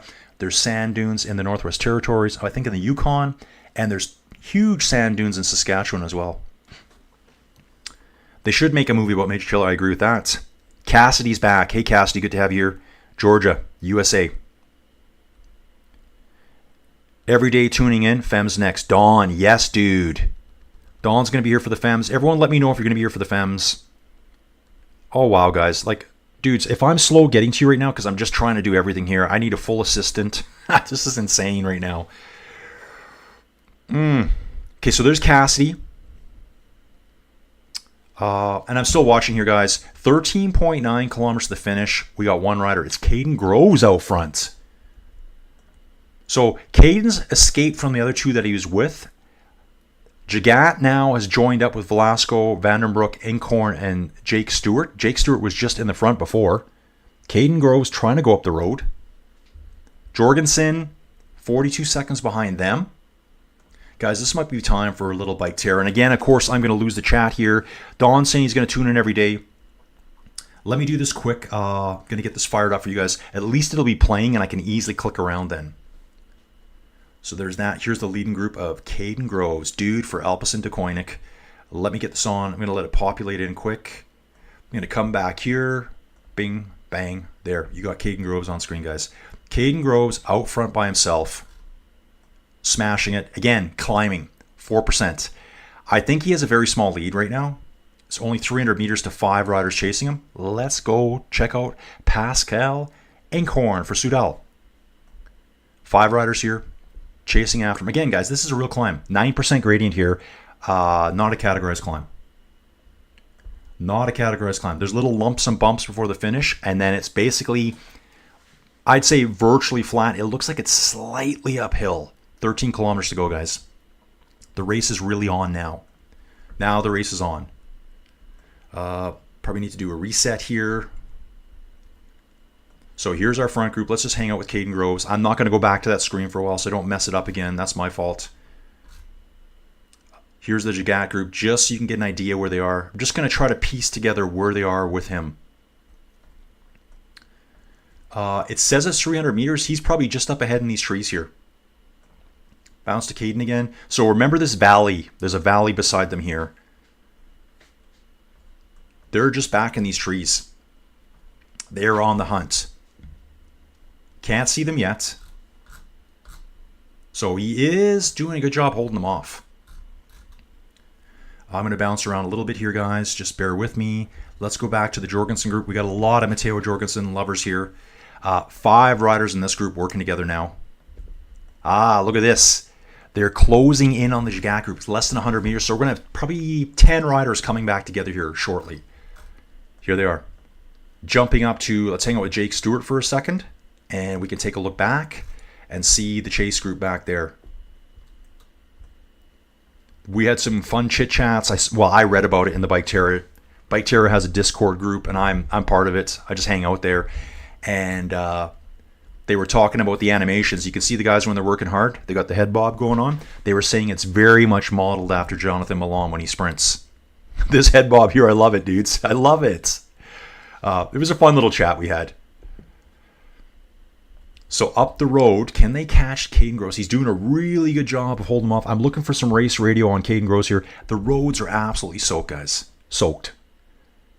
It's just spitting now, but it's going to be wet all the way to the finish. This is going to be crazy sprint finish, guys. Crazy sprint finish. I'm still looking to see them lurking back there. Not yet. Let's go back to the Jagat group here. 2 groups on course right now. You can see them. Again, here's that big valley I was talking about beside them before when Matteo went through here. We're back into the trees. Let's hang out here for a bit so I can catch up with the chat and figure out where we are in the race. So Don's going to be tuning in every day, including the Fems. Yeah, Dave's saying no, he can't. Matteo's too far back. He's an hour behind overall, behind 10th place. Phil Como saying, please don't crash, is like saying some goalie deserves a shutout. The last one in with 10 seconds in the third. Jinx. Oh, yeah, you're right. I don't want to jinx him. Robert, evil. Ooh, yeah. Oh, wow. Robert, is that what she said? Wow. So Robert's saying here, Lorena Weebs saw her SD Works teammate on the ground. So they were teammates. Lorena bumped Demi down. And then I can't believe she said that. Did she really say that? Robert saw her teammate on the ground and thought it was a bag of trash and rode on. You must be making that up, dude. Tom Boone's back. Do they still have team time trials? They don't anymore. They don't, Tom, and I miss them. I've heard that there's one coming back. Ooh, take a look at this, guys. You can see things splitting up here. Caden Groves, hammer time, folks. He's 460 meters ahead now. I wonder if he's going downhill. Little pop in here. Okay. Remember, guys, everything you see here is being rendered like live. This isn't an application where everything's preloaded. This is browser. You can see the browser base at the top of my screen. It's plain as day. I should figure out how to cut all that stuff out and make it look more pro, but I'm not really a pro, so. Yeah, team time trial is supposedly coming back next year. A short one. I want a long 80K team time trial. Go Team USA. This is from Jeff Adatu here. Fun fact, until 2 days ago. I'm trying to figure out what Don's saying here. Fun fact, until 2 days ago, I thought Jaco Alula was a person's name. Not a tour team. No, is a tour team. I think Jaco is an Australian company. I think Jaco is like basically they make trailers like caravans, camper trailers. I think that's what Jaco does. And I think it's a dude that's been following cycling forever. So that's Caden Groves out front. We got Frank Vandenbroek here chasing solo now. And on screen, I'm seeing 2 solo riders. Shimano neutral service right there, chased by 2 other riders. Yes, it's showing it perfectly. Guys, they're not that far apart. So, yeah, there you can see it right there. Okay, so, I see what I'm seeing. I'm seeing Frank Vandenbroek being pursued by Jake Stewart, and then there's 2 more riders back there. I thought it was showing. Yeah, here it is. The Jorgensen group's coming up, guys. Freight train's coming. This is Jake Stewart right here, being pursued by 2 riders, Jagat, and then the Jorgensen group's coming right now. I bounced to the wrong group. I wanted to bounce to. Okay, I think we've lost some data just a little bit. So Jagat is still up the road, just ahead. His data point's just missing here. So this looks like Jake Stewart being caught, maybe? Oh, no, this is Velasco. Here's Jagat. Let's see where he is. Oh, is he actually out the back? Is he actually out the back, guys? Are we seeing this live here? It is. I'm watching my video feed. Matteo Jorgensen, Harry Sweeney, they just blow right past Jagat, and Jagat is struggling on the back. Wow, what I'm seeing here is virtually exactly what's happening on this video. This is insane. This is insane here. Just up the road, we've got Simone Velasco being chased by the Jagat Jorgensen group. They're going to pick him up right away. Then we'll bounce up to Jake Stewart. Again, we're looking back. There's Velasco being picked up by Jorgensen, Sweeney, and Jagat. Let's go to Caden Groves. Oh, yeah, Caden Groves. Yes, he's about 800 meters ahead of them. Head down. Just giving her, folks. We're getting closer to the end here. I think what I'm going to do is bounce out so I can get the latest data so I'm not missing stuff. Wow. That's awesome. Awesome stuff. Caden Groves is over that bump. He's got a time trial for 8.5 kilometers. He's got to try to hold off not only Frank Vandenbroek here, but the pursuing group, Jake Stewart, Velasco. These guys should all be together. Unless some of them are jumping again right now. Ooh, Caden Grove's taking it very sketchy around these corners. He's basically riding through puddles, guys. Head down now. Let's go, dude. Let's go. So here's that group of 6. It's still saying Velasco's out front. 4 seconds ahead. So he must have tried to jump away from him just as he was getting caught. And Jake Stewart is 1 second ahead. This is all going to be changing on the fly. I think it's best to go into the map mode. Map mode here. Yeah, take a look at this. So here's Caden Groves. Australian rider, Alpecin de Koenig. Kind of like their secondary or tertiary sprinter between Jasper Philipsen, Mathieu van der Poel, and Caden Groves. Probably like third-ranked sprinter on the group. So he's been expected. I mean, Jasper was out stage 3. Mathieu bowed out. He is going for the finish now, guys. One really nasty corner up here. This should be super sketchy for the peloton coming through it here. You look at that roundabout there. Wonder if they could have designed that road better to the finish. I guess they didn't expect rain, did they? Right now, looking at a picnic rider. Who's this going to be? Oh, it's Vandenbroek. So Vandenbroek is second on the road right now. He's riding solo 44 seconds back, putting in a good showing for picnic today. And I'm going to jump back into the chat, guys. Drew Schaefer. Okay, Joe's here. Joe made it in. Good morning, all cycling fans. Drew Schaefer. My brother's home was post-World War I, all brick. 22K in 1973, sold for 580K in 2011. Dude, what's that worth now? That house is $1 million now. Around here, we got no brick houses, but Calgary, I think it's gone through its housing boom. The housing pricing here is scary. I think average home now, 700 and something thousand.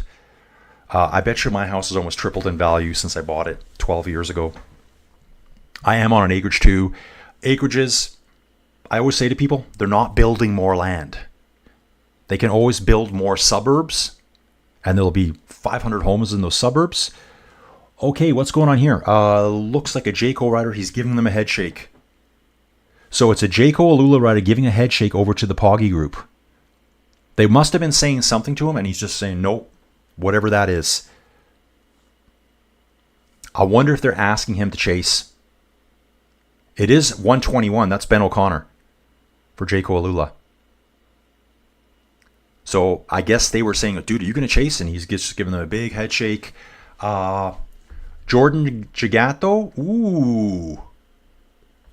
Whatever this, we got to figure out this gap here, guys. It's not giving me any data here. I can kind of give you a ballpark. 47 seconds to Frank Vandenbroek. But then I don't know the distances you got. Well, guess what, guys? We may be doing something here. We may have to pull a Biketerra to figure this out. That group's getting bigger at the front. Looks like to me, well, that's the video feed, so it could be a slight delay. Caden Grove still going. Brandenburg still solo, and then we've got 8 riders. That's what I'm seeing on screen here. 2, 4, yeah, definitely 8 riders there. Little gaps forming, 5 on the front, 3 kind of strung out on the back. Caden Grove still going solo. Roads are quite dried up now, and he is just going under the... Okay, so that says... Okay, so that's about 400 or 500 meters behind. I'm going to make sure I'm live here for you guys. Live. Try to get back to the chat. Cole, I've missed 2 days of your Tour de France commentary. Had to go work far in the desert, no signal. Dude, don't worry, dudes. Appreciate all your support here in your comments, Cole. I get it. Work comes first. Cole, you still haven't told me. You're an engineer? Completions engineer or what? I see you're saying you're out in the desert, so maybe you're at a well site. Drew's here. Jayco, best matching kit and bike frame colors. Oh, Evard. So Jennifer Gray, long before Dirty Dancing. That's what I would have thought too, if it was the same girls. Flyers 85, Dancing 87. Joe's going out in a yellow jersey today. Kevin Bacon on a bike in Quicksilver. Yeah, where he was a delivery guy riding the single speeds. Linden Bridge falling down. You mentioned, Day, you're going to cover the Tour de France Femmes. I'm not familiar with who the players are racing. Who should we watch? Demi. Oh, dude, perfect question here, dude. This is what I'm saying. You guys make this chat and this channel so absolutely awesome for me. Your question here, dude. Linden Bridge falling down. Dude, special shout out. Who are the Poggy and Vingegaard of the Femmes? The Poggy, I said this to myself a lot. I was trying to tell Joey Jojo. She knows nothing about cycling, really. She just hears me talk about it all the time, and she gets sick of it. The Poggy in the Femmes world is Demi. She's super dominant. She's so good. Her odds right now, it'll say someone else 8-1. Like, I think Cassia Nieuwedoma, I think she's 11-1 to win. And I think there's a couple other girls like 8-1, 12-1. I think Marlon Reusser from Switzerland for Movistar, she might be the second. I don't think I can even compare them, Poggy and Vingegaard. But definitely Poggy is Demi. She's the female version of Poggy.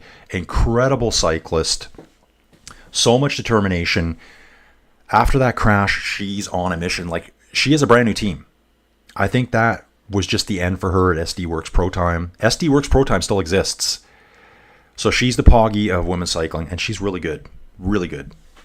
Her betting odds weren't like 4-1 or 3-1 or 2-1. They're like 1.37-1 for her to win. So far away. Drew says he's got to wash the dishes. He's got to be quiet. Sean Kelly, about an hour from Dublin. Big fan of my namesake. Thanks for the commentary over the tour. Dude, thank you for being here. Dude, I'm so far behind, guys. I got to start skipping forward. And where are we here now, guys? Let's take a look. 2 kilometers remaining to the finish. Frank Vandenbroek cannot pull it back. It was 44 seconds. Now it's 48. Jagat here. Guys, Alpeson's going to get their 3rd win today. Nice gutsy move by Caden Groves here. Guys, I think I am going to jump back into Biketerra for this. Just so you can see the groups coming in. We should be able to see the gaps pretty good. Here's our leading group, Caden Groves. I'm going to zoom out on him quickly. And I'm going to come back here and I'm going to turn this on and we're going to do it this way. And see if I can keep track of it somehow. So here's Caden Groves out front. He's got a 700-meter lead over Frank Vandenbroek. That's apparently about 45 to 50 seconds. So you can kind of start figuring out the groups. Here's Frank Vandenbroek. We are going through a town here. This must be the outskirts of Pontarlier. And look at this here. The Jagat group is coming up on Frank Vandenbroek. I don't think he's going to stay away. There's too much firepower in this group here. Matteo Jorgensen, Harry Sweeney. Harry Sweeney went by himself earlier. Tim Wellens is in the mix too. I think these guys are going to be the best of the rest because I think Caden Groves has got it, guys. Let's see. Where will the finish line be? On Biketerra, excuse me. Okay, I'm taking a look here. I think we're under a kilometer to go, guys. I think so. Without me, well, I can quickly do a little double check on that here quickly. Yeah, we're under kilometer, 800 meters to go, guys. And this is still running perfect, I think, here. Yes, it is. Oh, yeah, dude yesterday asked me to do this. I'm doing it again, guys, because I had my big skull in front of all the leaderboards there. We can't do that. I got to phase it over because I'm facing the wrong way. That's not the way I'm really facing when I put it over there. Caden Groves going to the finish, guys. The finish lines of Biketerra. If you were to jump on today and do a route on Biketerra, you'll see like a little cul-de-sac turnaround, and there'll be a little statue in the middle and an archway. Here it is right here. Caden Groves is now coming to the finish. He just won a stage at the Tour de France, guys. Boom. He just crossed the finish line. Frank Vandenbroek holding on for dear life, guys. So he must have put in a secondary attack to try to get away. He counterattacked as they were coming up. It was less than that before. Will this guy get caught by this group behind us? Hold on, dude. Hold on, buddy. Hold on, buddy. Caden Groves, I'm watching the video. Yeah, I think this guy's in tears right now. Slapping his face, kind of like, can't believe it, shaking his head. I can see him, whenever you see him doing this, they're grabbing the radio. Their radios are like tucked underneath their jersey, and I think they just grab it tap to talk, telling the team victory salute across the finish line. Yes, dude. That's what I want to see. Absolutely love it. Okay, so we got Frank Vandenbroek out there still coming through the town, guys. Take a look at this here. Pascal Enkhorn has made a jump. He's trying to get up there. He's trying to catch up with Frank Vandenbroek here from Picnic Post NL. Finish line's coming here, guys. Ooh, look at this. Huge closing speed. 46.3 kilometers an hour to Enkhorn. Frank Vandenbroek is just going to make it for second. Third place goes to Pascal Enkhorn. Wow. That was awesome. And the rest comes through. Guys, I'm going to jump out because I need to see the standings over there now. I need to see the actual standings. I want to check that out right now. Biketerra, thank you so much. Biketerra, let's do the Fems as well. So we're going to come back over here. We're back in here. Boom. There we go, folks. Okay. So Caden Groves, 4 hours, 6 minutes. Frank Vandenbroek, 54 seconds back. And Enkhorn here. I actually don't know his first name. It's not showing me his first name here. Caden Groves wins. What a stage. Guys, we're just going to hang out here for a little bit. I'm going to look at the chat. What's my time looking like? Wow, I have time to do the Fems today if I really want to go crazy today. Yeah, I'm really far behind, guys. I'm going to just... Yeah, I saw this dude here. Chris McConnery, welcome aboard, dude. Thank you for becoming a member of the channel. Guys, we got over 600 people here. Thank you so much. Robert Fems, watch for last year's winner, Kasia. Exactly. Neodoma. Demi Vollering, Lottie Kopecky, Eliza Longo Borghini. She just won the women's Giro. Charlotte Cool. I say her name wrong. I think it's Cole. She is a good sprinter. Lorena Weebs, she's a really good one-day racer. She's known for her more of a classic style racer. She's trying to become more of a GC contender. Of course, Ander Vanderbreggen, retired, came out of retirement, and now she's back racing against Demi Vollering. Chloe Dygert there, the American as well, incredible cyclist. A lot of big names. Yeah, it remains to be seen who will become the Poggy Jonas battle. Demi's definitely the Poggy in that. Guys, the more coverage of, I'm just going to say ladies cycling. I keep saying, how am I going to say it without sounding, I'm so nervous about saying, I don't want to say girls cycling. But if I do, yeah, I don't mean anything by it. Kristen Faulkner as well. Exactly, she's there. Oh, she's a rich venture capitalist. I didn't know that. Yeah, so Chris McConnery, dude, thanks for joining the channel.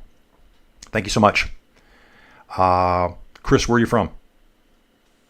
Brandoni, yes, they are catching women using performance enhancements. Yeah, I think the running is really bad. Yeah, so is it a diuretic or an anti-diuretic? I never understood that part.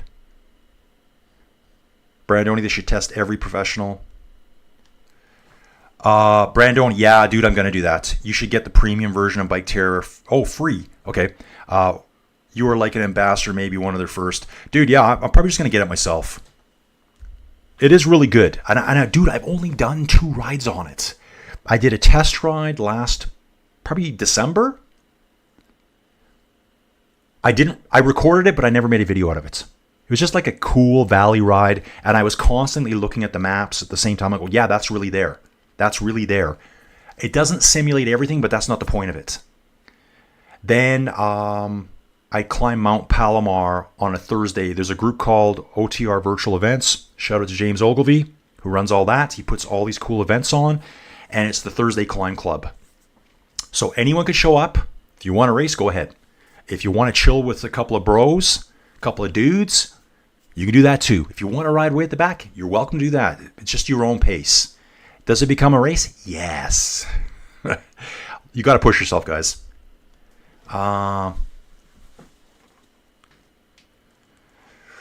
Okay. Oh, you had the Nigerian Prince scam. Yeah, I like that one too. Yeah, we saw the crash in the corner. Got that from Tikala and Dixon. Oh, Brandon, he's saying the dude raced with Greg a couple years on Team Subaru. Oh, so that was way back when. Paul Willerton. Anthony, they should have a race where drugs are allowed. Then we'll see which drugs are the best. Yeah, well, I guess they kind of did in the 90s. It was basically run what you brung, do whatever you want. Peloton's still working their way in, guys. I'm just going to hang out with the Peloton here, watch them come. They'll be coming to the finish here. We'll see the GC standings. I'll do the chat. Hey, Colin, Jetro here.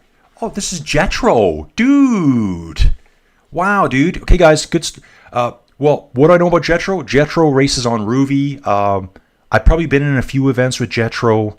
I don't do as much racing on Ruby anymore. I'm kind of more of a solo rider now. I started doing all the race coverage for Team GRC. You guys have seen my Team GRC jersey. I've worn it, I think, 2 days ago. Team GRC has its own Discord. I created it a couple years ago. It's rocking. I've made my own another separate Discord for Inside Cycling World just to keep that stuff away from that stuff. Jetro is a key member on Team GRC, very strong cyclist. So this is Chris McConnery. Hey, Colin, Jetro here. I have been lurking. Oh, he's a lurker. Enjoying your coverage from work. Happy to support. Keep it coming. Push, push, push. Yes, dude. Yes. Thank you so much, dude. Dawn, again, Jennifer Gray was busy. Flyers, Ferris Bueller's, that's right, and Dirty Dancing. Poggy is just crossing the finish line now, guys. Here, I'll take a look at the map for you. I think they're going to cross it like by the time I get there. So this is live. Hear them coming to the finish now. There's Poggy. Some guys still have their rain jackets on, guys. Really relaxed finish out of this group here. Poggy with the UAE guys. Maybe a couple of the Astana guys are going to sprint for, 15th? Rounding the last bend. Yeah, they just crossed now. And they crashed. Oh, are you guys kidding me? There was a crash behind. Poggy's up, guys. I actually think Poggy laughed there. I think he saw the crash go down. They crashed on the last corner. It's kind of like a little bit of a chicane through the last corner. Are you kidding me? And they are sprinting. 2 Astana riders sprinting a Uno X rider. So yeah, that did break up the peloton there. They fell on that second to last corner. I wonder if I can get that as a video for you guys. Let me just, hang on a second here. Let me catch up with the chat and I'll try to show a replay of that. I'm just going to, where can I do that? Kind of over here. I think I can do it. Over here, I can find the videos, the race. How can I get back to that? Maybe they'll show it here. I can do this here. This is all stuff I can show you guys. Stage 20 of the tour. Here, I'm going to jump back to the race version here. Caden Groves. This is just Caden Groves finishing guy. I'm going to try to center this a bit better for you. Caden Groves crossing the finish line. He is pretty ecstatic about this win. He was celebrating from about 150 meters out. Next, I'm waiting for the crash on that last curve. Definitely not what the pro commentators call a massive crash. 4 or 5 riders down, but just it looked like a foolish crash, really. They were but a confidence rider is down. Like some of these slow speed crashes can really hurt. Don't know who that is, and he's been down. One of the first guys I saw go down in that corner. Medical's pulling up now. Damien Tooze. So they were all riding in pretty casual, and somehow they still touch wheels. Okay, Ivard, great app, Biketerra. Yeah, guys, check it out. Check out Biketerra. Great seeing the lurkers join in. Yeah, so I do know Jetro pretty well from over in the GRC Discord world. Renzo, no, Matteo Jorgensen is not in the top 7. Well, what did he finish today? What did Matteo Jorgensen finish today? We want all rankings. We want the stage. Dude, this is just the stage. Jorgensen finished in 9th today. So he finished in 9th place on the stage. Caden Groves away by himself. Vandenbroek by himself. Enkhorn went up there, to get 3rd for Soudal. Then the group came in together. Velasco, Gregoire, Jake Stewart, Jordan Jagat, Tim Wellens, Matteo Jorgensen, and Harry Sweeney. Matteo Trenton was separated by himself a little bit further back, and then cost you. And we saw all those guys today. Okay. Wow. Okay, so NTN not here. Yep, I think you read about the same doping case involved in the women's marathon. Yeah, she is the record holder. Substance she was caught using was a diuretic, which apparently can be used to mask other substances. Yeah, it's basically the only reason you would use it is to mask other things. It's like the cyclist, a la 2010, let's just say. They said there was no reason that a healthy young individual would ever take this drug. Maybe it was a drug for a disease that happens later in life. I guess that's the best way I can put it. And they said the benefit was that it masked all of the other drugs. So, guys, they are testing, but there's people out there. How can we hide it? Take smaller dosages and mask it even more. Friends Louis Galeno Aguiar, what place was Aaron's in? I'm going to guess he came in with the Peloton. It's still showing the rankings just popping in, guys. I've only got to 12th place on the stage today. Sometimes the Tour de France site will be very, very slow.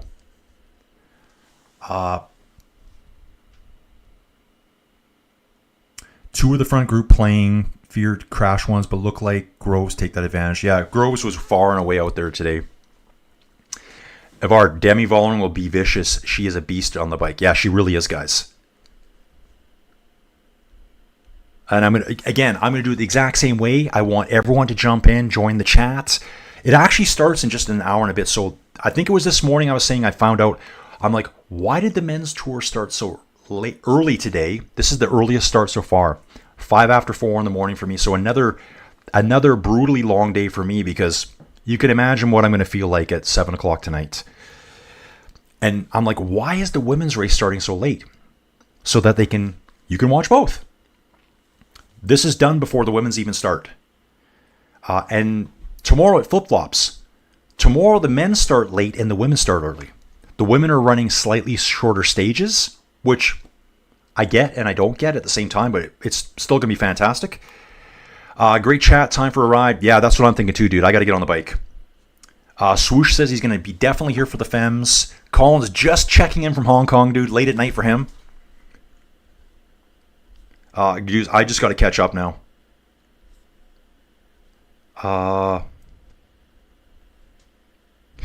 June Biketerra is the same app. No, it's totally different, dude. Biketerra. I like it, though. Boise's having a half Ironman this morning. I just spoke with one of the officials.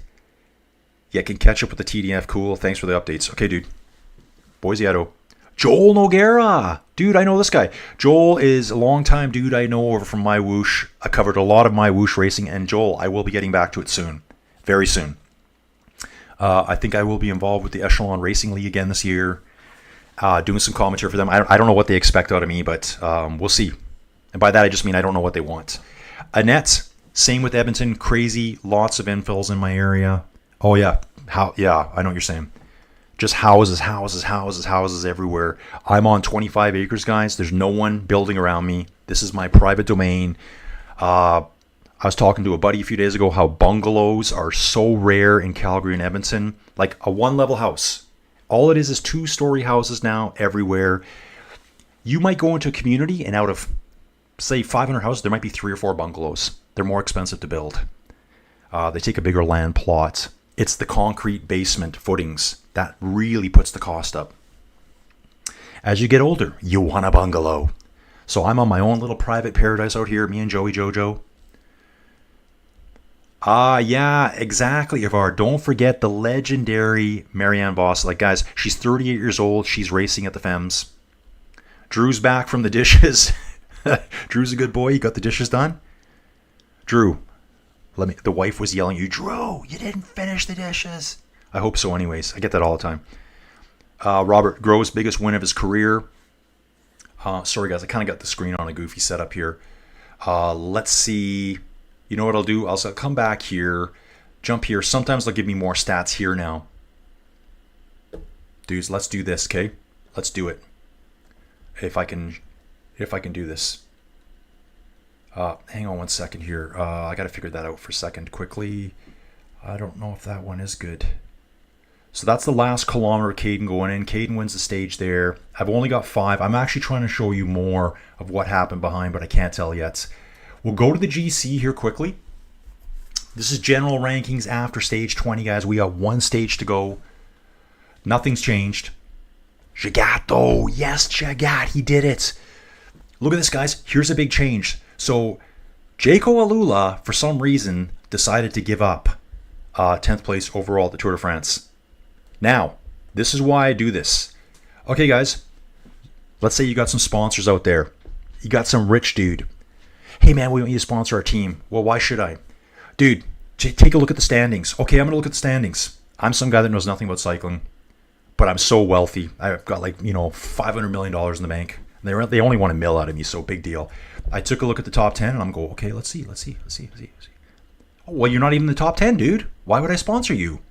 Get it? So Jordan Jagat, with that move today, vaulted up into 10th place. Total Energies now has a rider in the top 10. UnoX has a rider in the top 10.